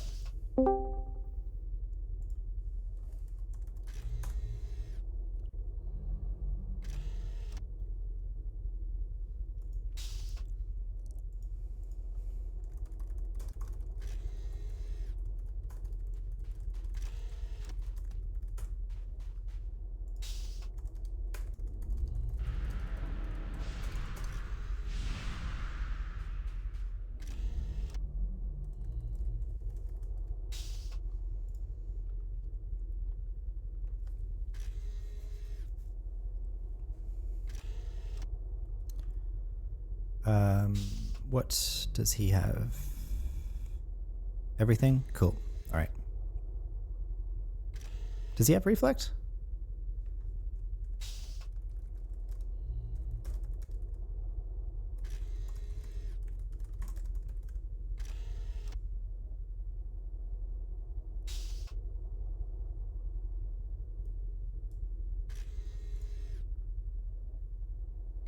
CyberXL asks, "Are you killing generals?" We'll see how we go in the first few mobs. If it seems like we maybe could. I suspect we won't have the heals for it though, and we don't have a tank or the tankiness for it. So probably not get generals this time unless we can get more people together.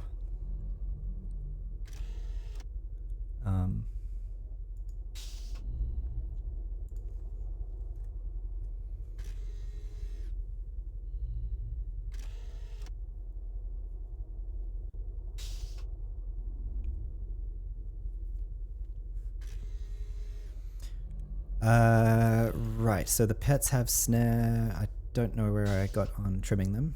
I'll just trim them again. May as well. I think the dog will be okay, so I'll make the dog aggressive here. I'll go get the quest for the stuff.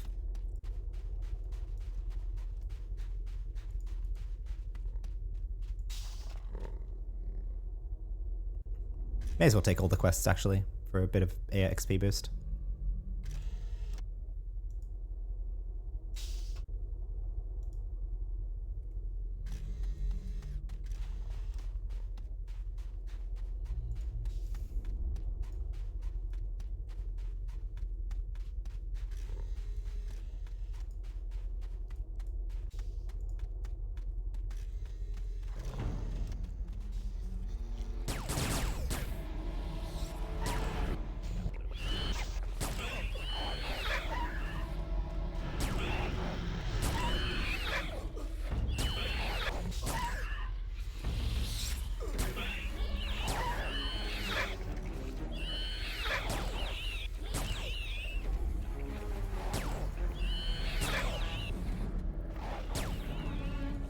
Straight off the bat, I can tell we're already a bit squishy. That's okay.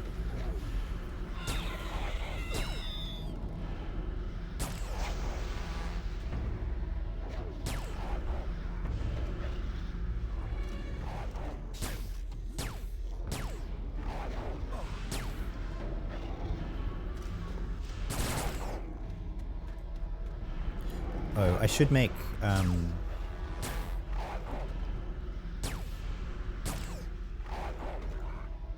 I guess I'll just take everything here as well.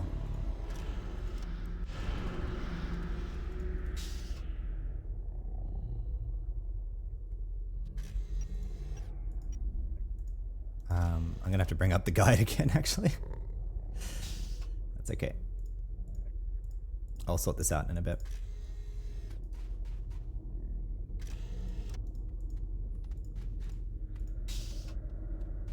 Hello.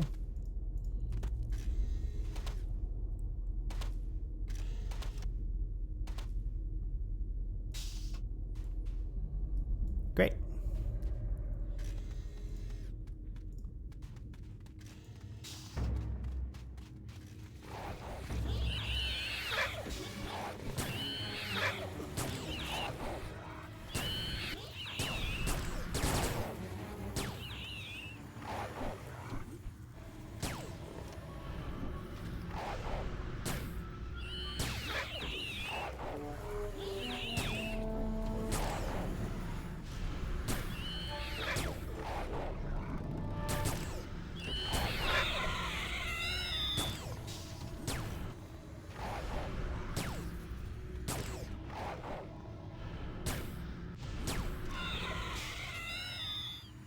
Oh, that's right. It's the fuel glands that these attach to, right? I think. Is it? Yes, it's the fuel glands that these need. And what do these need again? That like activates a relay or something. So I don't think we need any more of that, and we probably don't need more of those, and I actually don't need more of these things either. So.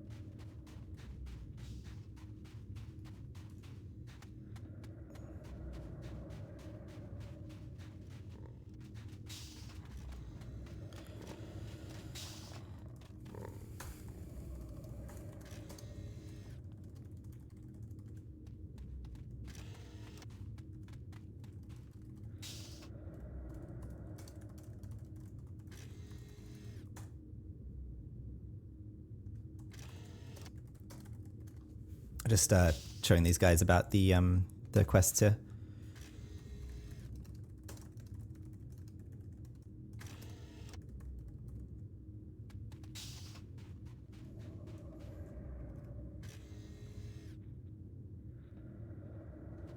Judge Stephen says, if you do spore generals, use a row tuner. Row hits hard but doesn't have any of the tricks the other generals do. Was Row the one, and then Cyberexile asks, was Row the one who spawns fires? Because that one hits the least. Judge Stephen says, no, Row doesn't spawn any ads or AoEs. Cyberexile says, Sigma, try that one if Row doesn't work out. Whoops. Okay.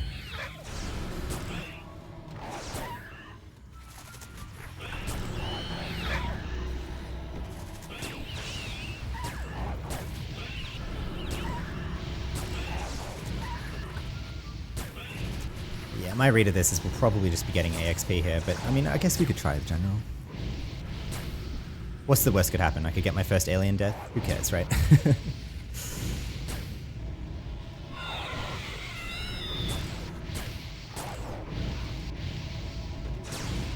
Cool, got the next Sigma thing.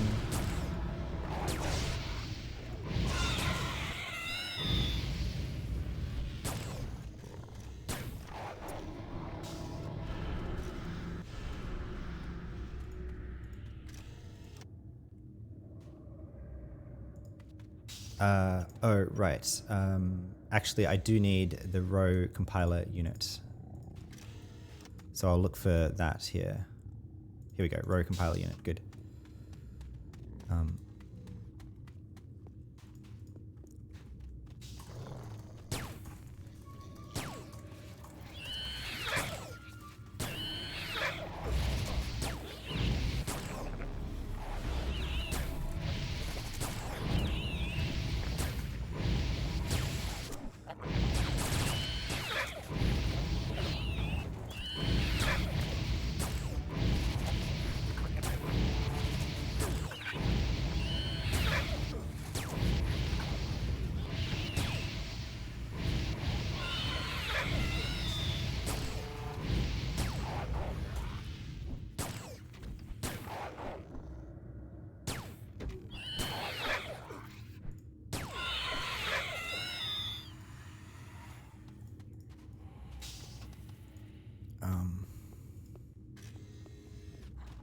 Okay, take more of that guy.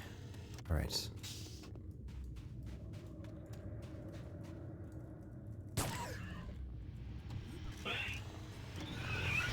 Oh, did we pick up everything there? Oh, cool. We'll take that sword, thank you.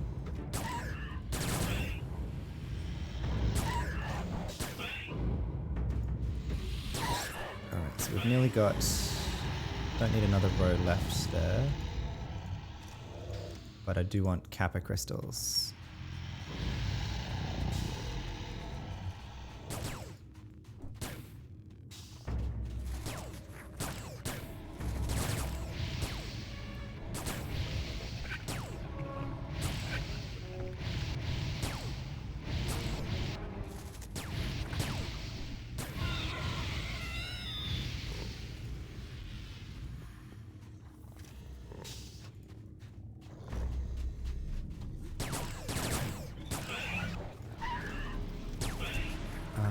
So I guess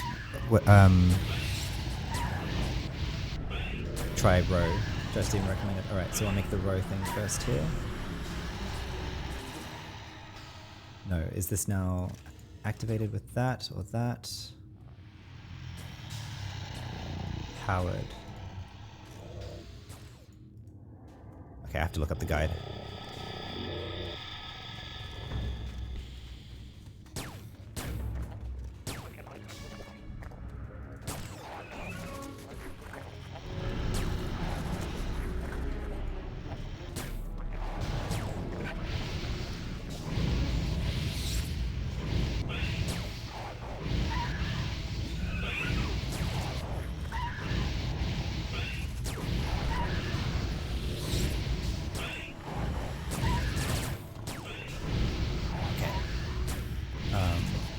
Sector 10 trade skills. How does it work?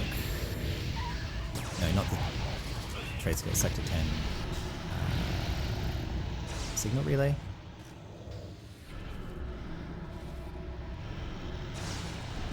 Powered, yeah. That's what I thought. Oh, but broken and powerless. And how do I make it? Oh, right. You add them on top of each other. That's right. Okay. So what do I have?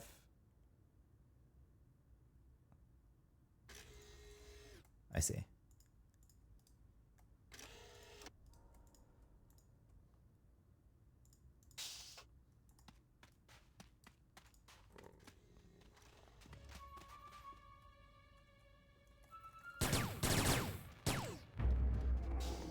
Pets pulled ag. Oh well. We'll be okay.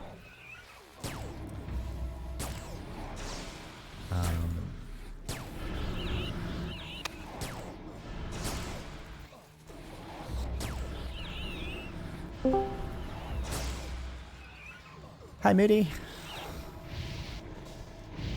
Hey. Damn, that general just got too far and decided to run back. Damn, lost all that damage.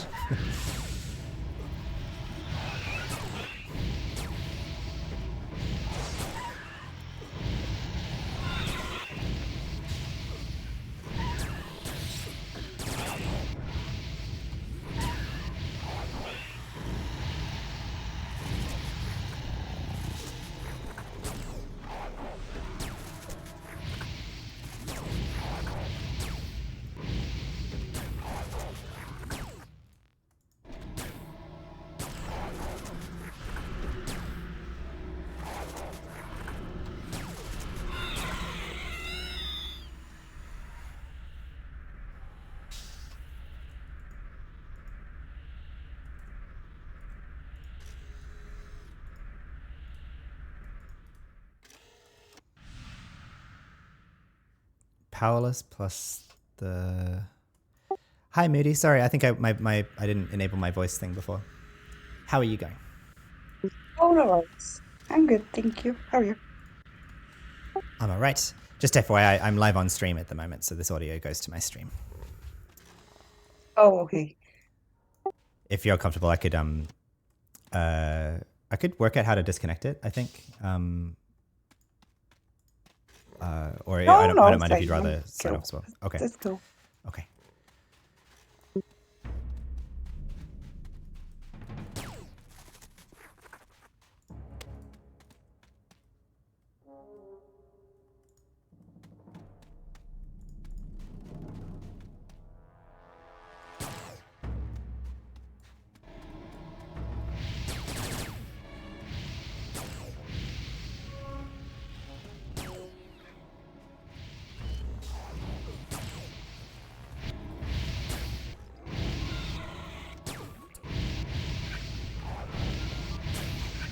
actively trying to relearn the trade skills here that I've forgotten while playing at the moment, so I'm like playing really badly. Terribly, but I've not like played in like 5 years, so I'm so confused. Either that or I was always this bad, who knows?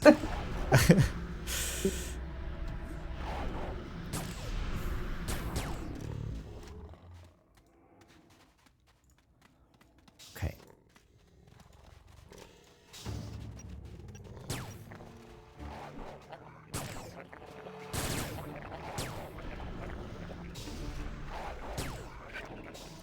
Oh, so we've got to make that active. How do I make that active again? Inactive, untuned Kurozk signal relay.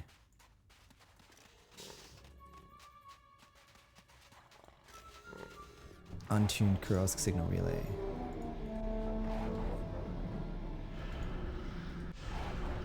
No combination was found.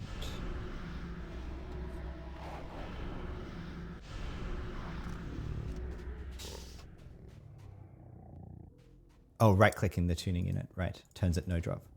There we go. Right. That's right. Cool, cool, cool. This is also inactive. Okay.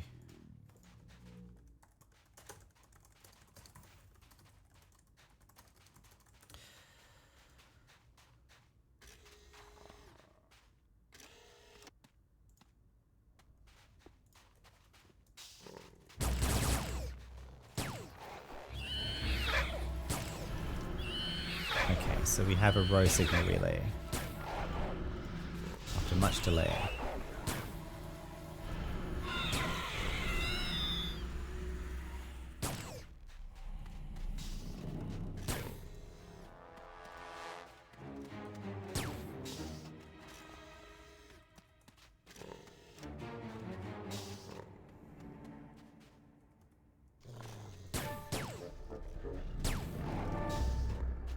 Whoops, that was too far apparently. Okay, I guess we can try some of these. I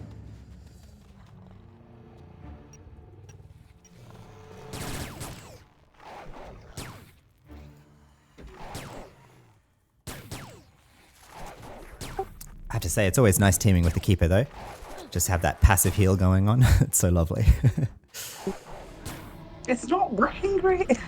I need to up my BM a bit, like, but a lot more.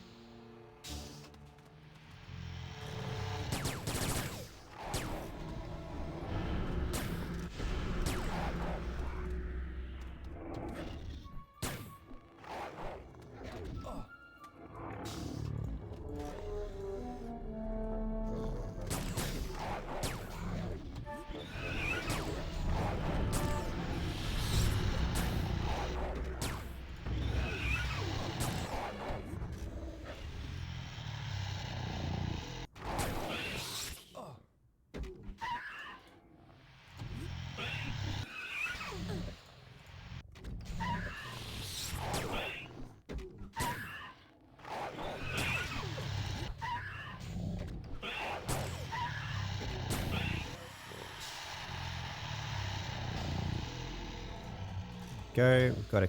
No, it is nice with someone with range because I want to run close to them, so I end up swarmed by them when I'm trying to pull them by myself.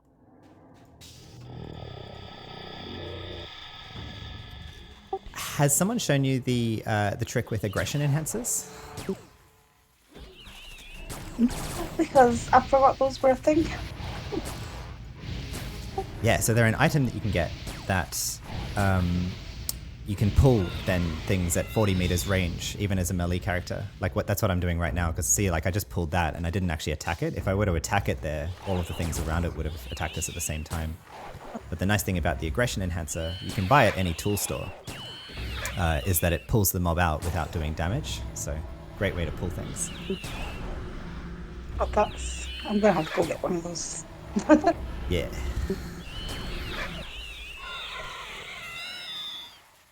That is like 90% of how I'm dying.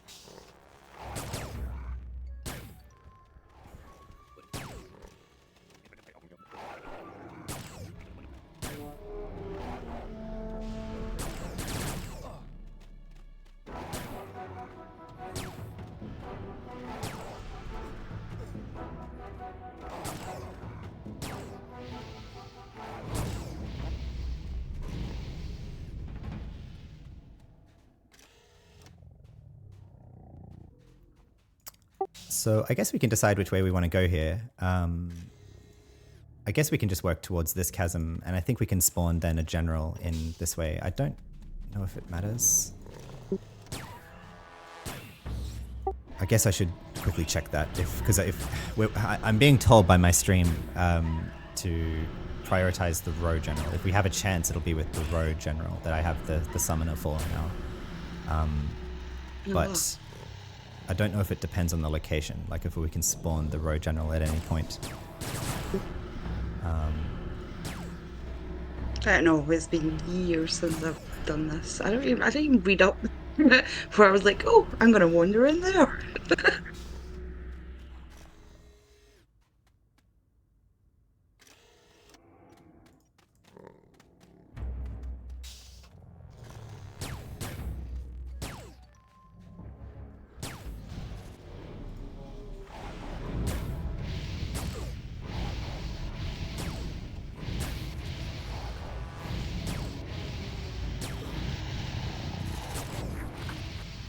Actually, apparently we don't even have to fight to a general area. We can just get to it from the start. So we could do that and just focus on completing our quests here. Maybe that's worthwhile before we... Because I give us a high chance of dying against a general, so... and it'll be my first alien death, actually. So maybe we just focus on doing the quests first, and then once we're all done with that, then we can have a go at the general. I mean, I've died 5 times at this point, you know. What's one more? I suppose. I've gotten to the point, like I'm AI 18 already, and like AI 18 without dying once. It's not that much of an achievement, but it's an achievement. So it's just difficult for me to like let go of being like, okay, all right, it's my time to die. For the sake of content too. I'm definitely impressed.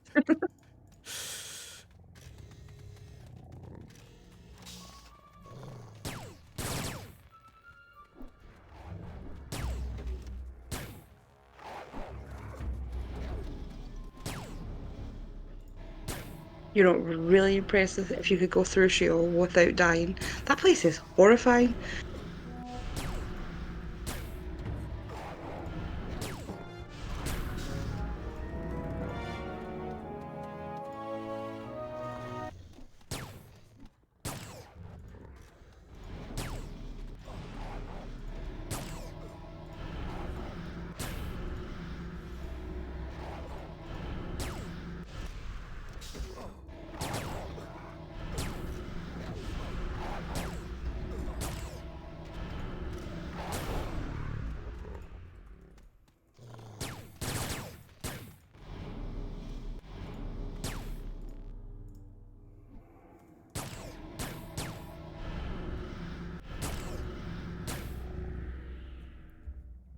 Halosian says, without healing and init debuffs, you'll die 100%. Okay. Oof. Yeah, a keeper, a nanotechnician, and an engineer walk into Sector 10 thinking that they can do the general. I don't think so.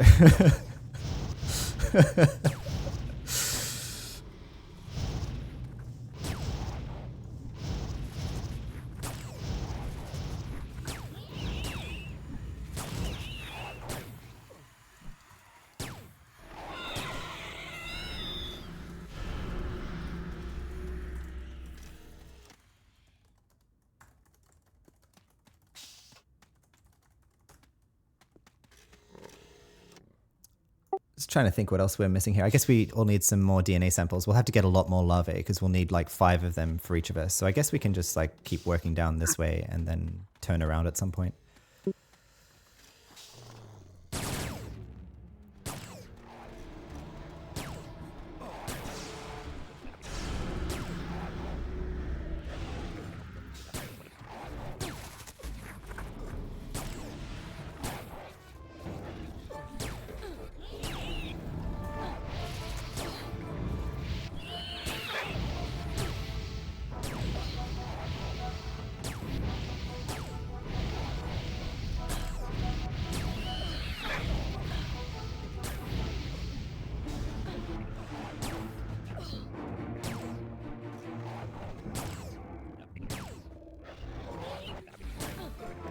Oh crap! I wasn't watching Syntax health there. Shit. Last.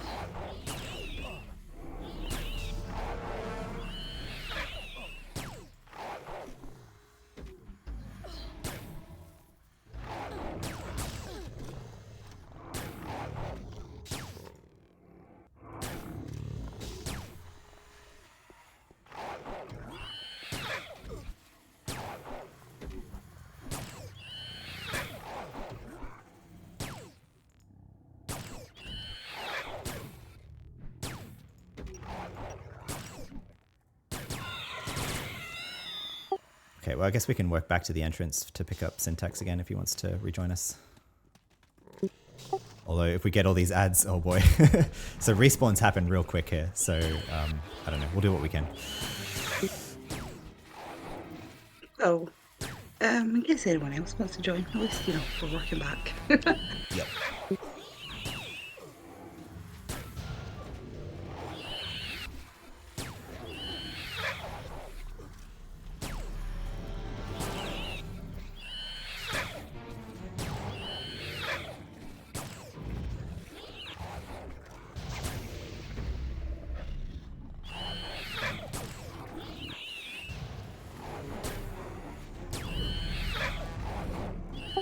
FYI, I have a blind aura that makes mobs a lot less likely to hit you, but as soon as damage is done against them, the blind aura disappears. So it kind of incentivizes us to focus on single target damage, although we don't have a great system for like announcing who we're attacking, but just aiming to make sure we're attacking the same thing at the same time. Okay, I will look for the health bars, I suppose. If you have an assist macro, you could assist me if you want. Yeah, I've not figured out those yet. Okay, that's all right.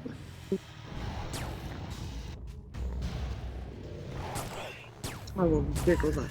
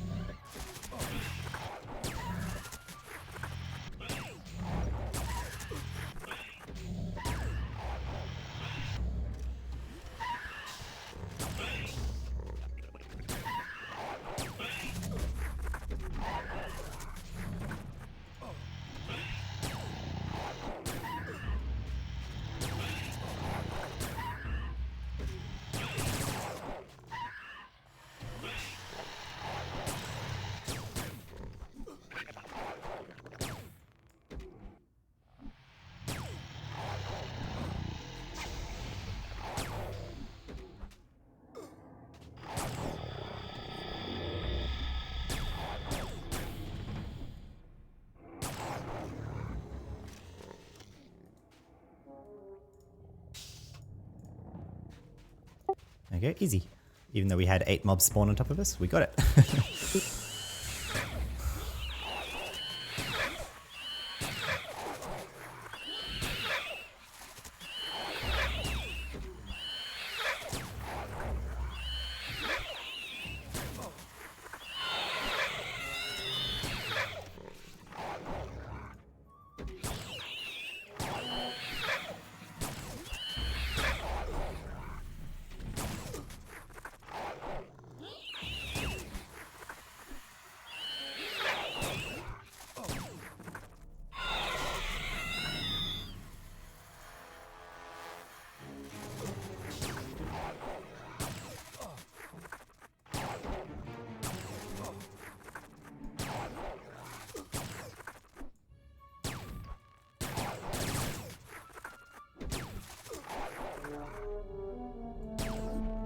The big Athens Paladin dude is weaving.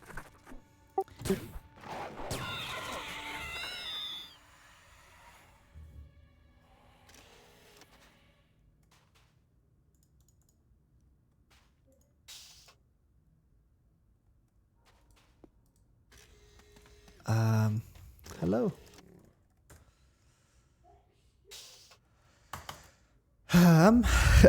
Semper said in stream chat, wow, your party member sounds exactly like Mrs. Doubtfire. Thank you, Semper.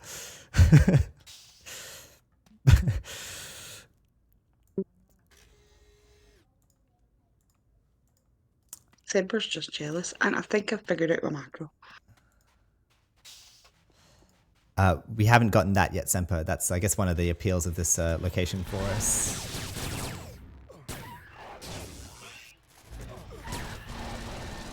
No, I did not figure out my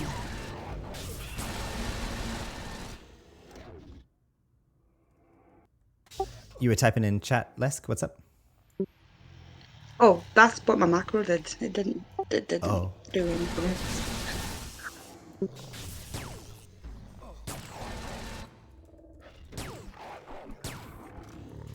I have a macro just for your name, apparently. That should work, replacing the percent there without the angle brackets with percent, I think, without the dot as well, of course. And that'll assist your target.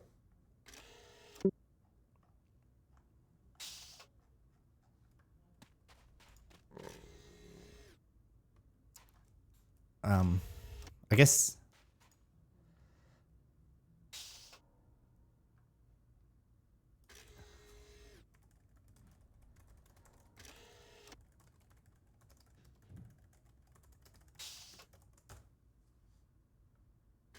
No.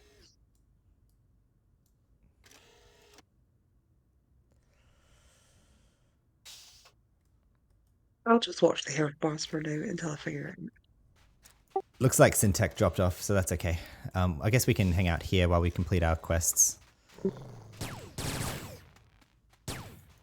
Oh, cool. So that's Judge Stephen is a regular viewer of my stream, so excellent to have him here with us and give us a lot more DPS, as we can see. Oh, was that mini? Yes. Judge Stephen's a great guy. He's helped me out a lot. So we stand a better shot now with the general, I would say. I don't know, Judge Stephen, would you like to get on Discord with us? No problem if not. But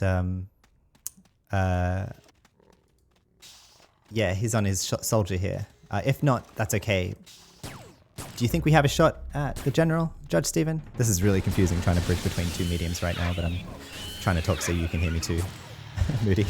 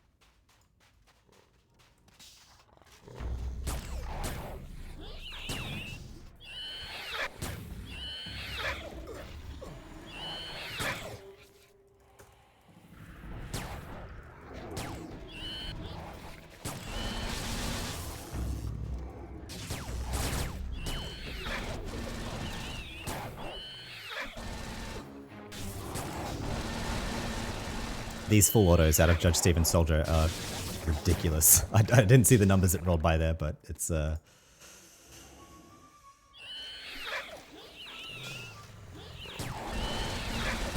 kudos to Judge Stephen and his twinking here.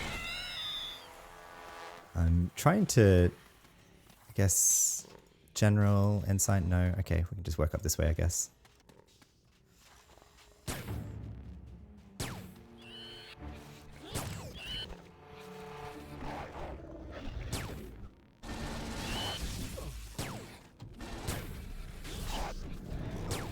we go.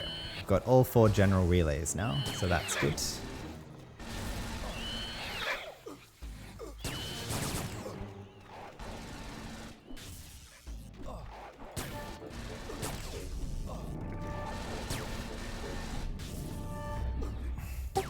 Got all 4 general summoning relays now, so we can take our pick. But apparently, the row general is recommended if we do want to try it, and I'd like to try it, even if I die. It's content.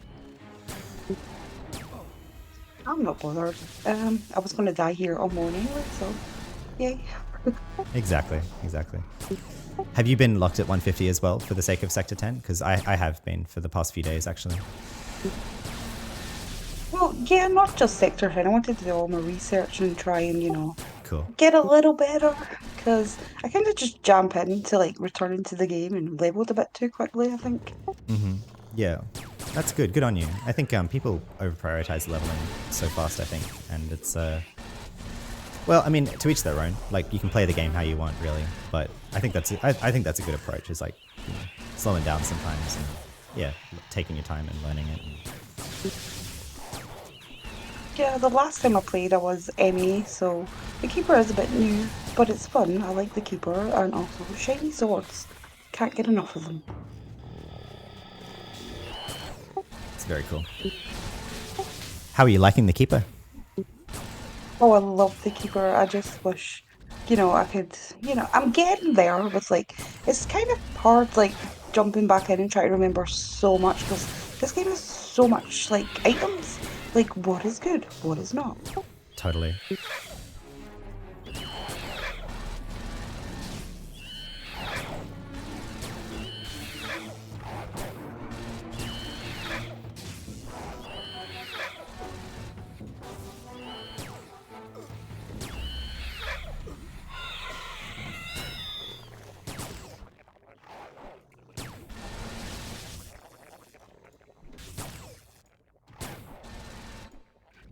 I don't think I need to be looting more stuff now. I think I'm happy with the general summoning stuff with that. So.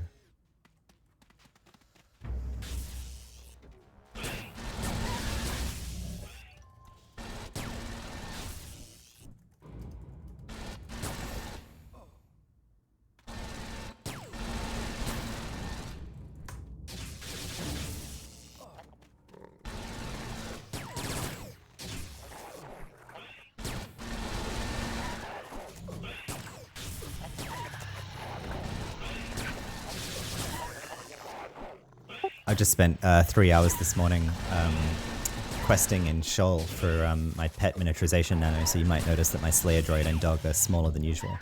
It gives them a small defensive boost as well.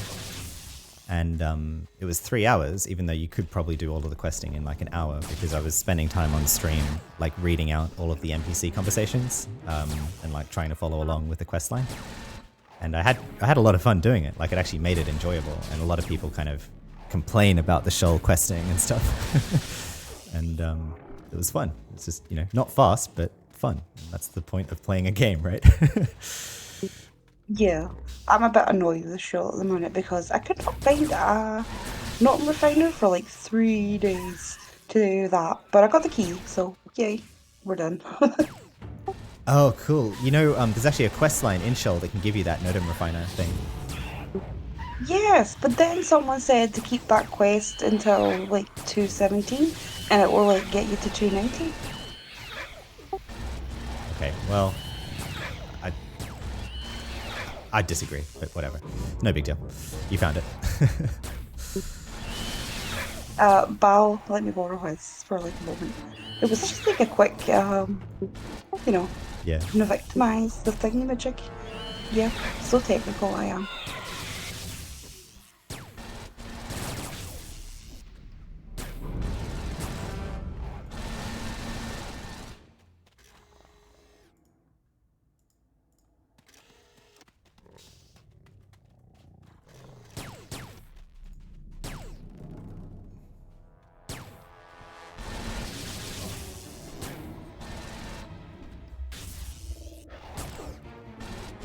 Semper in stream chat says, I also disagree. Scheol questline should never be done at all. Oh, Thanks, Semper.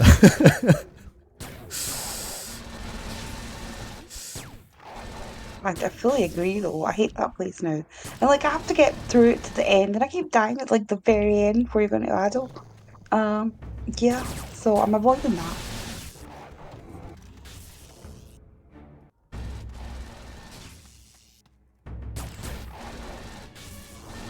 I did do the Bronto Burger quest today though. Yay, I did something. Oh, cool.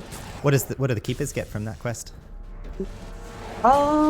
A nano, which I forgot the name of because I clicked it, so it's on my thing.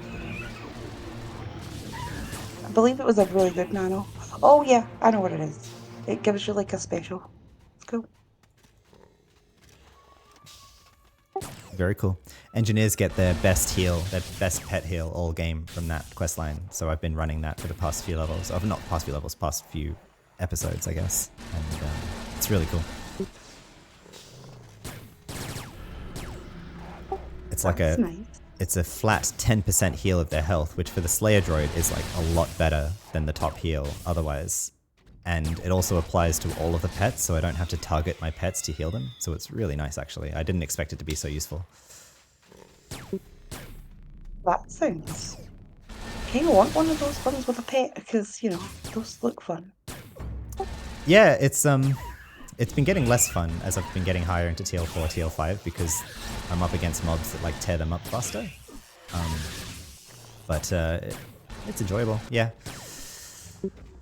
One of the appeals of Engineer for me was the trade skilling content, and I've been doing lots of trade skills, which is another part of the game that I think, well, it seems to me like a lot of people kind of just look past or like have someone else trade skill for them, and I've been enjoying kind of doing trade skill stuff that people probably haven't done in like decades.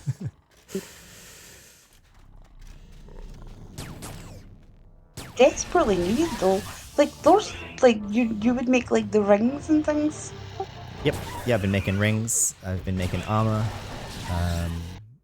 What other random stuff? I've been trying to like make whatever I can. So I made like a treatment library for myself and some people last stream, which is like a treatment buffing thing.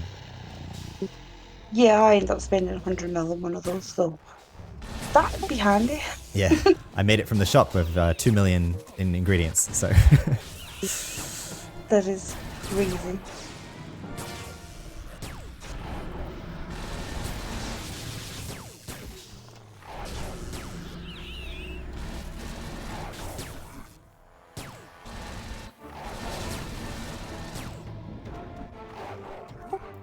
with Judge's damage here, this is getting to be better AXP. It's still not great AXP, but it's better.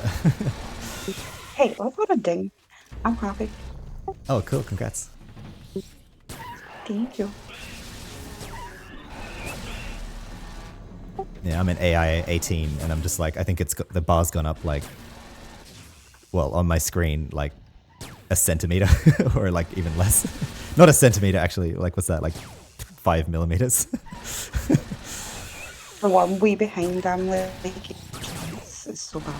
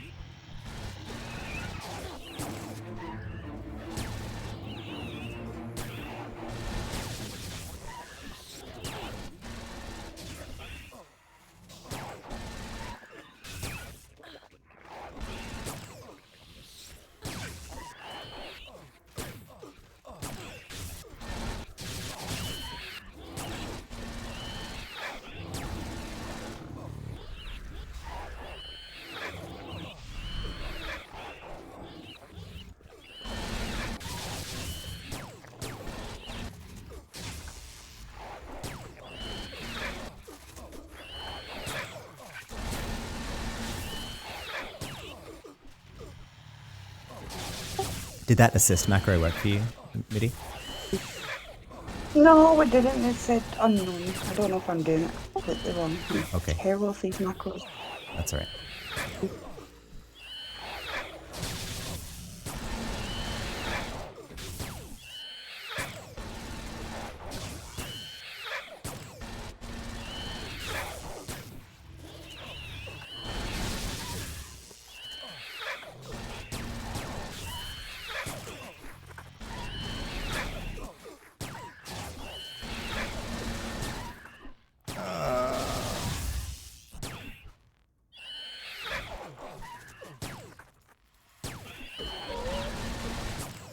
Ah, crap, we lost our twink.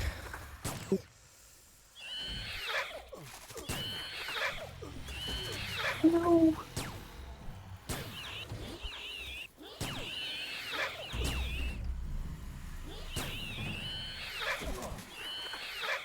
Oh man, that was bad play from my part. I should have tried to pull the ag sooner off him there.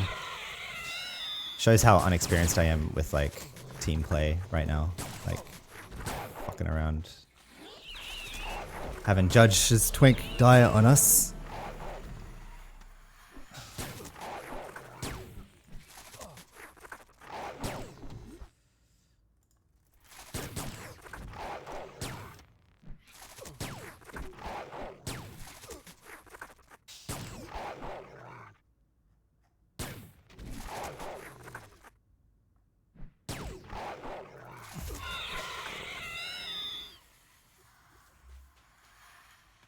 The Slayer droid got torn up there as well. You can see it's like half health.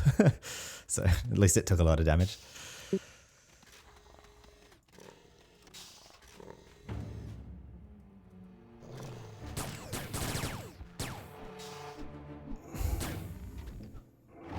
It's crazy how hard they are.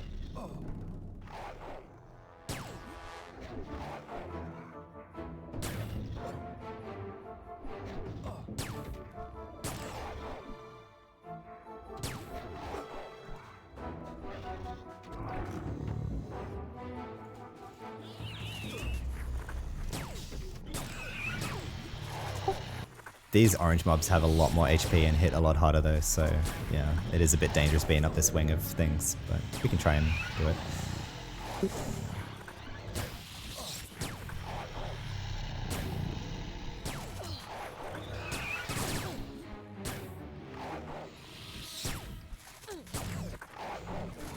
Try and pull them down a bit so respawns don't get us here. Yeah.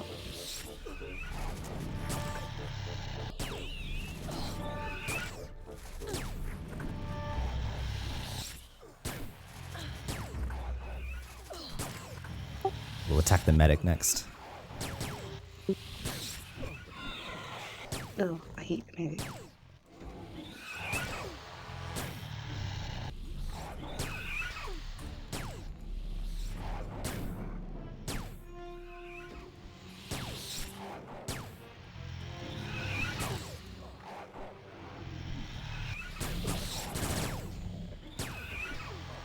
Then the vector, because they really sting. The small spider thing. I'm all for squishing the spiders. Let's do it. Oh crap, now we got more respawns. Oh man. We'll go for the general now.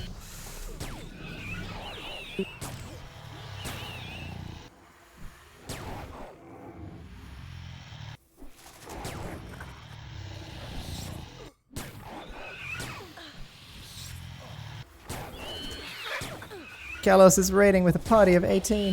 Hello Kalos, hello Kalos' raiders, good to see you all. We're here in Sector 10. Moody and I trying to survive as we can. We're doing alright so far, but slow going. Long health pass. We're hanging in there. Go for this ensign next.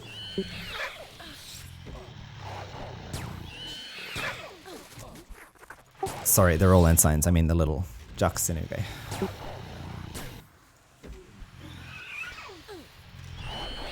I'm just going for whatever one's bar's moving.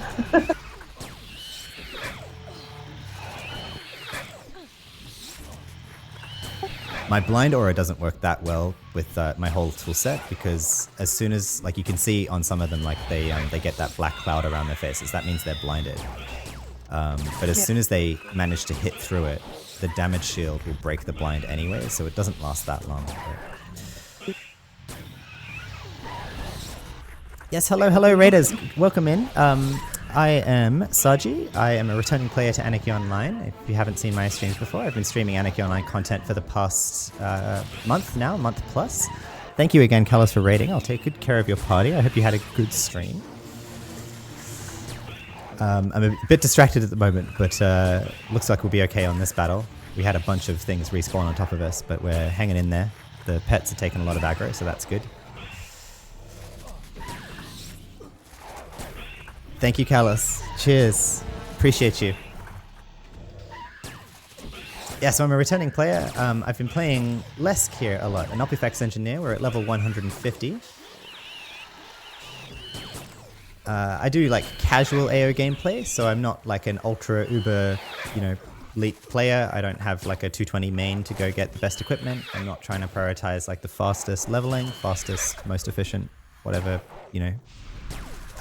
way of getting gear. I'm really trying to focus on experiencing the game somewhat at like levels that it's maybe somewhat intended for. So, prioritizing experiencing game content that I've not seen in a decade plus, things like that. So, yeah, that's kind of my style. Got more aliens coming at us here.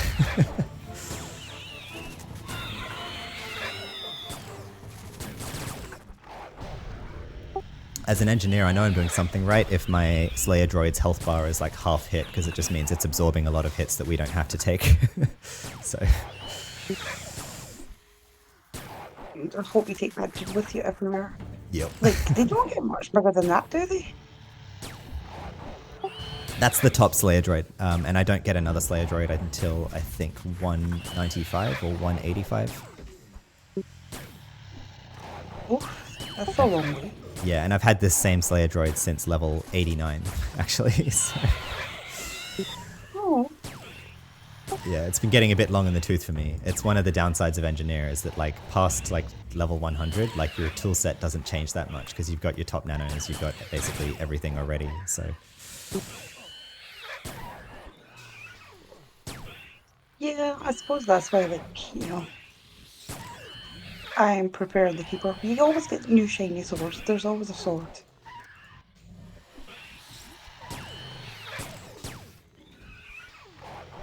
Like, Amy's kind of boring for, like, weapons. Yeah. Oh my god, more respawns. Can we even kill these fast enough? I feel like we're just getting perma respawned on here because of how long it's taking to kill these. We might want to just consider running out at some point. We can like, you have Bio Cocoon, right? No. Oh. Like the absorb perk? Oh, no, I've repaired recently, so... Okay. We're getting there. Do you have means to absorb hits? Like... No, but I'm okay with dying. We can run. Okay. Well, I think if we just kind of gradually inch this way, we might be okay. But we just got to keep kind of pulling them down the chasm a bit. Not too close so we pull more this way, but like away from a bit further down from where we were there. But yeah, I've only got like 3 hours left for my perks to be sorted out. Okay. That's brave of you to give up Bio Cocoon. I mean, I don't know how I would live without it. It's saved me so many times. Well, that was the last medic I needed, at least. Was that the last medic you needed? I think so, yeah. I wasn't, I forgot that I'd re-perked until I looked at my perks, so, Got it. I'm so prepared. Promise that next time we team on anything, I'll be better. There you go, there you go. Dark Crayola says, take time and enjoy the game. It's solid, man. Awesome. Scandal says, I will be watching and learning with you, considering joining back myself. It's been about 15 years since I've played. Excellent. Welcome in, Scandal. I hear that a lot from people. I'm quite forthcoming with being, being a relearning, a returning player, relearning the game. I say that at the start of every episode, and I've heard that a lot from people, that my being forthcoming with being a noob to the game again has gotten a lot of people back into the game as well. So that's great to hear, and yeah, it's still going strong here. It's still all here, and it's changed a fair bit as well. Some new stuff.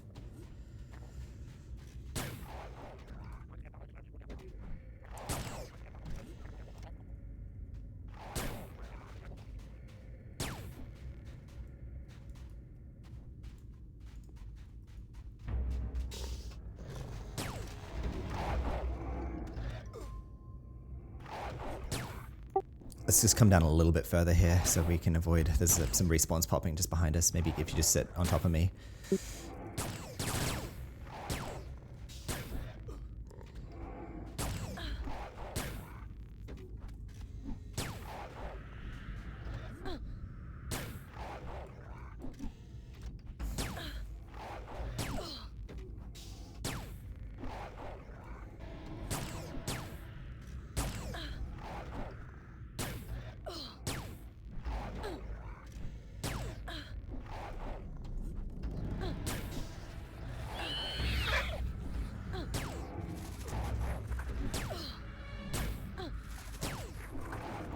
That medic's not doing us any favors. It was healing us. It's healing that as we were trying to get it down.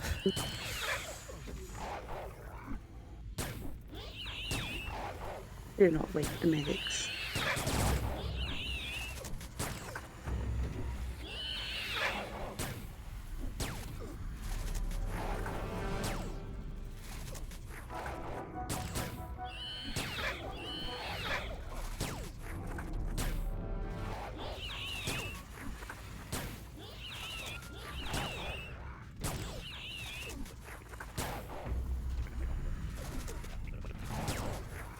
Alright, this might get spicy. We've got 2 spiders on us now.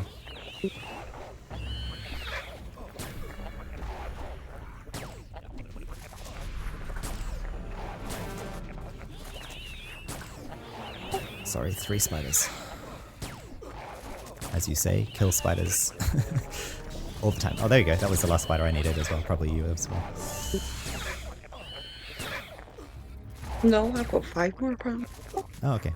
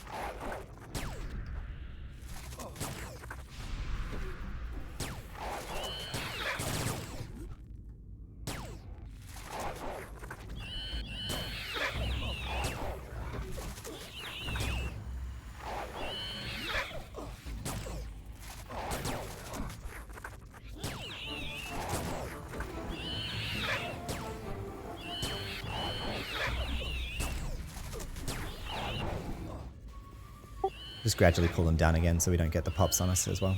Got some space here.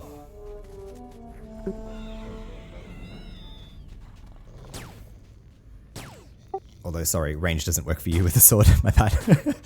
I'll pull the pets down maybe. There we go.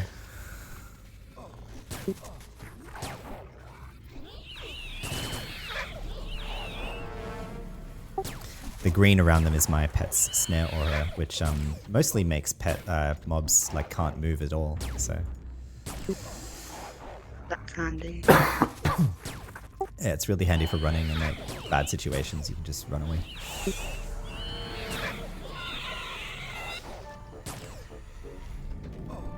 I feel like the only thing I've got as a keeper is just hit shit. Oh, sorry. I don't know if your stream's like sweary friendly. Oh yeah, no, I swear all the time. Swear like a sailor. That's good to know. You good company with me as an Australian too. Fuck shit, bugger cunt.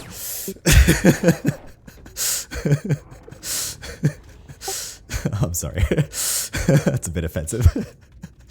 I also don't have my... What's that? The C word. Like I think like that's okay in like Australia and Scotland. I don't know about anywhere Yeah. else though, to be honest with you. Yeah, I mean, I in my experience, actually, a lot of Scottish are very well mannered, very, it's raised well, but I guess it depends the type of Scottish. I have family from Glasgow and around that area, so visited with them a lot. But That's nice. definitely the rougher rougher background of Glasgow. Yeah, I mean, I probably speak more like that with my family, but like, yeah, we're not rough. I mean, I'm spending my weekend playing anarchy-online. I'm not rough. Indeed, me neither. I've been in the US for like over 10 years now, so it's yeah, I'm barely Australian anymore, really. Well, I hope you don't slip up with the C word over there. They take highly offensive. They Well, do, highly they offensive to do. that. Yeah, it's a similar deal. It's a similar deal, though. Depends who you're with, but yeah, no, I do need to watch myself, especially at work. But, I don't know about in Australia, but it's like a term of endearment here. Stream chat's teasing me for now all my videos are going to be demonetized, but whatever, or at least this video. But I don't see stream chat. I don't have my videos monetized anyway, so jokes on YouTube. Nor have I even. I'd feel bad if it was. Oh yeah, no. I actually don't even have Twitch monetized either. I've intentionally avoided monetizing any of this really. Like, let's pull them down a little bit more. We're gradually getting out of this chasm, back into the green mobs. So,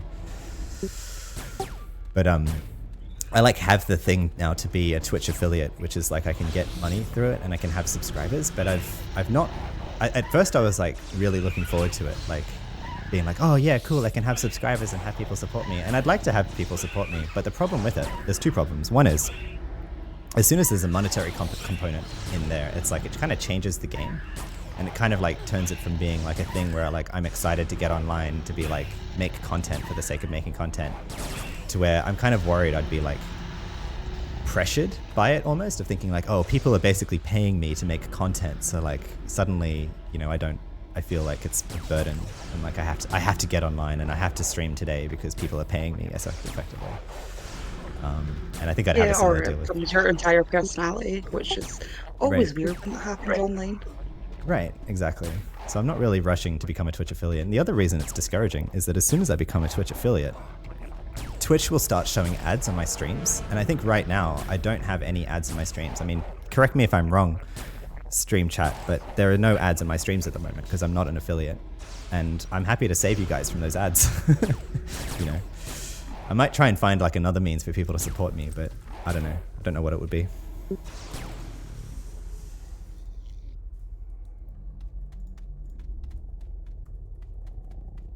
Pull the pets down so we don't have to run up there.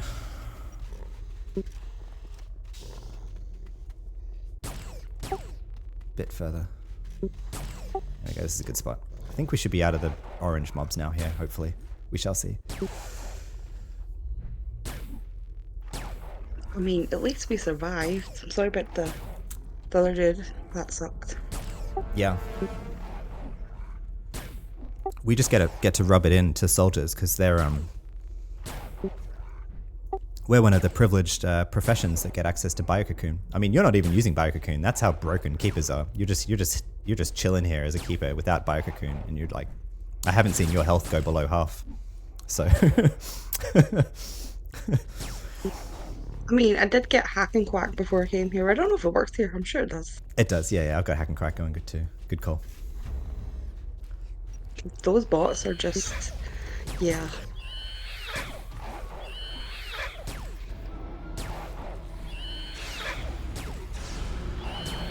That's like the only thing I don't like about the keeper is it takes forever to buff. Yeah. Engineers too, because not only do I have to cast all my buffs on myself, but I have to cast all the buffs on the pets as well.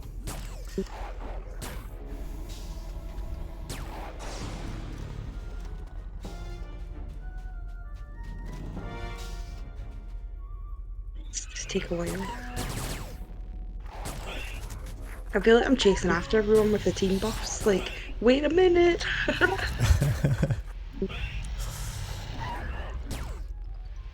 The keeper buffs all last for 4 hours, is that right? Or are they 8 hours or 4 hours.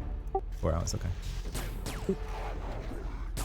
But like everyone's like, you ready to go? And I'm like, no, I'm still casting. And then like half of them have ran away. So I've got to go chase them and like buff them again. I'm like, this is taking forever. Yeah. Judge Steven just wrote on stream chat, he can't seem to zone into ICC and he just crashed. So no worries, Judge Steven. If you want to call it free AO play today, you can just sit back and watch us. We're doing okay. And I think we'll work out here. Maybe not worth us having a go at the general, just the two of us. But I think we got some good AXP and didn't die and got these missions complete, which give us another boost to AXP. So we're okay.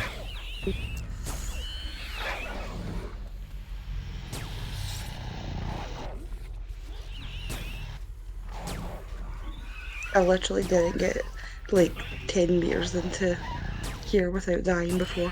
I can't pull anything just singularly. I need to do that thing you said. The aggression thingy jiggy.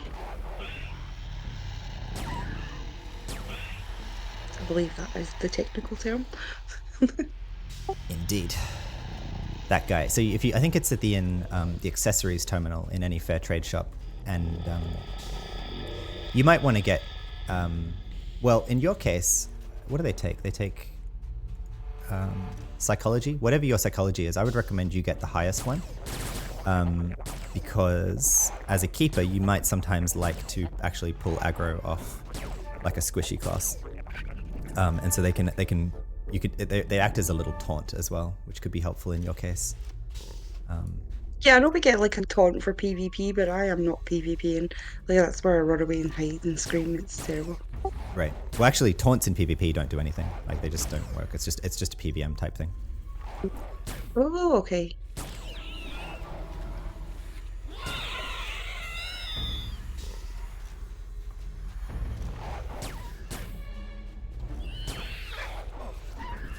But yeah, the aggression enhancers were something that I learned coming back as well. I don't know. I think back in my day, so I played AO a lot, like 2007, 2011.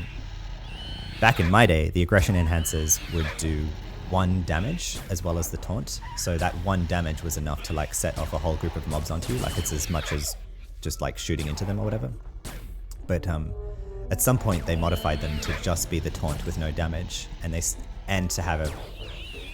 still had their 40-meter range, which means that you can now do this thing where like you just target a mob, aggression enhancer it, and then it comes and attacks you. So it's a really great way to just pull mobs apart that would otherwise aggro socially. That's nice.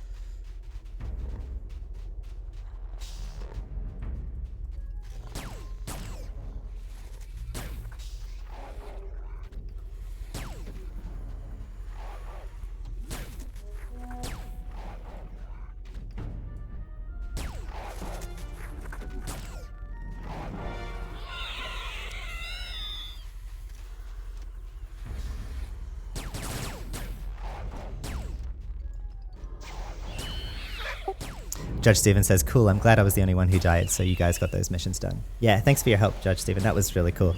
Seeing your, are you capping 15k full autos? I think that's what I was seeing. I should have checked when you were here, but yeah, I mean, sucks to be a soldier, you know. This is reasons I don't play soldier, but, you know.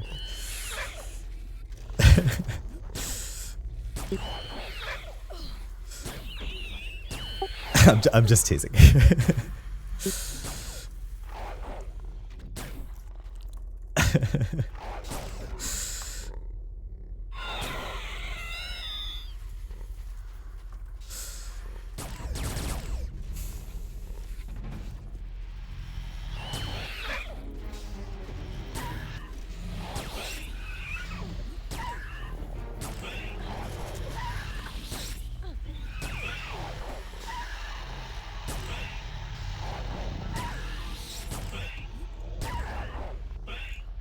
For the record, you know, the bio shielding classes are the easy mode classes of Anarchy Online. Let's be clear. and I am currently playing easy mode as engineer. So as a so as a keeper.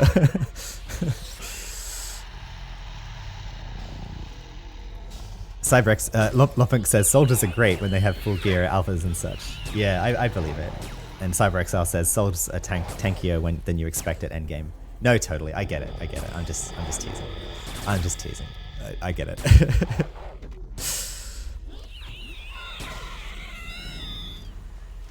It's just me enjoying the few benefits of my profession.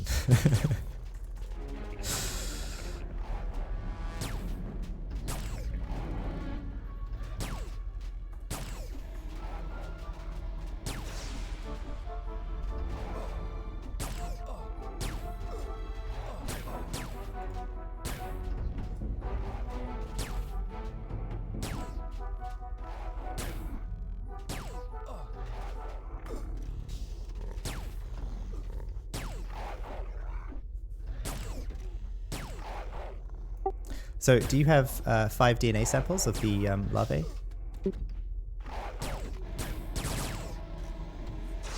No. I'm sorry. I forgot. No worries at all. Finish the mission. No, just happy for something to do. To be honest no, it's fine. It doesn't matter. It's like I think it gives you like 10k AXP. Like it's not really worth fussing about if you didn't. That's no problem. Yeah. Yeah. I think like I feel like you're blind today. I was fed up with the Scheol, and then I was just like, woo, something to do. Absolutely. Me too. Like I say, I've been at 150 for the past few days because of Sector 10. Like my goal is to kill at least one general somehow with a group before I progress past 150. And maybe I can do that. Maybe I don't. We'll see. I've got a bunch of. I'm gonna like. Sorry. Oh, you go ahead. It's alright.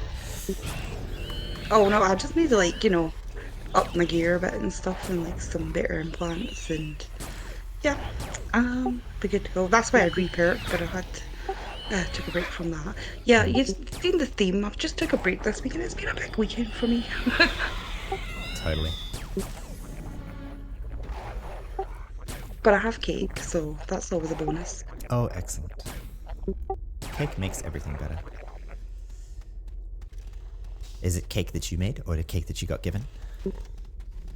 Oh, was my niece's baby shower yesterday, so we got Costco cake.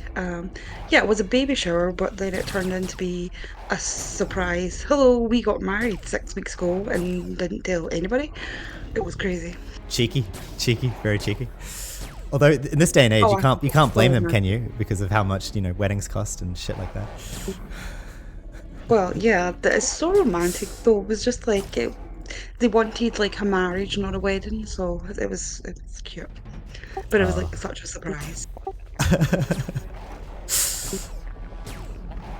Like the tears, so much tears, so I have extra cake. Oh. That's lovely. Yeah, and we get a baby in a month. I'm so excited. And I'm sure now the family's talking about some sort of party for them. Don't call it a wedding, but a party for them, right? No, they want to live it. They're not that type of people. Like they've been engaged for 5 years, together for 10 years. So like, I feel like if they were going to do that, they would have done it. We didn't even get to give them an engagement party. That's how they are. There you go. I see. I'm just thankful we got the baby shower, but I suppose that wasn't about them. But I kind of feel like, everyone was there, so they had to tell us they were married. There you go.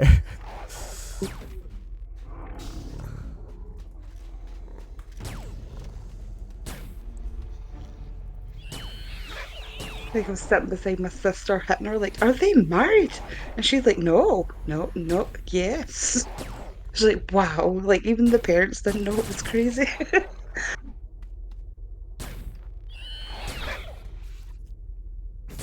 But any excuse for Costco cake, I don't think you could get Costco cake at an actual wedding, so, that's cool. Yeah, absolutely. I love Costco cake. Those cakes are something else. Like, they should be illegal.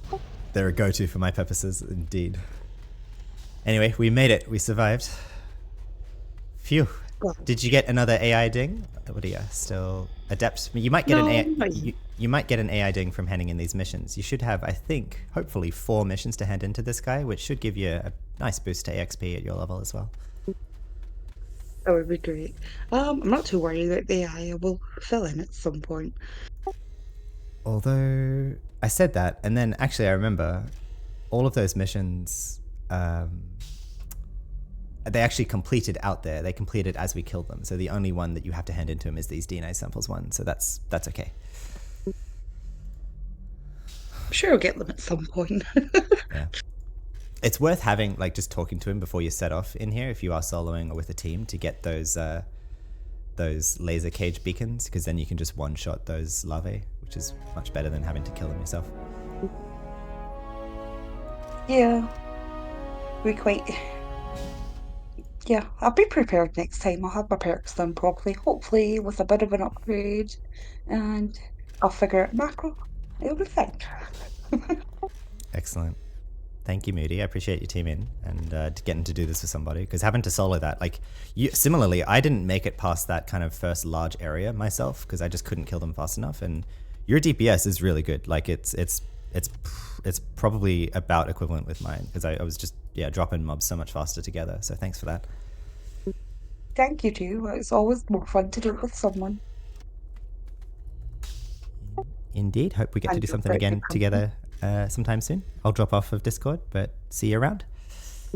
Okay, see you. Bye.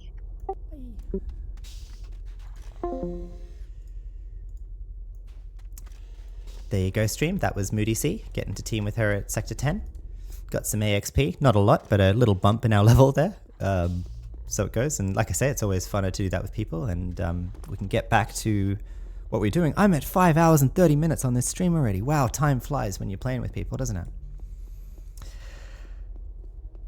Catching up on stream chat. Sorry for missing some chats here. I appreciate earlier, by the way, CyberXL. Well, he censored himself anyway, but I'm pretty sure. Did I have? I've turned off most of my stream, my stream chat auto mod stuff because it was really pissing me off. And hopefully people can swear in stream chat now. I mean, try it out if you want, right? I don't have stream chat up on the video too, so it's not like gonna harm the eyes of innocent children. Where am I going? I'm going to Perpetual Wastelands now. Actually, I think I still have some space in my bags. No, I don't. My bags are completely full with alien shit. Oh, I have some space. Should we do it? All right, let's do some diners. Perpetual Wastelands, let's go. What's the code again? I forget. It's Dust Brigade, I think. Yeah, Dust Brigade. What's it called? Just DB. Excellent. I can remember that.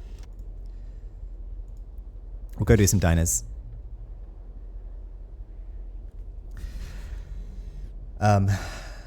Lopink says that he's tanked all content on his soldier. S42, Subway, Pyramid of Home, etc. Communication is key, and once AMS is down, Doc needs to know that. Definitely. Yeah. I tease. I would like to play soldiers. I think soldiers are one of the professions that are kind of unique to AO,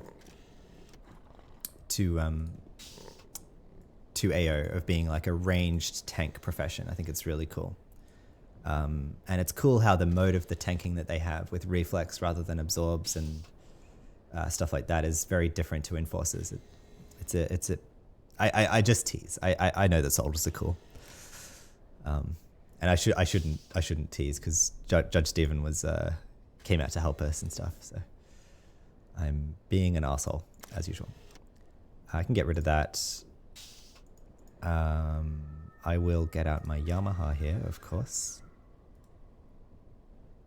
This guy. Put that on my position there so I can do Shift G. And we will go to the first diner. Hey Bobby, welcome back.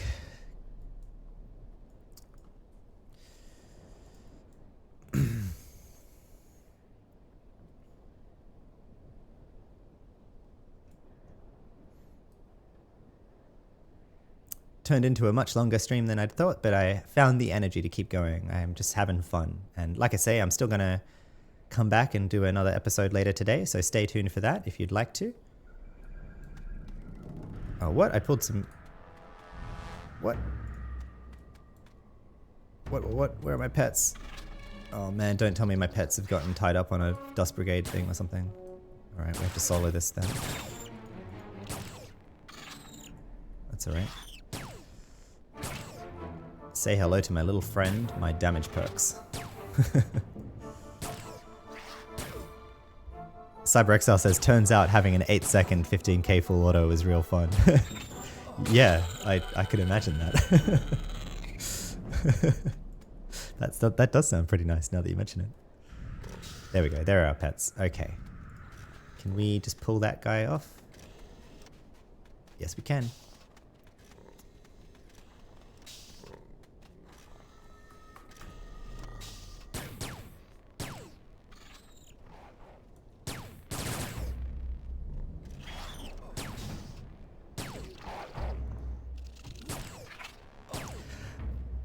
Bobby, since you last saw us, we completed our first out at the Scheol scientist quest. So I guess you're Froob, or you mostly play Froob. But what that means is I now have small pets, small dog, small Slayer. So not as small as they can get. I need to get the -50 size miniaturization nano next from Scheol, but still small. Thanks. Had fun getting it.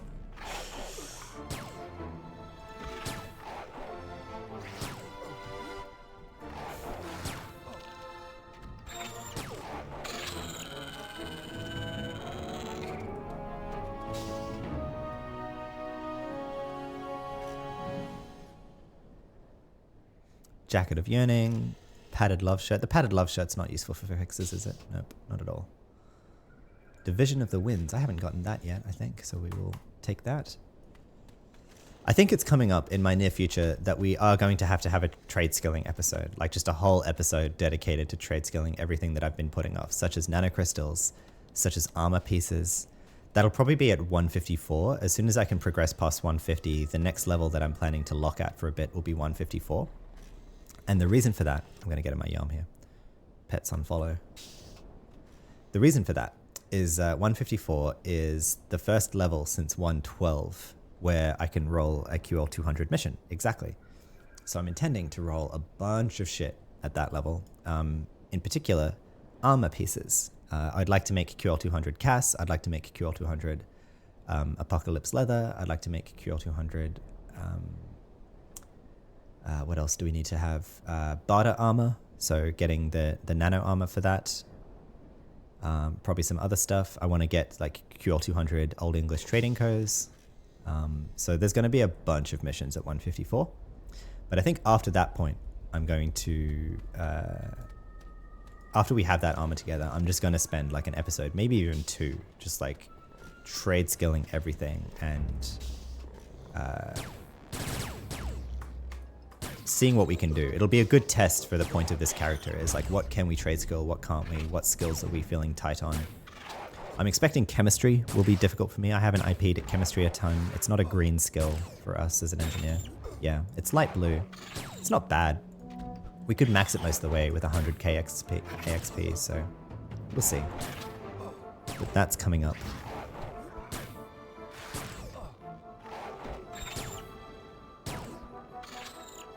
Bobby says that he's dabbling in paid content at the moment.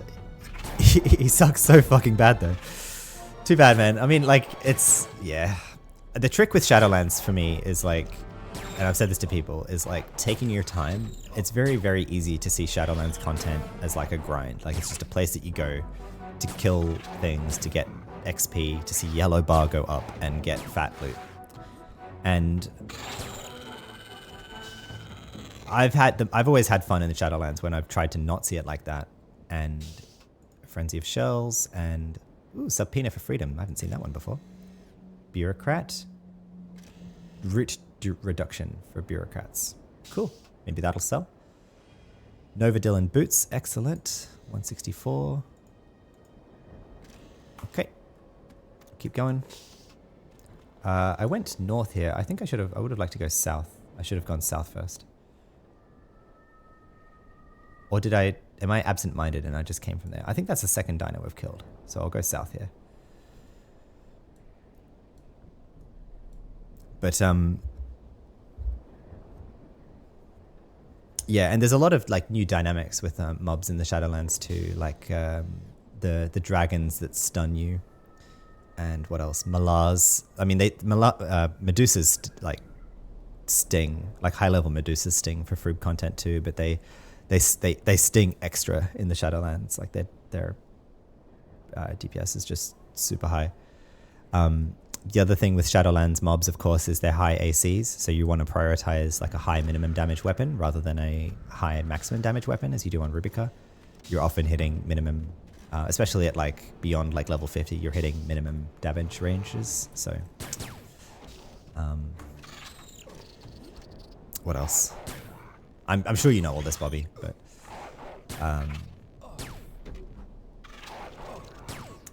a lot of melee mobs in the Shadowlands have range, their range of hits is like 30 meters. So like kiting doesn't work. Not all of them, but a lot of them. So like hecklers, for example, it's very, very tricky to kite hecklers. You can do it if you practice and if you have like a lot of run speed. Like of course that's what, you know, nanotechnicians do, right? But in general, like as a leveling player, you're not going to have a lot of success kiting Shadowlands mobs, so.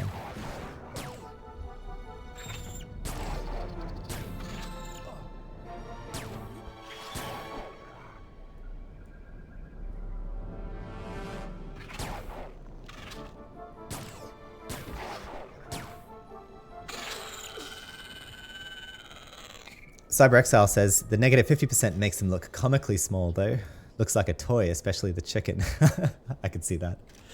Shower with lead. Mosquito pants, we don't need that.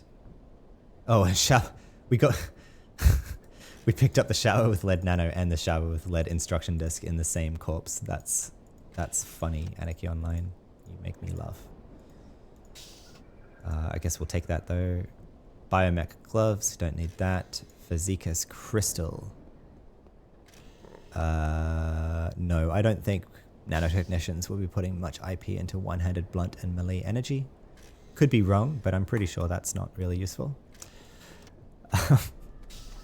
Alright, so now we'll head further northwest. I sequenced these the wrong way, but we'll head further northwest now to the other 200 diner up there. And then we'll do that one, and we'll do this 205, and then I'll do this 195, and then we'll head back. Semper says, for a second there, instead of 1440p, you were streaming at like 12p. Shit. My Twitch stream manager is telling me that I'm excellent, no recommended changes. OBS is saying 0 dropped frames, 0% dropped frames. All good. Sorry if so. Maybe, you know, maybe it's on your end, Semper. Check that. I'm just teasing. It's probably me. I'm streaming here with my stream being downloaded at off meshed Wi-Fi. And pro tip, pro tip, guys, do not depend on meshed Wi-Fi. It's a bad idea. You'll have a bad time. You'll hate life. Don't do meshed Wi-Fi. Do wired Wi-Fi. Like if you have your APs wired, don't try to mesh them. It's just painful. And you'll try to mesh them, and then you'll try to stay up to date with like, oh, apparently like Wi-Fi 6 has like MIMO, so I could finally like be on a video call and walk from one AP to the other. And then no, it still doesn't work. It still drops it. It's still painful. So don't do mesh Wi-Fi. So it's probably me. Bobby says, yeah, most of them are sniping with their fists. Yep. That's a thing. So it's just really just relying on the aggression enhancer, trying to pull them apart, being very careful. There's a lot more interesting kind of layout in the Shadowlands with like where they place mobs too, I find. So there's many more diners around the Shadowlands than there are in Rubicar. However, Shadowlands diners generally aren't as hard as Rubicar diners. But there's just a higher density of them. Where am I? Am I looking here? Has this also been killed? Yeah. Diner isn't here yet either. Okay. All right. We'll just head south then. Looks like these have been killed already. That's okay. So there's more diners, but there's also interesting things in the Shadowlands, like where they have like high level mobs roaming the area to just like fuck with you. So like infamously in Nascence, there's the green spider rolling around. I forget his name, like a 110 spider just roaming around Nascence just to fuck up low level players. And I think that's really cool. I think it's just like I mean, you get killed by him. It's like, it doesn't feel cool, but like, I think it just adds like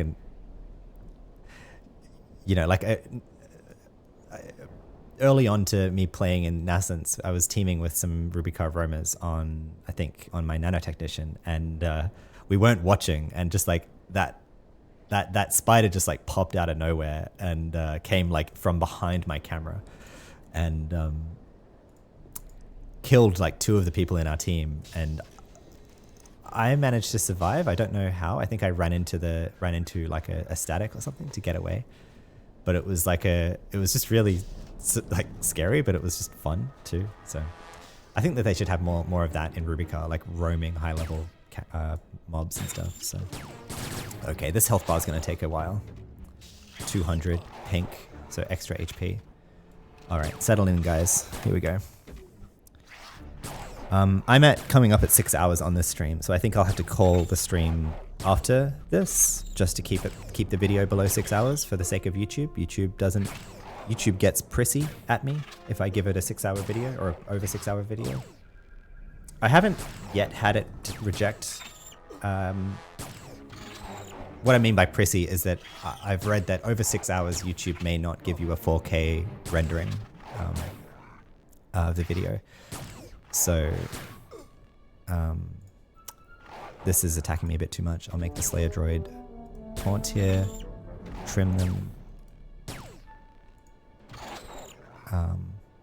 Okay, hopefully you start attacking the Slayer droid with that. We shall see. Yeah, so I try and keep my videos below 6 hours for that reason. But I'll be back, I think, in maybe even just an hour or so, or 2 hours max, I'd say. And we'll be able to get in another 6-hour stream later today. So looking forward to that. Mathras83 says the giant Mortig by Brawl also. Yes. There's those Hyathlon patrols around Elysium that they got me. I died to that on Lesk not too long ago. I wasn't watching for them, and yeah, it just came up and smacked me a new one. Sent me to reclaim. So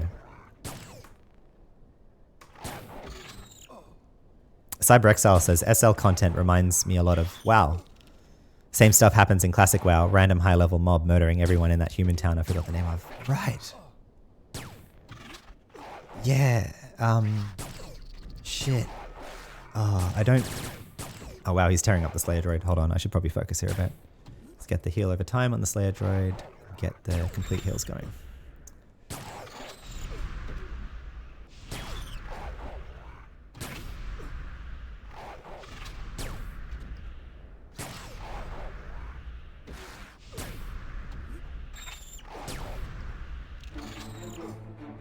Oh, he didn't like that. That pissed him off.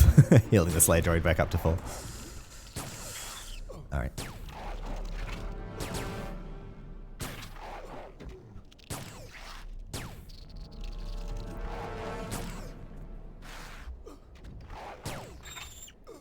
Mathras83 says Darkfire or Bloodforge. There was a few in WoW, also at least up to Burning Crusades. Yeah. I don't know if it would fly anymore. I mean, I guess, you know, games, I mean, at least like non-Western games aren't afraid of being hard, like famously, right? Like Elden Ring and Dark Souls and stuff. But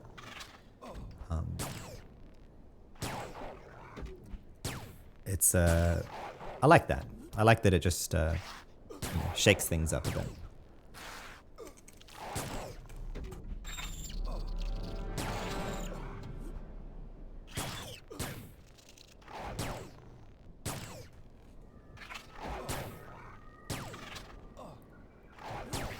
Wow, he is tearing up the Slayer droid though.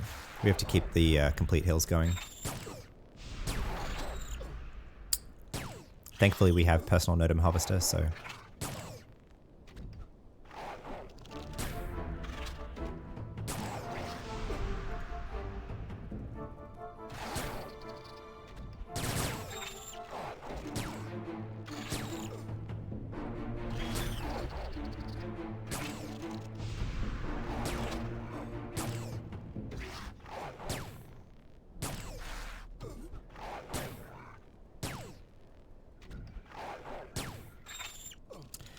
Got the melee initiative hostile takeover, so I wonder if it's probably physical initiative on this boss, I would guess. They probably just have them all martial arts, unless it's like a human NPC mob with a weapon, clearly.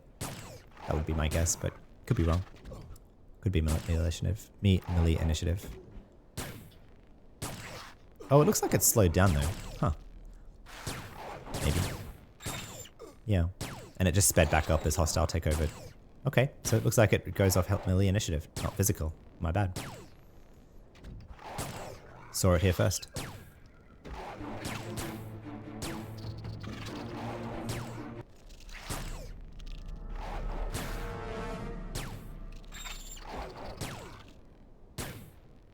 Whoops, don't let the Slayer droid die. That would not be smart.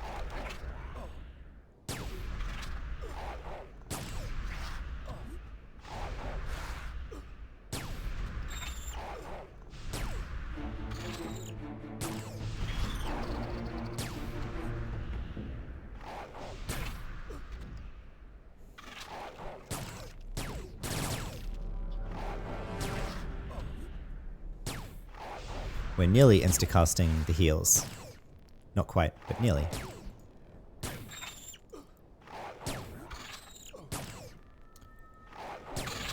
There we go. What do we get? Frenzy of Fur. Wow, I haven't seen that before.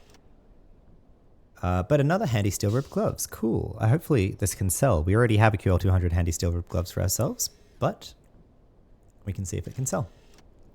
Great. Okay.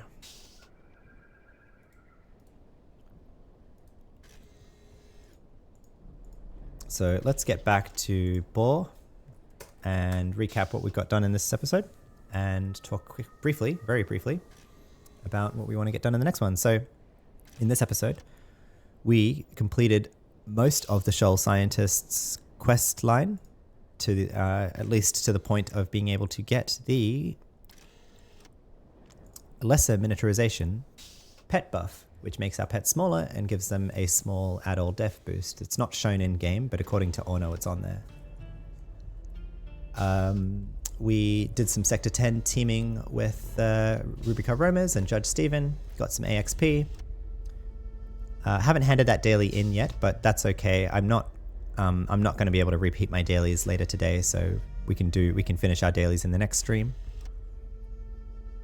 We did complete our freelancer daily though. So we got that done. Anything else worth calling out? I don't think so. We got some more pocket bus patterns. We'll have to recap what to do there. Coming up in the next episode, we are going to have to clean our inventories after we complete the dailies. We're going to make pocket boss crystals, including gunk, which we now have the full pattern for after not too much farming, but that will should give us a good eye symbiont to use for at least for trade skilling. We'll also look to upgrade the engineer pistol. And then I intend to go back to Scheol and do the Yotos questline to get the next miniaturization nano, and that will complete most of the content remaining in Scheol for us. After that, I'm intending to head to Adonis and start working on the Adonis garden key and the Zan legacy quest there for the brain symbiont, which will be a great boost to our skills as well, both trade skills and nano skills and other stuff. So stay tuned for that. Like I say, I'll be streaming again in about an hour or two later today. Otherwise, my vids are available on YouTube and Twitch. I want to thank you all for watching, and thank you for your support. I do hope that this was informative and entertaining.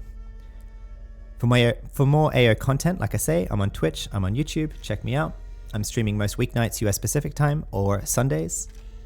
Your viewership means the world to me. Thank you all. Until next time, I'm Saju Steele, wishing you all good health and happy days. Peace.